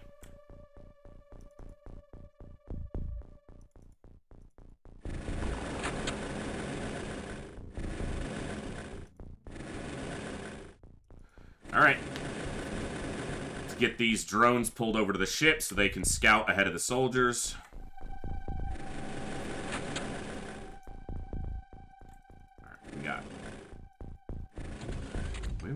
Where we at? Okay, so he's gonna have mutual vision, but not from there. I clipped the drone, but... Okay, I clipped the ground, or else it just didn't do damage to the drone. So I got 1, 2, 3, 4, 5, 6 at least showing on that.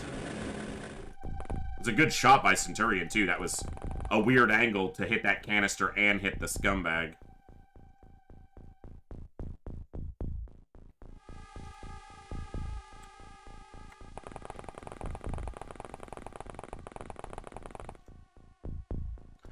If you guys are enjoying the stream and you haven't already, if you're on Twitch, hit that follow button. If you're on YouTube, hit the subscribe. Please help me continue to grow these awesome and amazing communities. Unfortunately, it looks like we actually lost a follower today on Twitch, just based on the count, which happens. But, you know, we're aiming for 1,000 followers on Twitch by the end of the year. And we're at 874, so we've got 126 to go, which we can definitely do in the next, what, 7-8 weeks, whatever, or 7 weeks. We can get there, but I'm already a follower of the channel, so I can't help. You guys got to do it.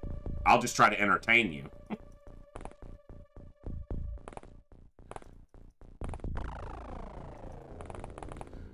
Alright, we're on turn 7, so we should have plenty of turns before they are at an awareness turn or an aggro turn.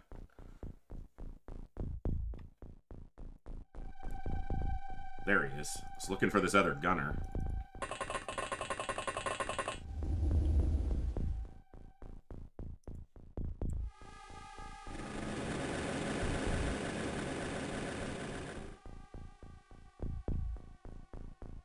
I was rewatching one of the VODs, one of the videos on YouTube of the, one of the non-hard mode runs.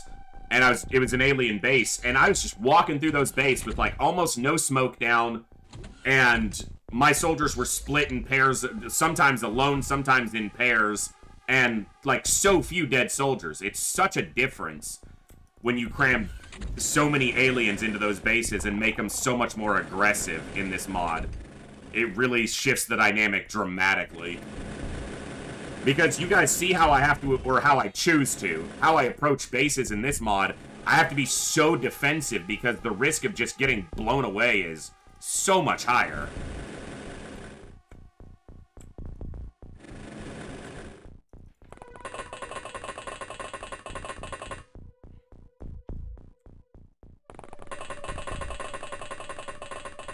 Better to be in these rooms than out in the open, because this is open to the second floor.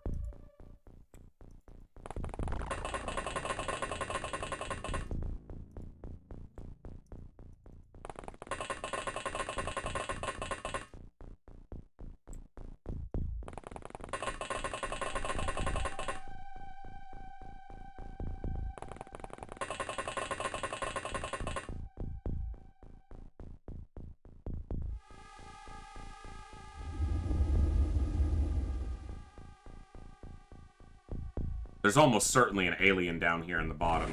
There usually is, so.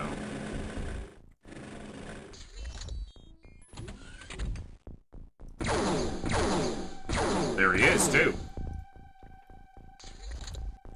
He'll be looking at me, but he's out of time units. Oh, he turned, so he's not looking right at me, but...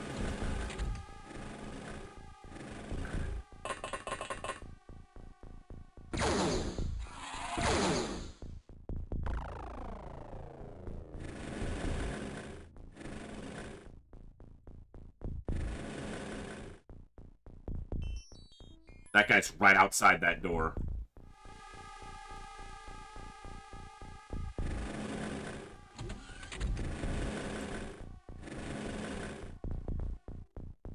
Wow, I can see that guy through that That's a little impressive.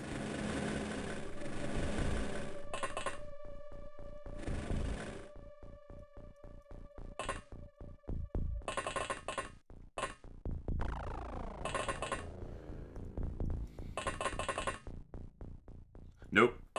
If I stand there and they fire, they could crossfire and hit my own guys, so I'll just wait here. And you watch this side.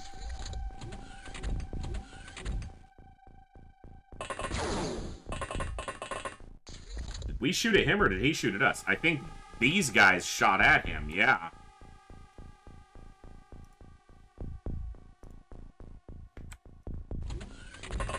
It's like I had you here purposely for a perfect reason, Bogu. Nice. That worked out. Good positioning, soldier. Alright. You're inside the room now? Oh, you're just upstairs. Okay. Well, that's easier.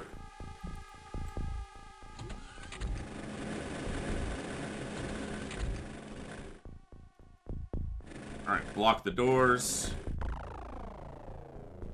I have flying suits. I don't need to use the damn lift. I can literally just fly through the middle here to come upstairs. Huh. Well, I'm still going to use the walls as cover up here for 2 of my assaults. So I'll get 2 of them up here. But on the next subsequent turn, my soldiers can just pop right up here to the middle. And so if I put them over here, they'll be closer. In fact, if I do... Which tile is it? It's that tile. So if I go here and put some smoke down so that they don't get shot from above, or hopefully don't get shot from above.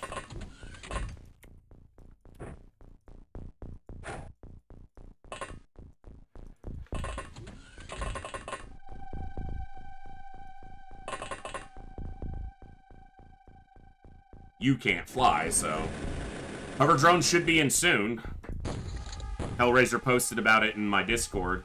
Our Discord. The Discord for the channel. That he had 2 of them flying and was getting all of the balancing done. Hey, bud. You ain't got no weapon. I got one here. Take it. No, take it. Here, I'm handing it to you. Apparently, I'm not handing it to you.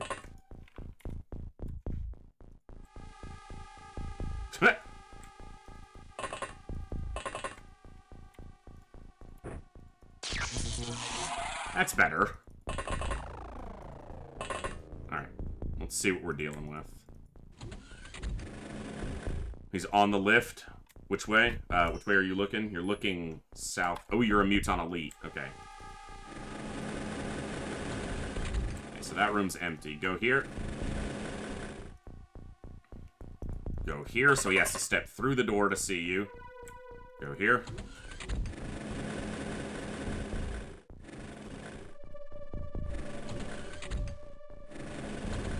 Ah! Bye, drone.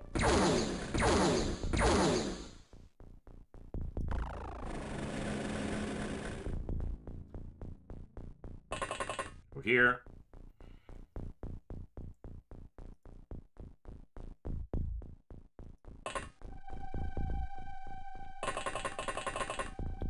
Yeah, hold it like this. Stop swinging at such a harsh angle. It's simple.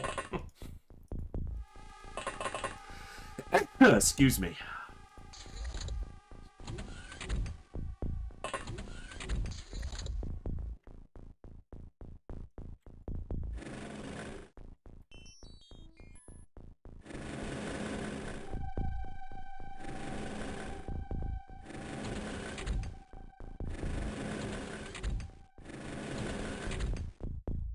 Damn it, I can't move him.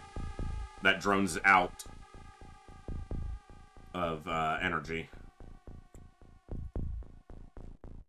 Mm-hmm.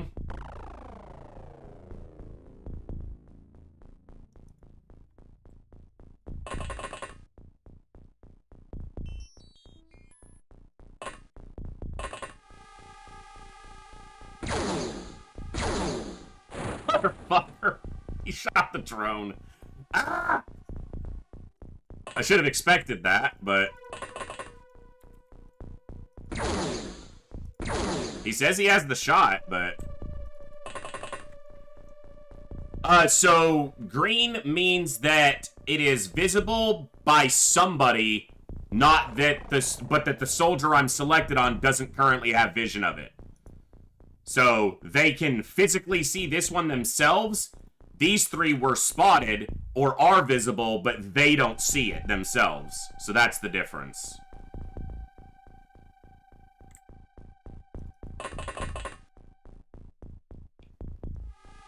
I'm out of drones at that, because this drone's gonna die. Almost certainly. Yeah. Okay, I got this one. Okay, alright. I got 1 drone in reserve. Good. Alright, I need you guys on the same side.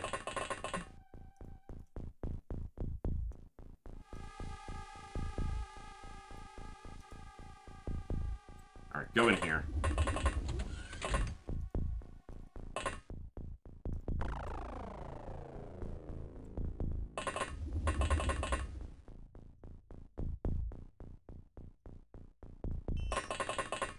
Watching the video, 23 mins behind, and when you said shot into nothing, I commented. Ah. Gotta love it. Oh, when he shot off the map over here, yeah. That happens. Red means selected soldier can currently see it. Green means selected soldier can't currently see it, but someone spotted it on this turn. Yes, exactly, Olsen. That's basically what I said. I'm just giving you grief. Alright. This drone didn't die. This drone didn't die. So you got into the room, but didn't shoot the drone. Shoot me with your launcher. Come on, shoot it. No, the launcher. Come on. Shoot your small launcher. Not you, you ass. And where's the ethereal? Alright. I wish this door was closed right now. Here. Prick and a half. You have a shotgun? Yeah, you do.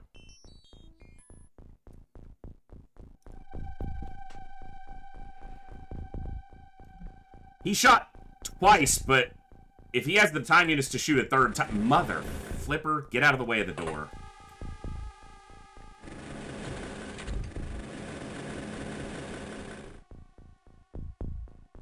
I'm aware. Okay.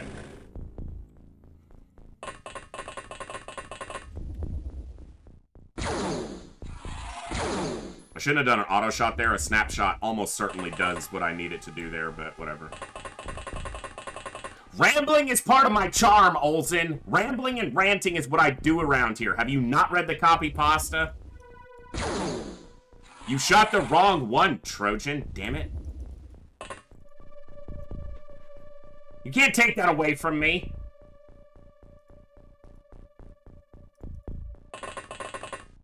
If I don't ramble when I explain things, what am I?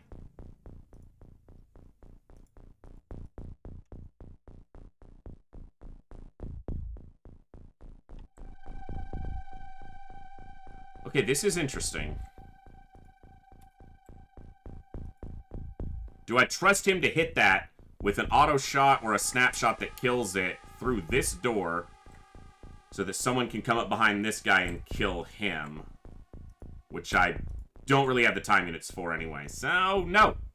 It's not that I don't trust them to do it. I just don't trust the outcome now to be everything I need it to be.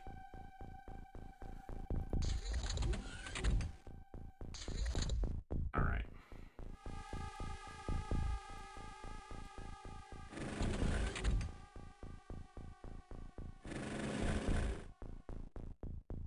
So is he on the lower level? Like... Yeah, so he has to be standing there. Uh-huh. And that's why we use smoke.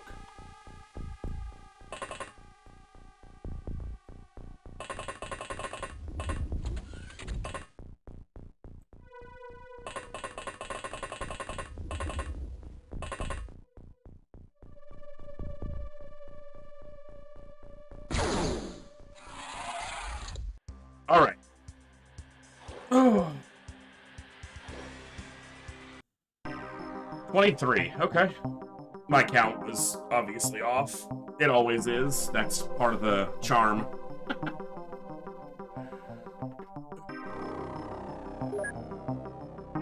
Little, No melee accuracy, throwing accuracy. Alright, fine. Good. 2.3. It's as much as the supply ship, but not as annoying to fight.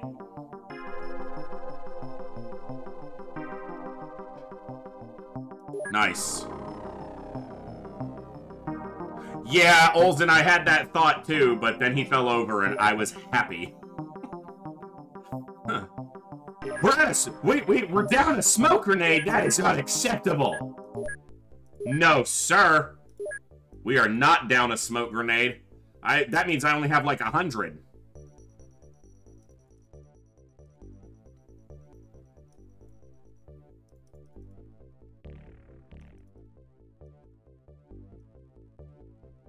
Only 130 smoke grenades, unacceptable.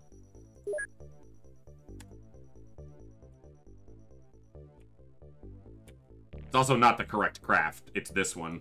This is Thunder 1.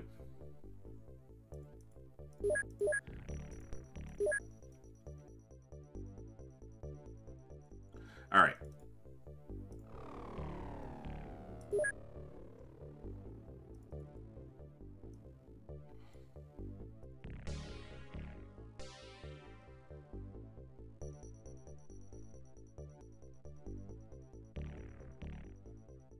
Alright.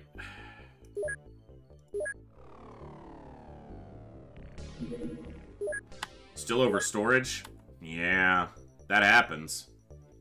That does, in fact, do the happening.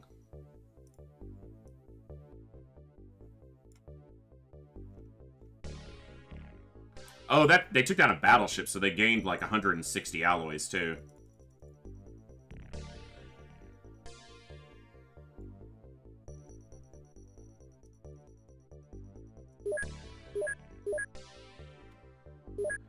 It's room for a few smokes. I just bought 177 smokes. Fill up every inch of the warehouse with smoke grenades. But why, sir? Because we use them. They are my religion. I don't use them religiously. They are. Smoke grenades are my XCOM religion. I worship the smoke grenade. The holy smoke grenade that keeps us safe. And also causes weird vision bugs at degrees beyond vertical or horizontal, so. Did I buy regular grenades? Because that's funny if I did. I did! That's hilarious. I'll sell those and rebuy smoke. That's fucking hilarious. Alright, let's get those to show up so I can get rid of them. Alien retaliation in Europe. Mutons are retaliating against Europe. I'm glad you spotted it, because they would have showed up and I'd have been like, what? Show up in my actual space where I can shoot you down. Pluto. Get him.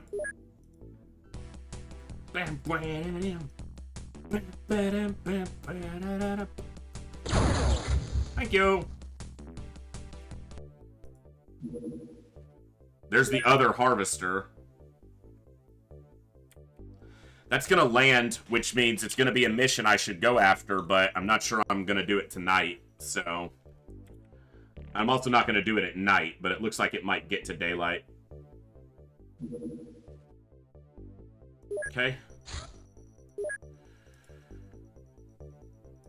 That's going to get to daylight. So I should probably do that mission, but I think before I do that mission, I'm probably just going to... Well, I could do this as the last mission of the night. Yeah, let's do that. Alright. Reinforced power suit. Ugh. Yes. When am I going to do the blaster launcher?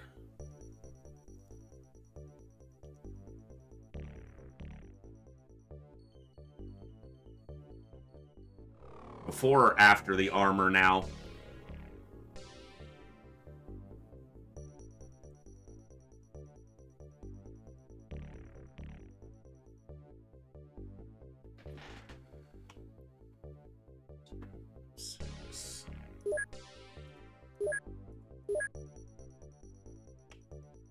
Takes a long time. I'd rather get the armor, I think, so...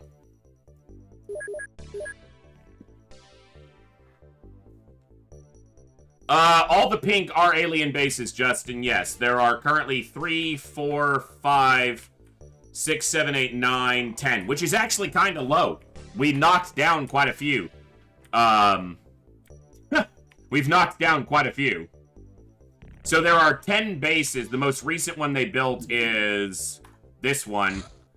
So there are 10 bases active. They've built 22 total, which means we've taken down 12 bases in this campaign so far. And bases in this campaign are not just a casual la-di-da. So... It doesn't, yeah, super cool. It does, super coolant. It does affect your rating every month, but our score has been fine every month. Like, even right now, we're at 8,500, 9,000 score. even with all those bases. Each base that's active takes 32 points per day against your score. So 10 alien bases effectively lower your score by 10,000 over the course of the month. And yet we finished last month at 16,000 positive. So we're not crashing. It's the fact that at the beginning of every month it restarts at 0, Hill Home. It's not actually going down. As the month progresses, this will go up. But at every month, it starts you back at 0. So you can see we had one lower month here because of terror sites, and then one lower month here probably also because of terror sites. But then since then, everything has been up except right here. This was because they did a terror mission at the end of the month that was on a civilian ship at sea, and I just didn't even do the mission. I landed and took off, which cost me 1,500 points, or else this little dip wouldn't have happened, and all of this would have continued an upward trend. This month, I should be able to get higher than 16,000, because tomorrow we will be attacking an alien base. Because I had a battleship fight show up today, so I had to deal with that. But we will attack an alien base tomorrow. Probably first thing, like, one of the first things we do is we're going to go after this Gazer base right here. Because I think it's the oldest base.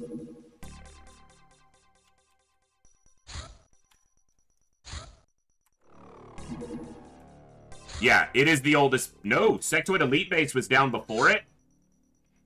Maybe we take out a Sectoid Elite base. The Gazer base is easier. So we'll probably take the Gazer base out. And then the Sectoid Elite base. Maybe we do 2 bases tomorrow. But for now, we're going to finish this Muton harvest by harvesting the Mutons. Serial, Nobody, Jack, MJ Hawk, Nag, and Steel Soldier. Frontlining for Senpai, Native, Colin, King Arthur, Edmund Bacon, Mobber, Olsen, Backstabber, Backer, Casey James, and Dee Cardle. I got Quad Sniper here.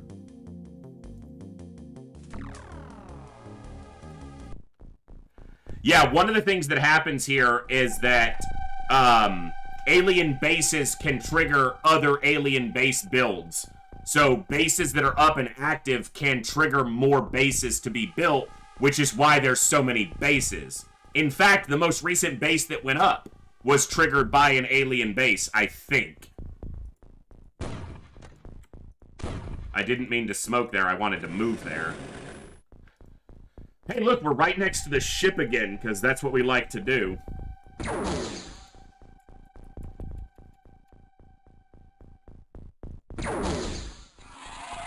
I'll leave that at 1, because he's dying. Hello? There's a door over there if he's standing there. The doors on the harvesters are either a single door on this side, or there's a door here and a door here. Depending on which layout generated.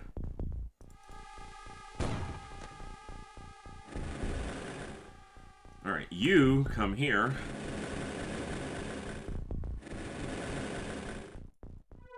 Now we can tell what kind of layout it is a little bit by scouting this. Okay, it's not a closed hallway.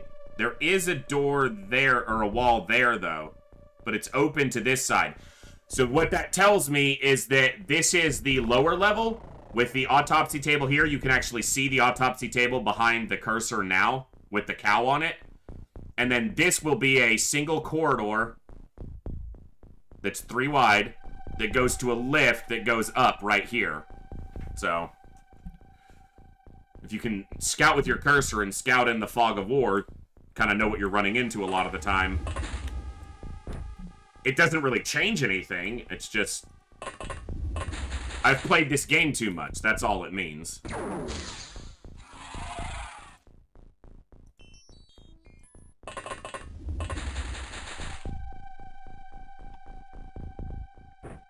Yes, I smoke a lot. I smoke in this game more than you ever probably need to, but it is a habit that was built on the first time I played through this mod, and generally my superhuman playthroughs in generally have a lot of smoke because it keeps you alive, so, or helps keep you alive. It's not guaranteed. The only thing that's guaranteed is XCOM's gonna be a scumbag. Other than that, everything else is wishful thinking.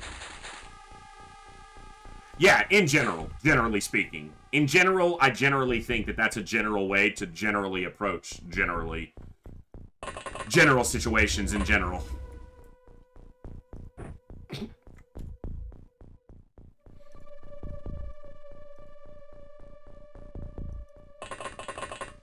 Smoking saves lives in XCOM. In general. Alright.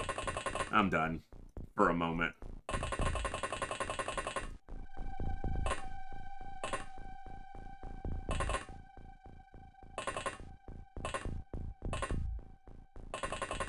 Six shotgunners, so we're definitely going inside. It's generally a good idea. I'll stop.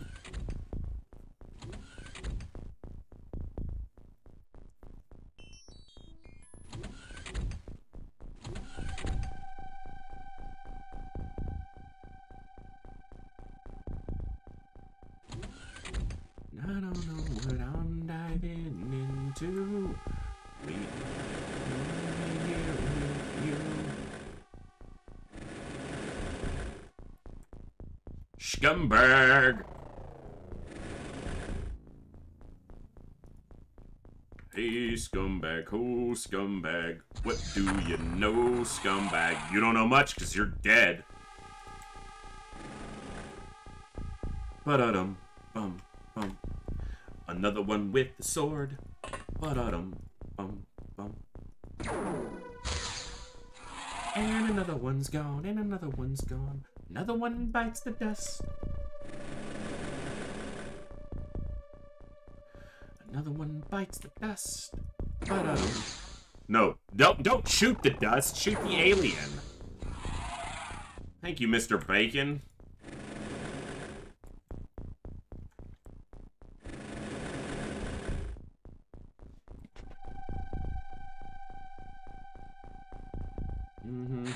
Spring cloud way down low.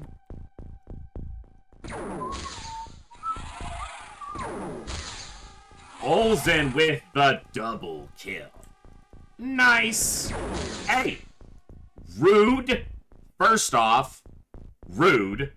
My drone didn't do anything to you, asshole.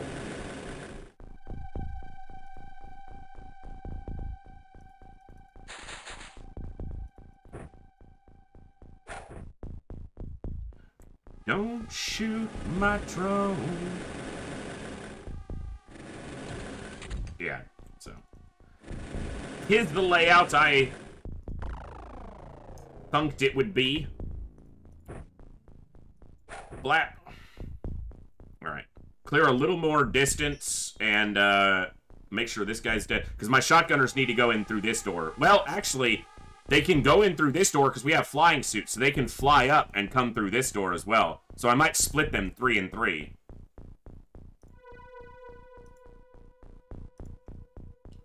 Spring pull way down low. Luckily, the campaign will be done long before the lung cancer sets in. Yeah, I mean, they get to retire from XCOM and then die of, you know, lung cancer from massive smoke inhalation. I mean, they're wearing power suits, okay? These suits are fully enclosed and filtered. They're fine. Now, what happened before we had the power suits? Shut up about that, okay? If you want to talk about that, you talk to my lawyers. I'm not liable to for such claims, you'll find. I had provided reasonable protection per our implicit agreement.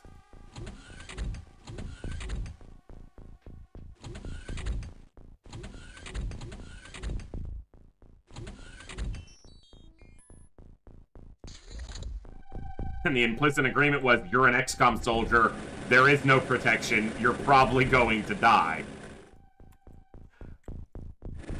That was implied. Strongly.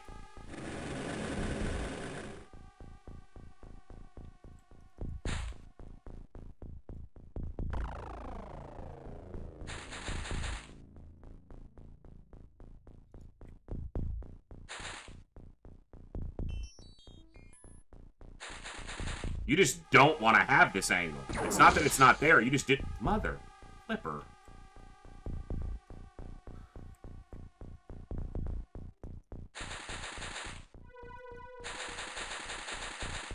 Exactly. We clone our soldiers, so they don't really die. They just get a new body of a completely different person with completely different physical attributes. But, well, similar attributes. We keep them, you know... Because if they're a scout, I want a new scout. So, XCOM guarantees that no one in XCOM will die of smoke cancer. Everyone that was employed before Power Armor eventually died in the line of service. Not all of them. Vash is still alive. Cursed is still alive. There's a lot of people who were wearing personal armor that are still kicking, so... We might just have to eliminate that. They're going to Mars, so... Because if they've been alive this long, they're probably a top-end soldier, and they're probably going to Mars.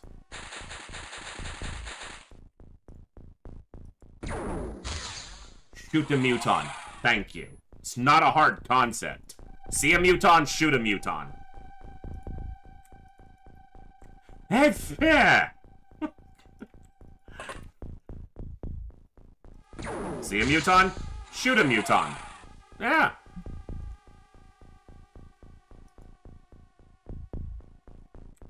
Yeah, Olsden, your soldier has been around a while, so they were definitely... Your soldier might have still been an alloy vest. They've been around a while.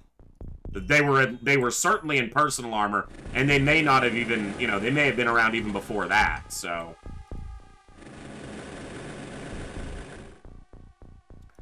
Yeah, better. I'm a simple man. I see an alien, I kill an alien. Yes! That is the correct approach for an XCOM operative.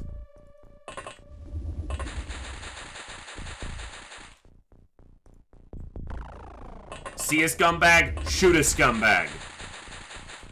Or, exactly, to be more accurate, our soldiers, it's more like, see a scumbag, shoot my gun. Maybe in the direction of the scumbag occasionally. And if the scumbag gets hit, that's a bonus.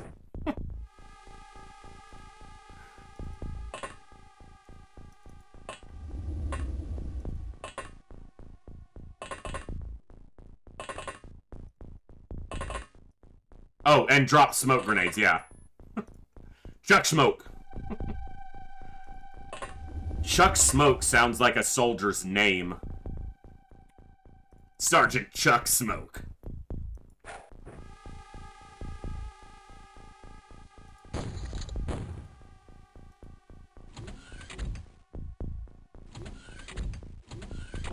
Thank you all for hanging out tonight. I'm having a good time. I hope you're all enjoying.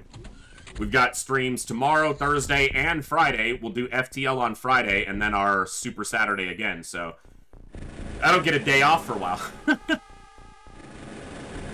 I'm hugely thankful and extremely humbled by the fact that I'm able to, at least for the moment, and it may only be another, you know, moment, still able to do this, for you guys, you know, full time. This is currently how I pay my bills, so... On that note, if you want to support and keep me running, please feel free to do so, but no one should ever feel obligated to do so.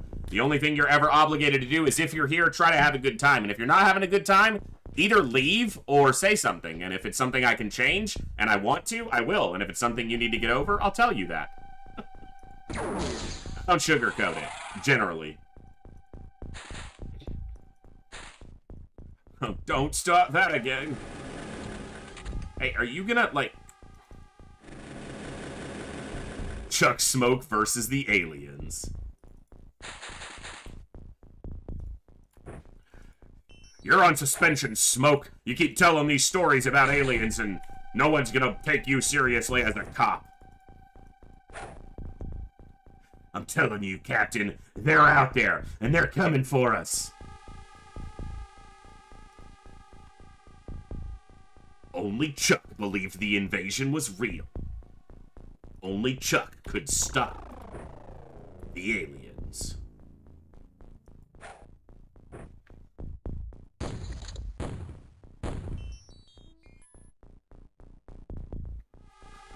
What, Lord Firestorm? Good to see you, by the way. Feel like it's been a minute. Who am I taking down besides the aliens? I take those down. Sounds like the plot to Dark Angel. Yeah, that's true. It kind of does. Alright. You over here. Over there. The aliens are scammers? I mean, I'll take them down if they're scammers, for sure. Scammers and scumbags.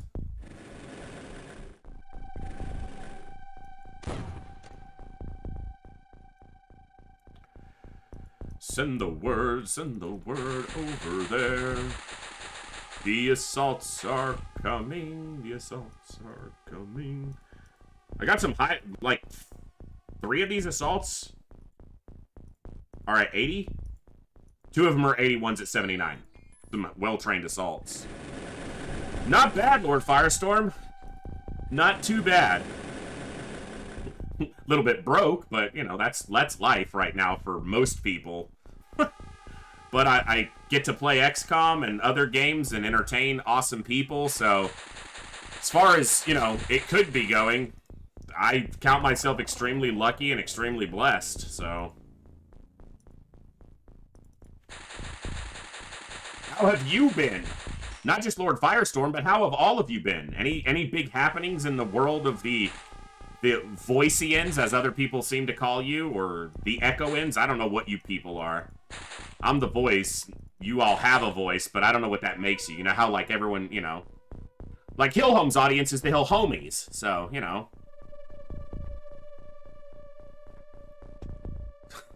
Well, I'm glad to hear that. Putting on coffee. Nice. We're the Echoes. That's what I would generally go with, so. You're the reverberations.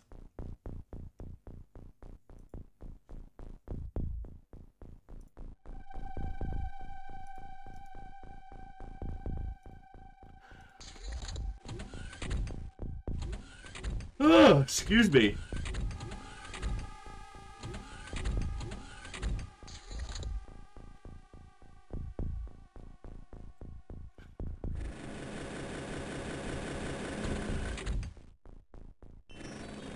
Alright, did you come outside? Yes, you did. Good man. Now die. There is yawning when you're an insomniac who hasn't gotten enough sleep in, like, 20 years. And I wish I was exaggerating on that number. I can't help it. There's no yawning in XCOM. Are you yawning?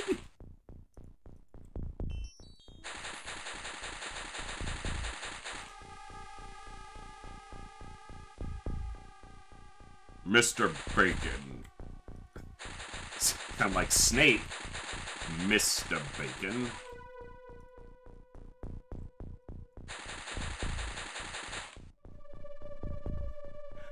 Leon, I haven't read the books physically in a while. I've talked about my love of books a lot. I prefer to read books when I can, but I have listened to the audiobooks of the Harry Potter series, narrated by Stephen Fry, probably 10 times over the last couple of years. It's a long series to get through in an audiobook, but so good. So, falling asleep is a good cure for insomnia. That's not entirely true, though generally speaking, in general, it's true. I fall asleep, I just don't get sleep. I don't get REM sleep. I don't get deep sleep enough, so I can be asleep for 8 hours and I still wake up feeling exhausted, so falling asleep isn't necessarily the problem. Although sometimes my insomnia takes the form of not being able to stay asleep, which is a form of insomnia.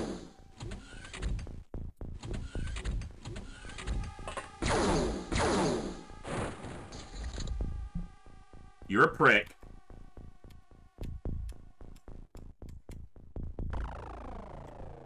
Just so you're aware.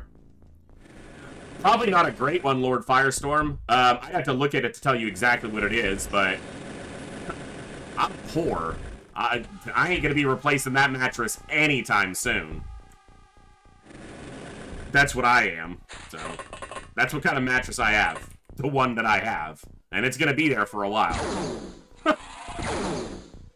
Maybe if I'm still able to keep streaming full time, maybe at the beginning of the year I can do like a dono goal and start building up for a new mattress. That'll take a, you know, a reasonable amount of time, so...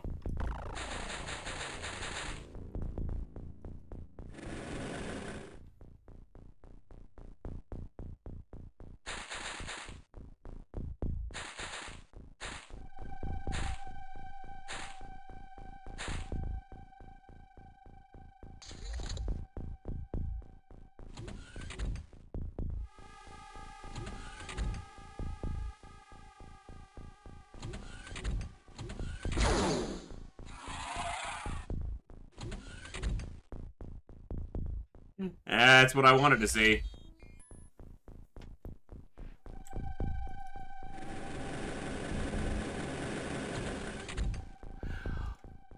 While I don't doubt that a good mattress could probably help, I've had insomnia for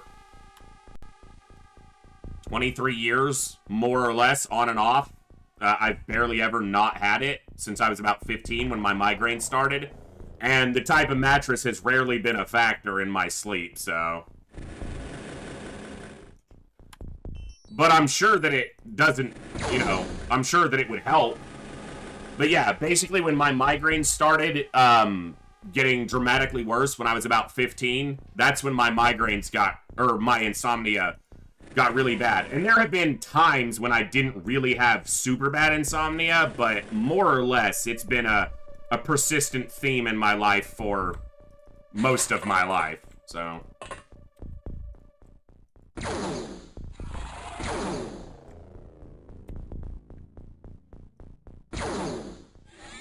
Nice job, Hawk. He can get to the door, but I'd rather stand here and face my armor that way. I will put the drone here, because I'd rather them shoot the drone than come around the corner and shoot him, and I will also angle this corner with shots reactions, so... Purple Mattress and does one of those unpacking a mattress videos and just gets leveled by it unrolling. I just call it like a sectopod in the short that I'd post. Getting leveled by an, you know, by a sectopod mattress. Thwap! Fuck!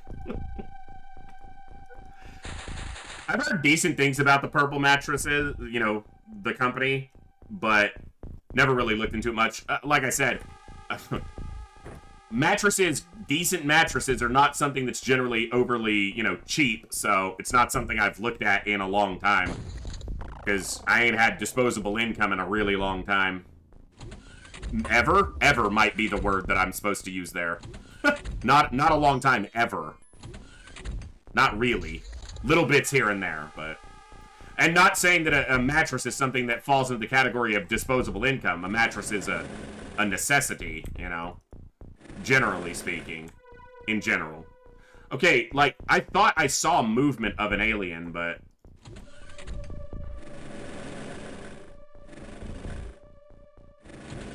This will take me downstairs. Might be a muton in there, but... Or an ethereal. It won't be an ethereal, it'll be a muton engineer.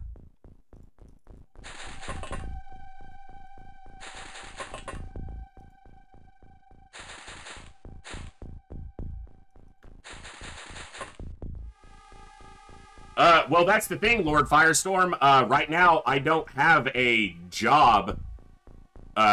Twitch and YouTube and my content creation is my current only source of income. I lost my job earlier this year and didn't have a ton in savings.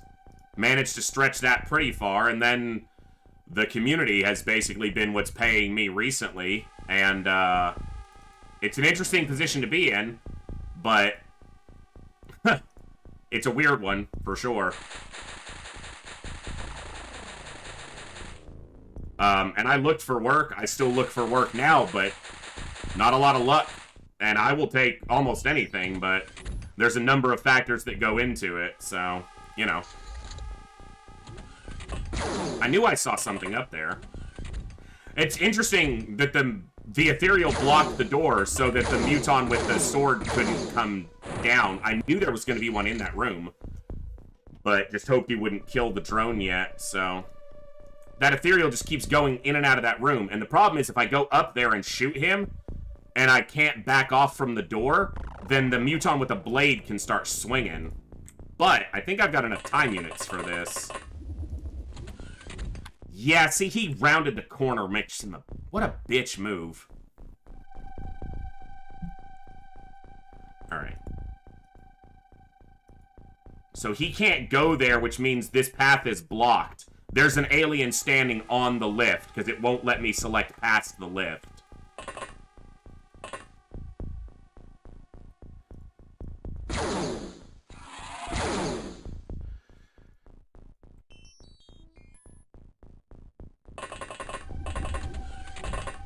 You better still be at this door, bitch.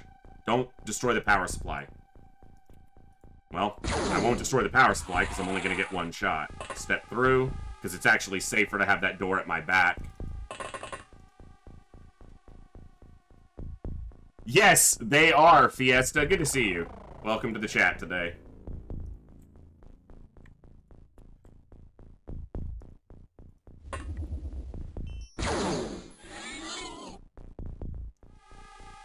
The rum-tum-tugger of aliens. They're always on the wrong side of every door.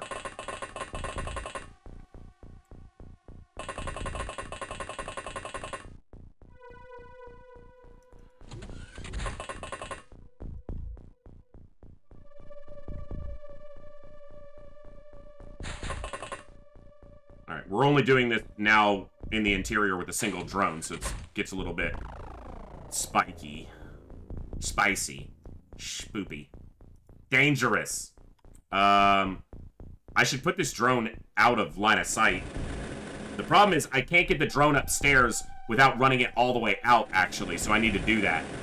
Because they can fly up to this door, but the drone can't. So...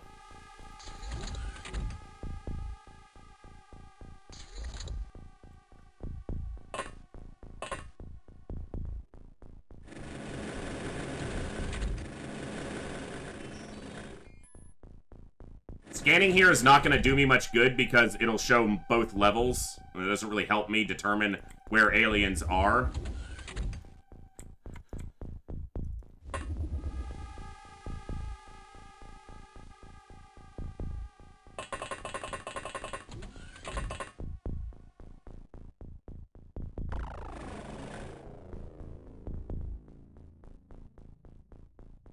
Alright.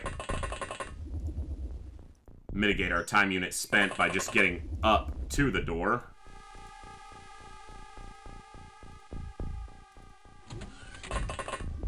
Through this door.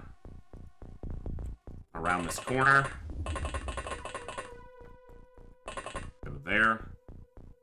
Shotgun here. Whew. And Mr. Bacon here. Step back so they don't blast you if they shoot at that door. Block the door.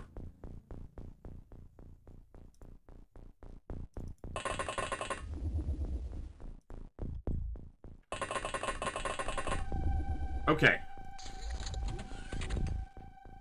We've only got a couple turns before they get our location given to them, so...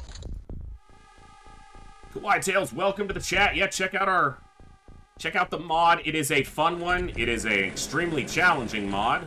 Hi! You gonna shoot? You gonna shoot again? You wanna see me do it again?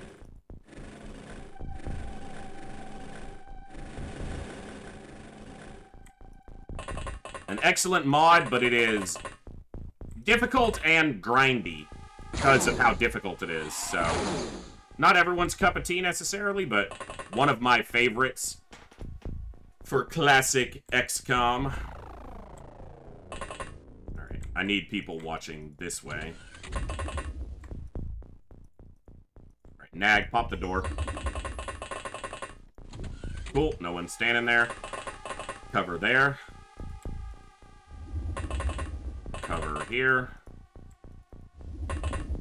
Duck and cover there.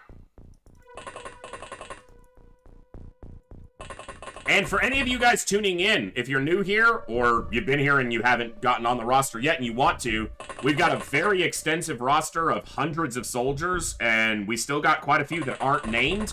If you want to get a soldier, even if you're on YouTube, just speak up and let me know. We normally do it by channel points, but channel points don't exist on YouTube, but we can get you in over here. We got a lot of people here with more channel points than they'll ever spend, so we can definitely get you on our roster.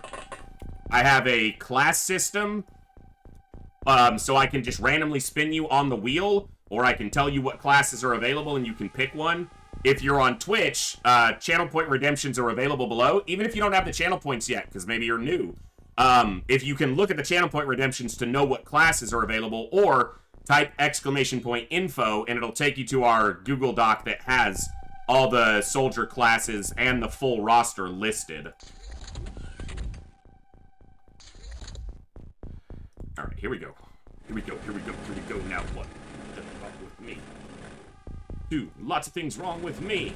Hey, you're an ethereal. You're a muton. Shoot the ethereal. No, shoot the ethereal. Come on. Oh, you could have shot him. Alright.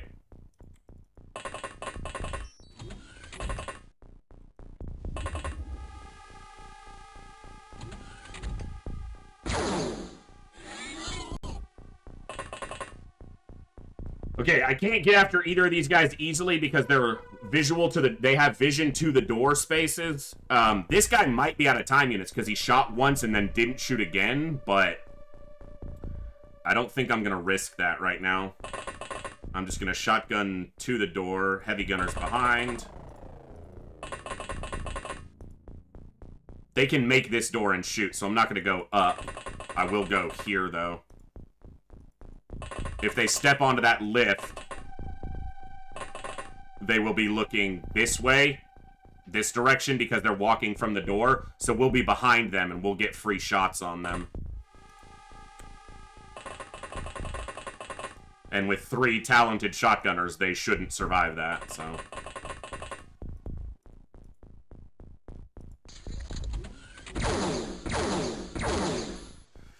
I was afraid of that. That's what I was talking about, though. Nice. Okay, he did get wounded. How badly? Not that bad. He'll be alright. Now, I just need to know if there's another one in here. Nope. So this is the last scumbag.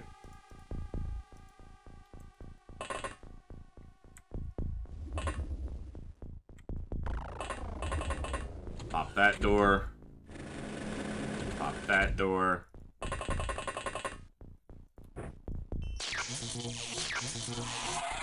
You had a bad day, sir. Does I have? I do have a med kit here, so let's get these wounds healed now, because it will give me, yeah, it'll get his health back, so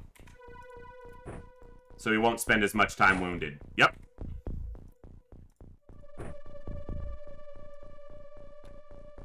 In fact, it got his health almost to full, so his wounded time should be, like, less than a week. I'm glad his armor held up. It was a non-Illyrium clip, so his armor holding up was good.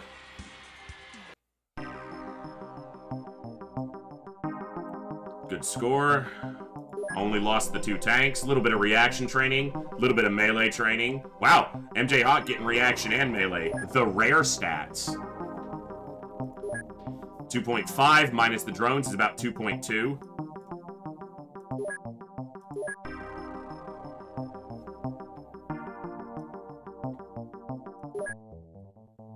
Very nice.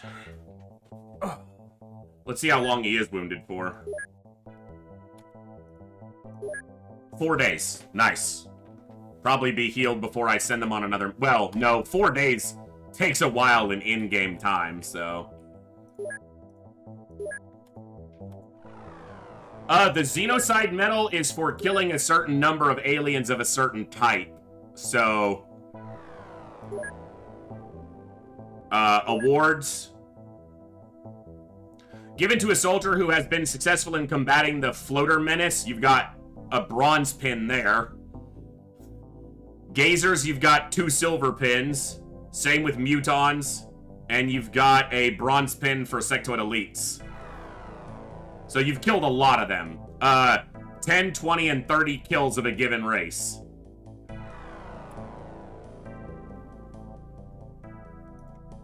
Athena citation is awarded to soldiers that improve in their overall stats by 10 points. 10 levels of this award recognition at maximum improvement of 100 points. So, and you've got the second silver pin on there. Bolt's Cross. The award is presented once to a soldier that captured one of these important targets. So captured a enemy leader or commander. Wow. So, yeah. Non-lethal force to take down important targets. Defender's Medal for defending a base. And you've got at least one pin on there, so... Issued for every 3 enemy kills from the flank. Yeah. Quite a decorated soldier. Man, that's a lot of... Yeah, that's a lot of medals to be pinned on a single soldier. Got a purple heart. Prowler's Cross. Awarded recognition of mastery of killing the enemy with booby traps and IEDs. So, killing with grenades. Proximity grenades, specifically.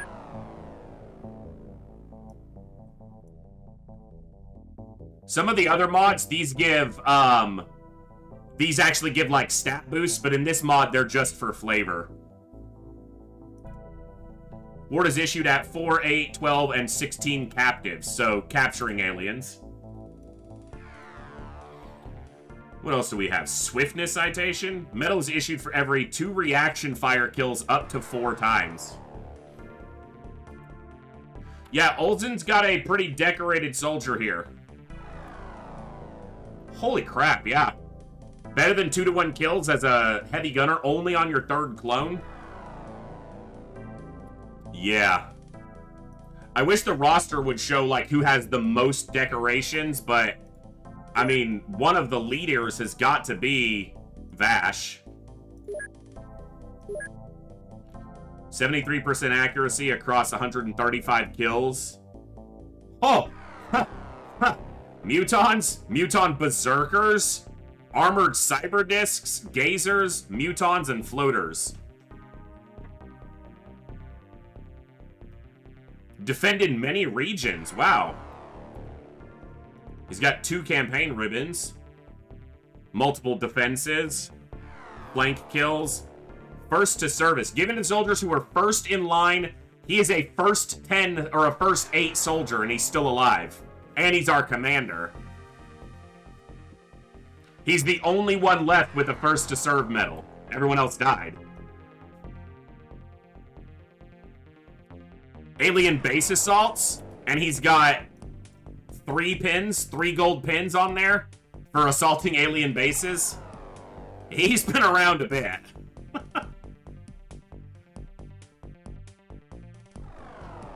Yeah, the medals are definitely a fun little touch. Hippocratic Star for healing someone.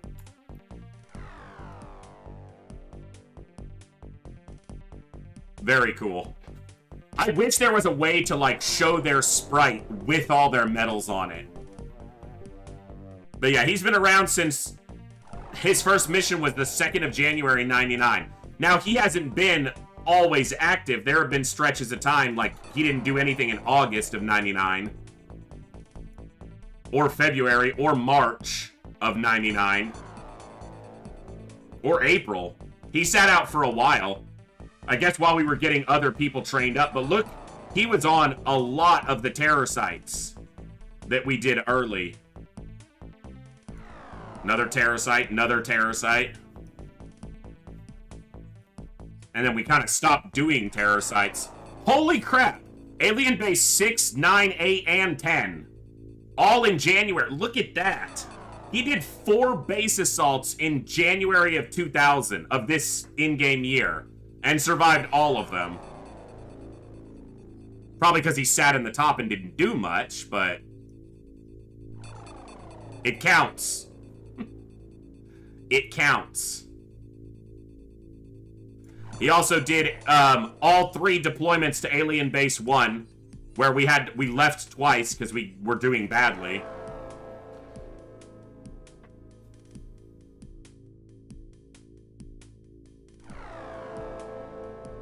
Yeah, pretty decorated soldier. He's not the most decorated. There are people who've been on more missions than him. And gotten more kills. I think Kooky might be the kill leader. Yeah, Kooky has 206 kills in 79 missions. 74% accuracy across 206 kills. Oh. Floaters, Gazers, Mutons, Sectoid Elites, Snake Men, Armored Cyber Discs, and Muton Elites. Given to soldiers who survives being hit by friendly fire. Ha! Ow! Ooh, 4 campaign ribbons with multiple stars. Good luck citation given to a soldier who's defied the odds landing an unlikely shot at an unintended target. Bonus kills is what we call those. Marksman citation. Landed long-distance shots on intended targets because he's a sniper. Taking names. Given to soldier who's killed aliens of all ranks. Killed everything from soldier to commander.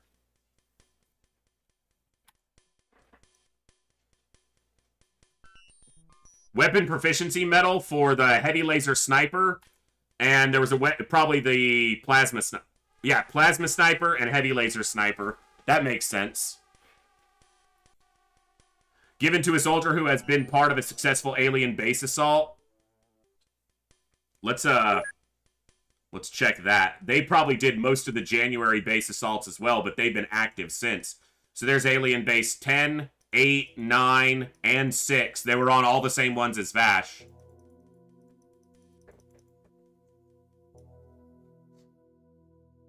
Yeah. Pretty old soldier, too. July of 1999, they came in, and they've been here since, only on clone number 2. Yeah, probably our highest kill soldier, I'm pretty sure. Tatiana's got 99, not bad. I haven't used her much recently.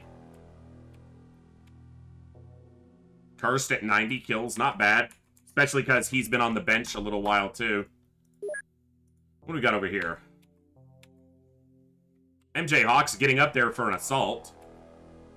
Steel Soldier's getting up there for an assault. That's a lot of missions for an assault to survive. Olsen we looked at. Quite a nice record. Didi was one of our early standouts. This soldier's been here a long time. Yeah, March of 99. And he hasn't been cloned. He's still on his original soldier. Did an alien base not too long ago. December. But one of the others, some of our capped out soldiers are over here. Obi's been around for a long time. He just hasn't been on many missions, but this soldier's been here since May of 99. But he was wounded for a long time, too. So...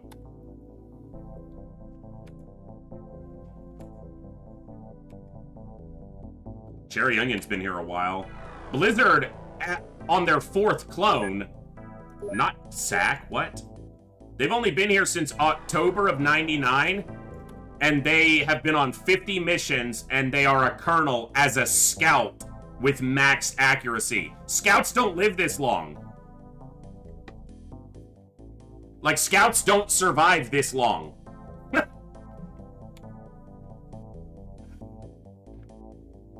Scalix, you're here too, I think. Yeah. 30 missions, 35 kills. Not SAC. You've been here since July of 99. Every mission you've been on was a success, so you haven't been on any missions that bailed. 49% accuracy is not bad. You've got some awards. You don't like the Mutons.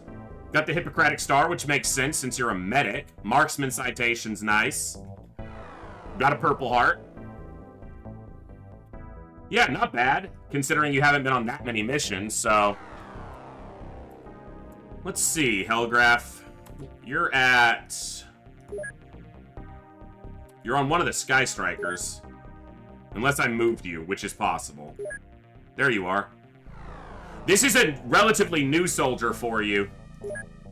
You've only been around since January of this year. But every mission's been a success. You're getting there. Some of your previous soldiers might have had, you know, we've lost 210 soldiers this run, which is really low.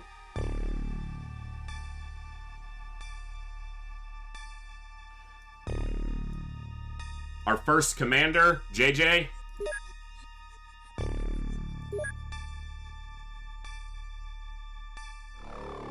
Order of the Earth, given to a soldier who has been instrumental in Earth's defense.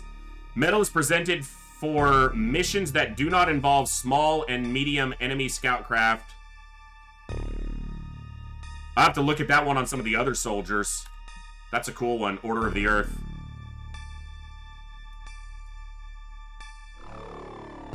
And then I think anyone, yeah, Order of the Fallen. Anyone who dies gets Order of the Fallen, so. Yeah, I could, Hellgraph, but finding you in the mess of the memorial would be tricky. Okay, folks, I had intended to wrap up on a mission. We started looking at the medals and soldiers and everything, but that is, it's just past 11 p.m. for me, so that is going to be where I'm wrapping up for the night. I am going to see if I've got a raid target for us. We don't have as many people tuning in tonight, but we can still share the love and raid somebody else. So let's take a quick look. I know our boy Ghost is streaming more Phoenix Point. We might throw it over to Ghost. He's a good guy. I'm going to put a channel in the Discord where you guys can suggest raids if you have someone you want to, you know, share the love with. But I'm going to throw it over to Ghost, so you guys show him some love. He's playing some Phoenix Point. He's having a blast with it. He's a great streamer and fun to watch, so show him some love. We will be live tomorrow for some more XCOM. We will be attacking an alien base tomorrow night. Guaranteed. It's the first thing we're going to do. Before the aliens put other crap in front of us, we're going after an alien base. Probably the Gazer base. So don't be late. We'll be live 6 p.m. U.S. Central Time tomorrow night for some more XCOM action. I will catch you all then, both on Twitch and YouTube, right here in the Echo, where each and every one of us has a voice. Also, episode 1 of this campaign will be up on YouTube sometime tomorrow. I don't know exactly when, but keep your eyes out for that, and I'll see you guys next time. Good night.